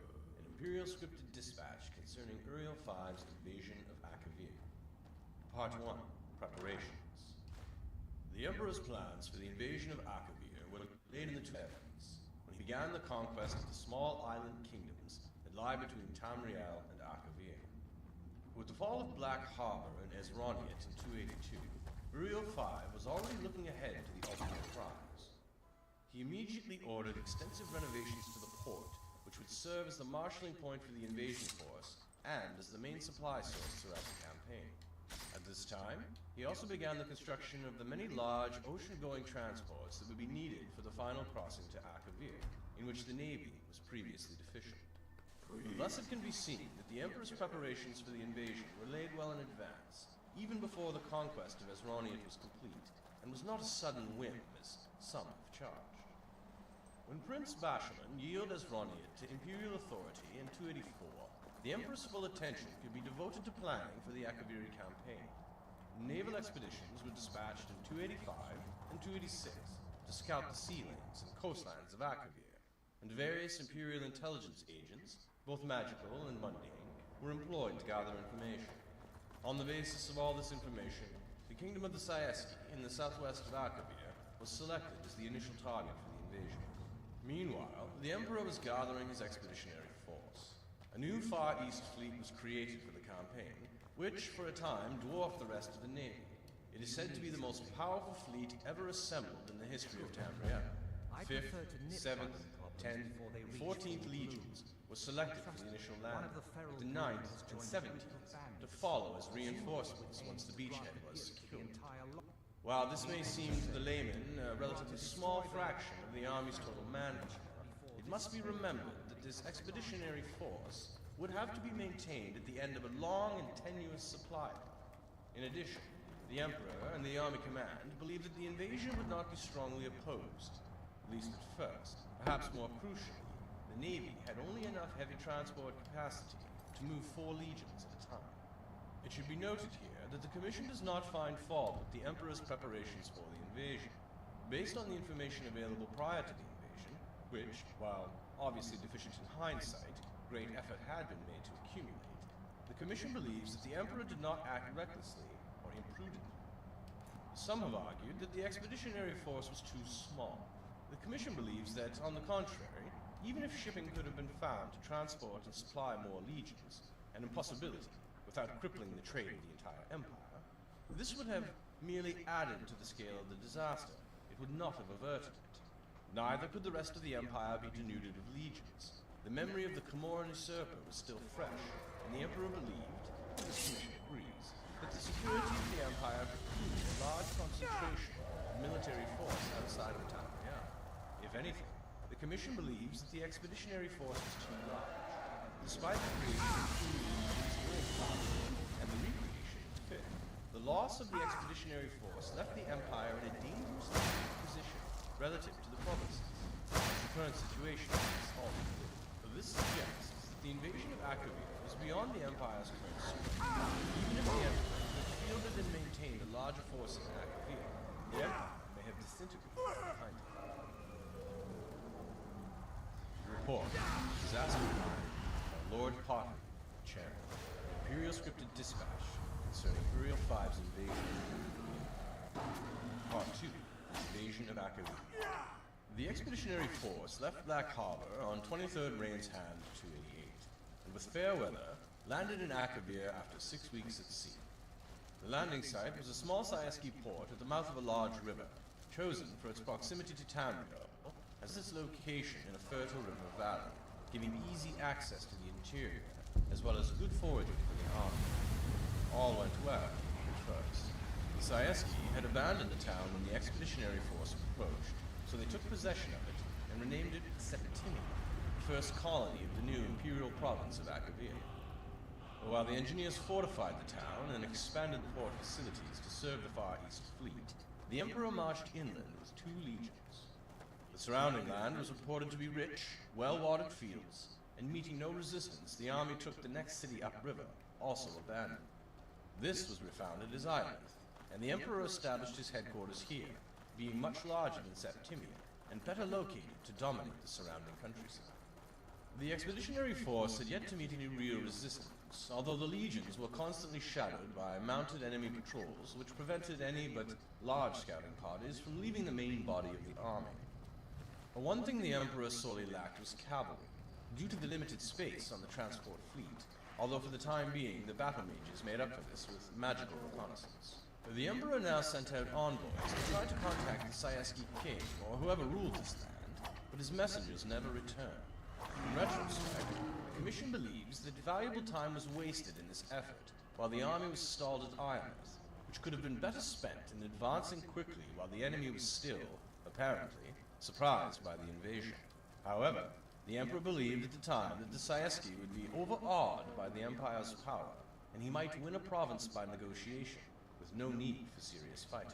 Meanwhile, the 4 legions were busy building a road between Septimia and Iolith, setting up fortified guard posts along the river, and fortifying both cities' defenses, activities which would serve them well later. Due to their lack of cavalry, scouting was limited, and communication between the two cities constantly threatened by enemy raiders, with which the legions were still unable to come to grips. The original plan had been to bring the two reinforcing legions across as soon as the initial landing had secured a port, but the fateful decision was now taken to delay their arrival and instead begin using the fleet to transport colonists. The Emperor and the Council agreed that, due to the complete abandonment of the conquered area by its native population, colonists were needed to work the fields so that the expeditionary force would not have to rely entirely on the fleet for supplies. In addition, unrest had broken out in Ineslia, athwart the supply route to Akavir, and the Council believed the 9th and 17th Legions would be better used in repacifying these territories and securing the expeditionary force's supply lines. The civilian colonists and their supplies began arriving in Septimia in mid-Hearthfire, and they took over the preparation of the fields, which had been started by the Legion. A number of cavalry mounts were also brought over at this time, and the raids on the two Imperial colonies subsequently fell off. Syaski emissaries also finally arrived at reporting a peace negotiations, and the expeditionary force settled in for what was expected to be a quiet winter. At this time, the Council urged the Emperor to return to Tamriel with the fleet, to deal with many pressing matters of the Empire while the army was in winter quarters. But the Emperor decided that it would be best to remain in Akavir. This turned out to be fortunate, because a large portion of the fleet, including the Emperor's flagship, was destroyed by an early winter storm during the homeward voyage. The winter storm season of 288 to 289 was unusually prolonged and exceptionally severe, and prevented the fleet from returning to Akavir as planned with additional supplies.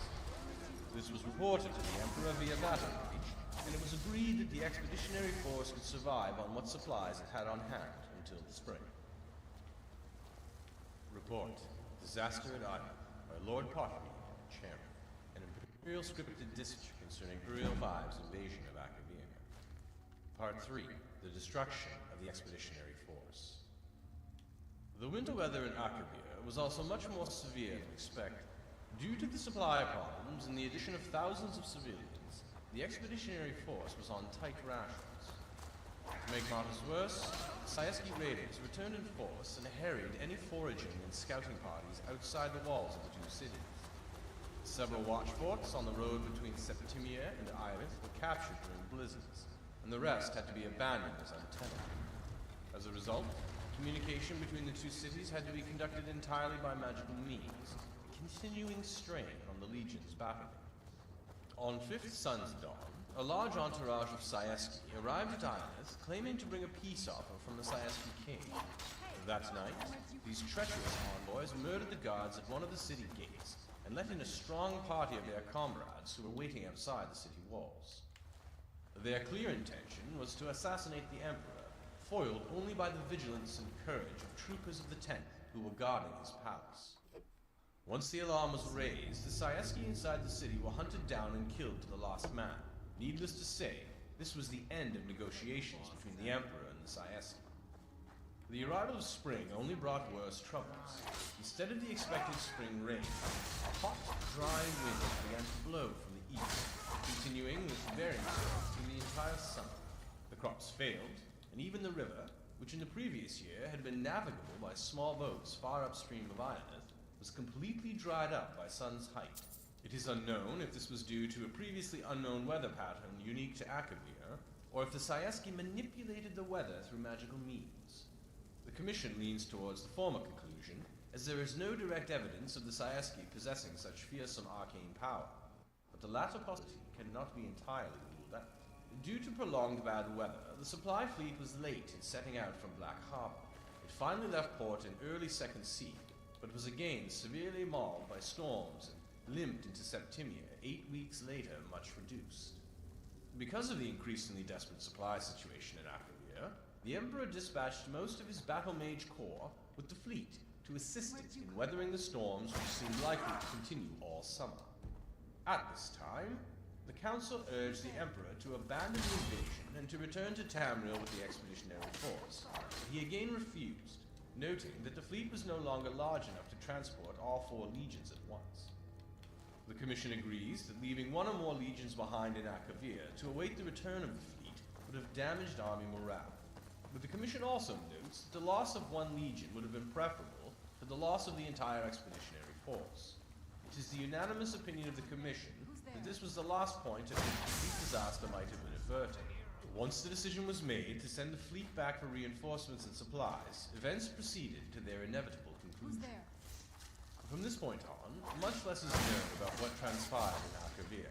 With most of the battle mages assisting the fleet, communication between the expeditionary force and Tamriel was limited, especially as the situation in Akavir worsened and the remaining battle mages had their powers stretched to the limit, tending to all the needs beneath us. However, it appears that the Sieski may have also been actively interfering with the mages in some unknown manner. Some of the mages in Akavir reported their powers being abnormally weak, and the mages of the War College in Cyrodiil, who were handling communications for the Council, reported problems linking up with their compatriots in Akavir, even between master and pupil of long training. The Commission urges that the War College make a particular study of the arcane powers of the Sieski for the Empire ever to conflict with Akavir again. What is known is that the Emperor marched out of Ironeth in mid-sun's height, leaving only small garrisons to hold the cities. He had learned that the Sieski were amassing their forces on the other side of a mountain range to the north, and he intended to smash their army before it could gather full strength to capture their supply, of which he was in desperate need. This rapid advance seems to have taken the Sieski by surprise, and the expeditionary force crossed the mountains and fell onto their camp, routing the Sieski army and capturing its leader, a noble, suffering. But the Emperor was soon forced to retreat, and the legions suffered heavily on their retreat to Ironeth. The Emperor now found himself besieged in Ironeth, cut off from the small garrison at Septimia, which was also besieged. By this time, it seems that the efforts of the few remaining battle mages were devoted entirely to creating water to keep the army alive, a skill not normally emphasized at the War College. The fleet had arrived safely back to Black Harbor thanks to the Battle Mage Corps, but all attempts to return to Akavir were frustrated by a series of ever more savage storms that battered Esronia throughout the rest of 289. The Council's last contact with the Emperor was in early frostfall. By Evening Star, the Council was extremely worried about the situation in Akavir and ordered the fleet to sail regardless of the risk. Despite the continued storms, the fleet managed to press on to Akavir. Hope was raised when contact was made with the Emperor's battle mage, who reported that Ironeth still held out. Plans were quickly laid for the expeditionary force to break out of Ironeth and fall back on Septimia, where the fleet would meet them. This was the last direct contact with the expeditionary force. The fleet arrived in Septimia to find its garrison under savage assault from a large Sieski army. The battle mages with the fleet threw back the enemy long enough for the survivors to embark and the fleet to withdraw.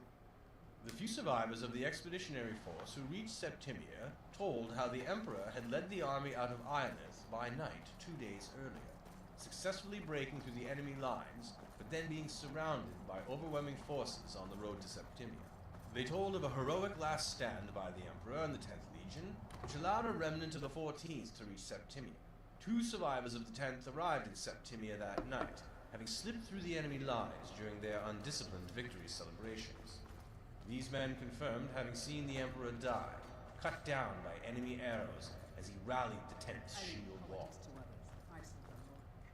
Report: Disaster at Ironeth by Lord Potreed, Chairman. An Imperial scripted dispatch concerning Uriel V's invasion of Akavir.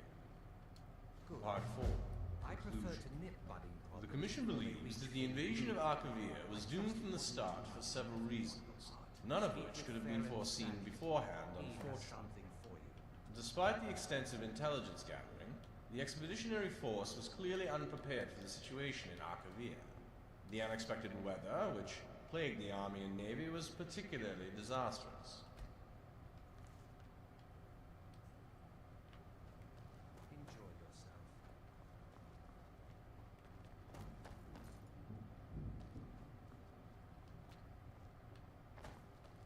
Do you need something? Oh, I'm sure I have something you'll find useful.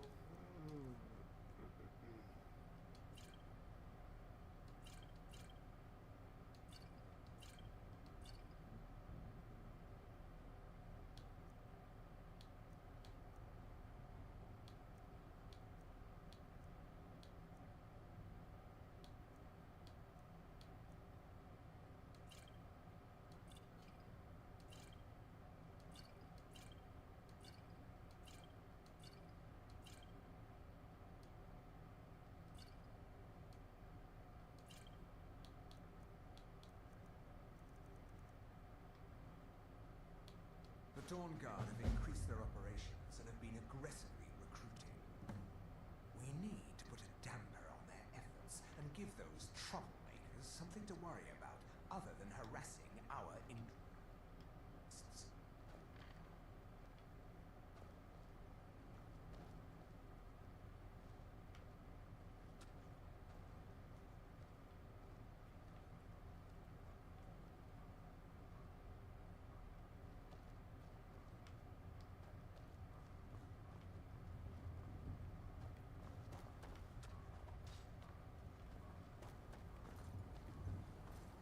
I think I got one more in me, guys.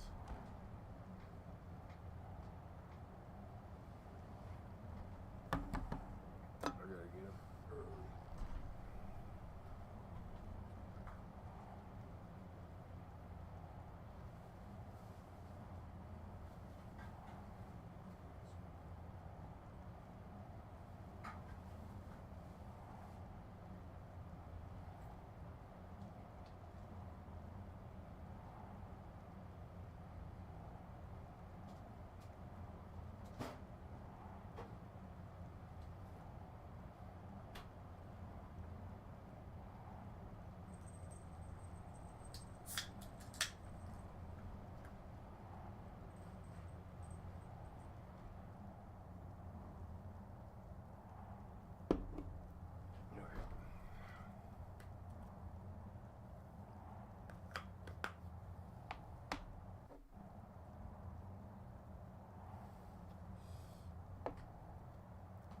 Let's see what's up real quick, guys.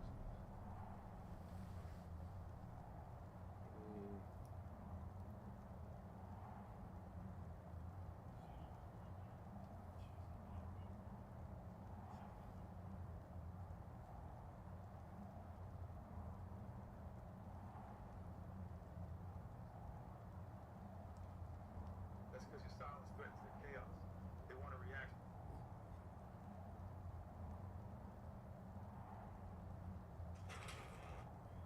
See that girl right there? She's a damn good woman. She's been through hell and back. She's been through trauma. But you gotta understand this. She is the strong woman and who she is today because of all of that. Yeah, she may be fragile. Yeah, she may be broken. That just means you gotta be a little bit careful with her. She's gonna come with trust issues. She's gonna come with abandonment issues. See that girl right there? She's a damn good woman. She's been through hell and back. She's been through trauma. But you gotta understand this. She is the strong woman. And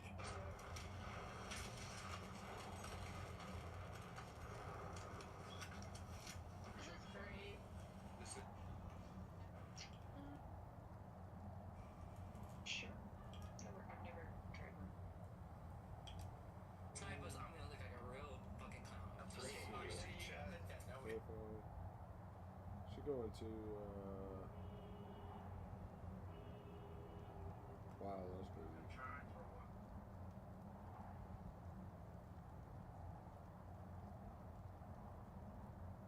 Once you know the price, you'll always feel it.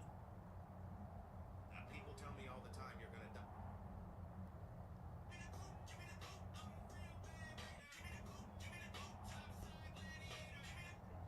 Like what you selling, lady?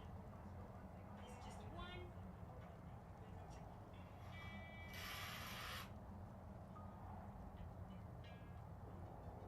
You're out if you list big jackpots in the house.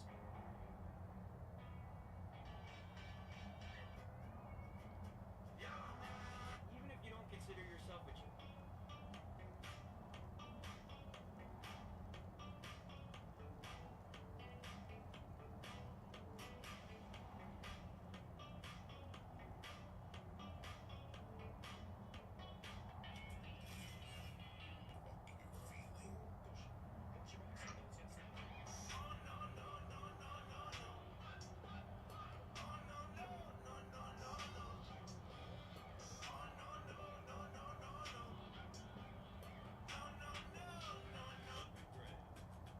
This is what it's like to date as a queer girl on dating apps.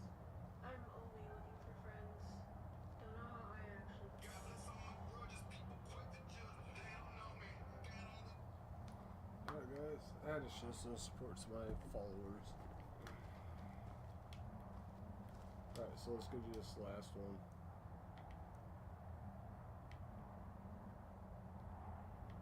Let's see here. It's all the way over down here on this side of the map.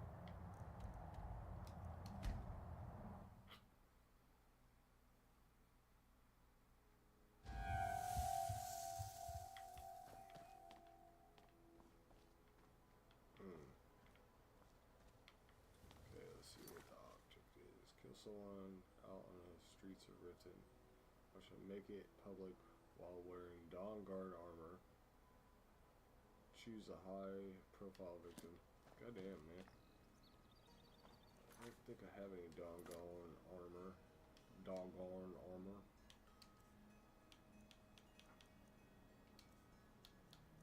He gets back into the house. Whoa. Maybe.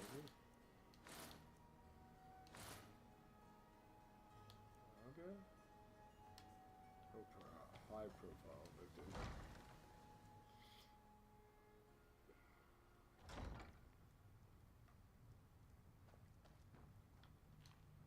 Oh, come to gloat, have we? Because I did something. I dared speak of the Empire. Now my mother stripped me of my heritage and incarcerated me here. Out of my way. Criminal. The son of the Jarl has no time for idle conversation. Until next time, travelers. Welcome to Riften, traveler. I hope the road fared well for you. Well, I feel... How can they continue to lead? My heart goes out to them. If only our coffers were deeper, I could protect them as they were my own family. As Jarl Leila's houseguard, I would ask that you maintain a respectable distance from her at all times. I'm Good keeping journey, my eye on her.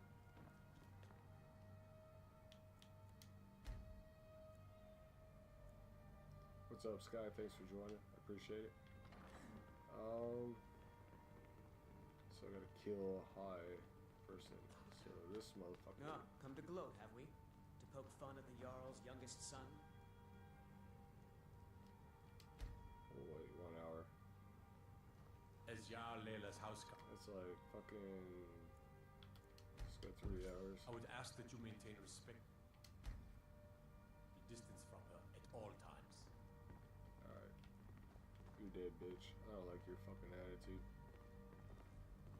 Your high priest. This place makes me a little uneasy. Yeah, it does me too. So let's. These motherfuckers just like cluster up. I know you. Where was it? Huh. Oh! You were getting something for me. Someone actually interested in what I'm doing. Amazing. My Yeah, experiment it's this woman. involves a magical I'm gonna construct kill and a somebody that's reagent fucking high that will allow class. the construct to maintain a field of permanent harmonic energy. Wait. I know you. I have to remember. First, then second. I don't want to kill the fucking queen.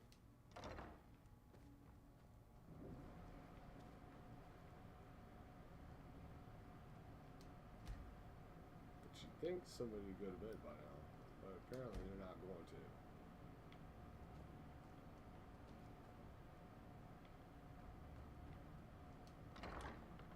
Let's open the door to Riften.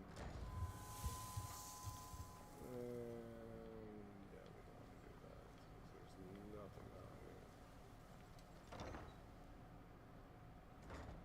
Alright, let's see what's up. Gotta find one high profile.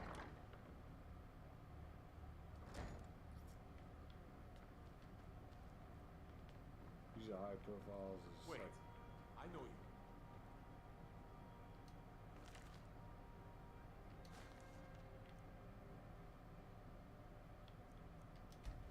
Order of the Jarl. Stop right there. All right. Where'd you come from? Well, that wasn't good. Alright, let's see if we can load back into the fucking. Where we just came from.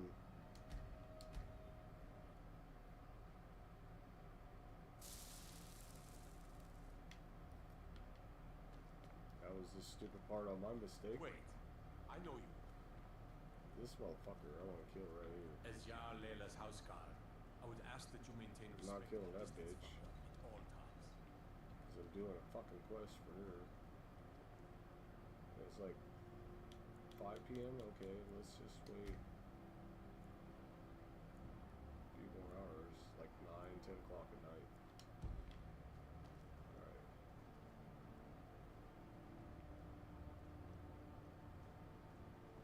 As Yar Layla's houseguard, I would ask that you maintain a respectable distance from her at all times.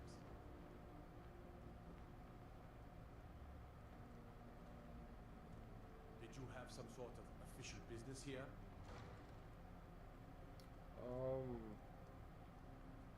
You know. I'd request that when speaking to Yar Layla, You think you can make poison.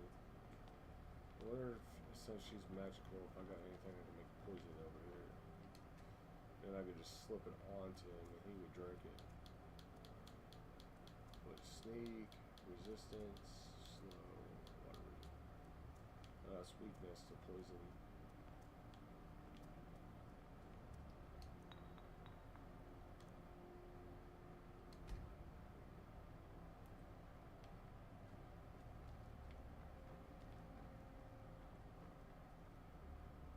You motherfuckers don't go to sleep or what? There we go, now we are. You're on my shit list, bro. I don't like you. I don't like your fucking attitude. I'm a vampire. I'm gonna fucking kill your ass. Wait, I know you. Take your guards with you. I'm gonna follow you into the other fucking room. I'm gonna fucking slaughter you. Where you fucking bedroom? There you go. I'm gonna fucking close the door. I'm gonna fucking quick save it. Fucking kill you.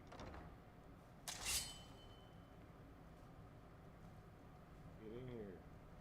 There's a fucking door.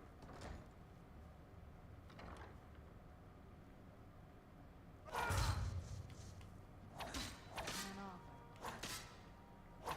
Must be gone now.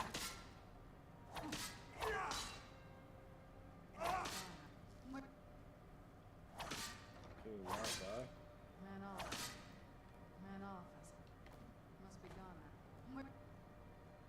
What do you think you're doing?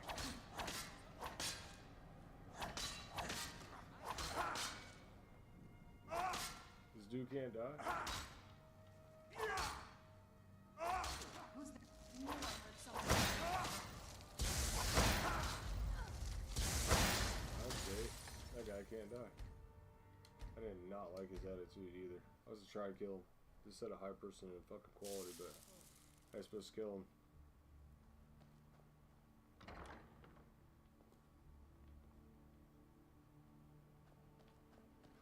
Alright, we can't kill him. Watch the skies, traveler. I find your hand in my pocket. They say you'll fix storm.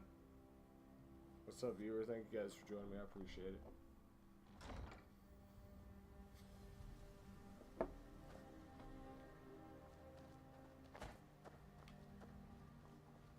This is optional.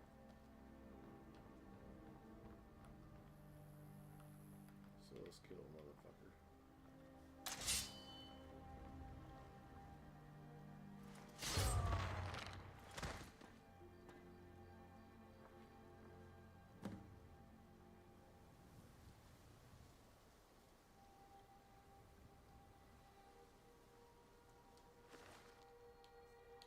Plant the letter of Ripton.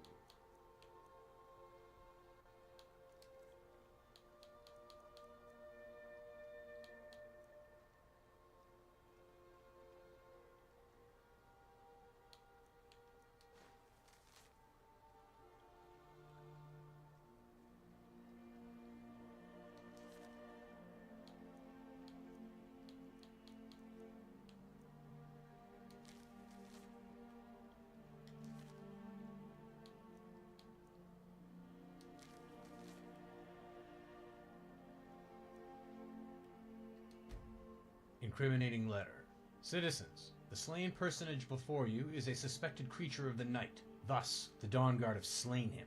Let this be a lesson to all men and women demonstrating unholy powers and those who would protect them. We are watching the Dawn Guard.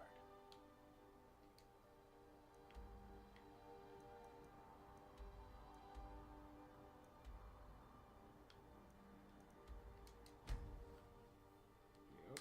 And there we go.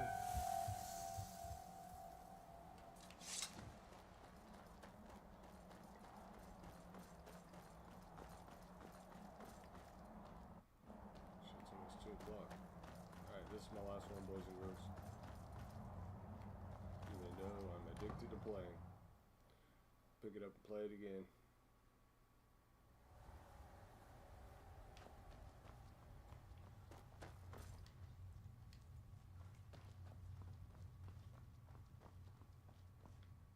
Do you need something? Very good. That should, for a time, direct the people's anger towards the Dawn Guard and away from us. I had hoped you would have chosen a higher profile target, but the deed is done, and its effect secured. But you did not follow instructions to kill the victim in view of others while wearing the Dawn Guard uniform. The letter left on the corpse shall have to suffice. It will no doubt be found. Alright. Speak with Vingalmo. He has something for you. Follow your instincts.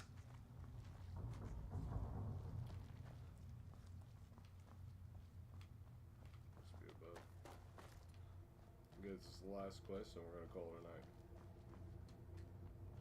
Do you need something? I found a new candidate, ripe for Harkon's gift. I'm sending you to welcome this soul into our family.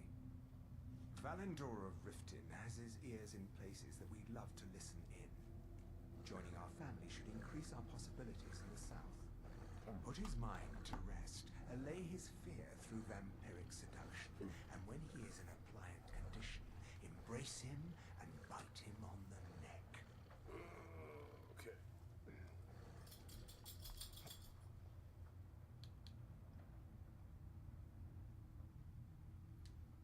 Because a small measure of his blood. When you offer, return to me when your heart is done. Alright, guys and girls. Until next time. This is gonna be it for tonight. I'm gonna save it. And that's gonna be the end of this game. So thank you guys for joining me on my little journey. And everybody have a great night. And I'll see you guys probably, let's see, what is today? Probably see you Friday, and I'll probably see you Saturday and Sunday.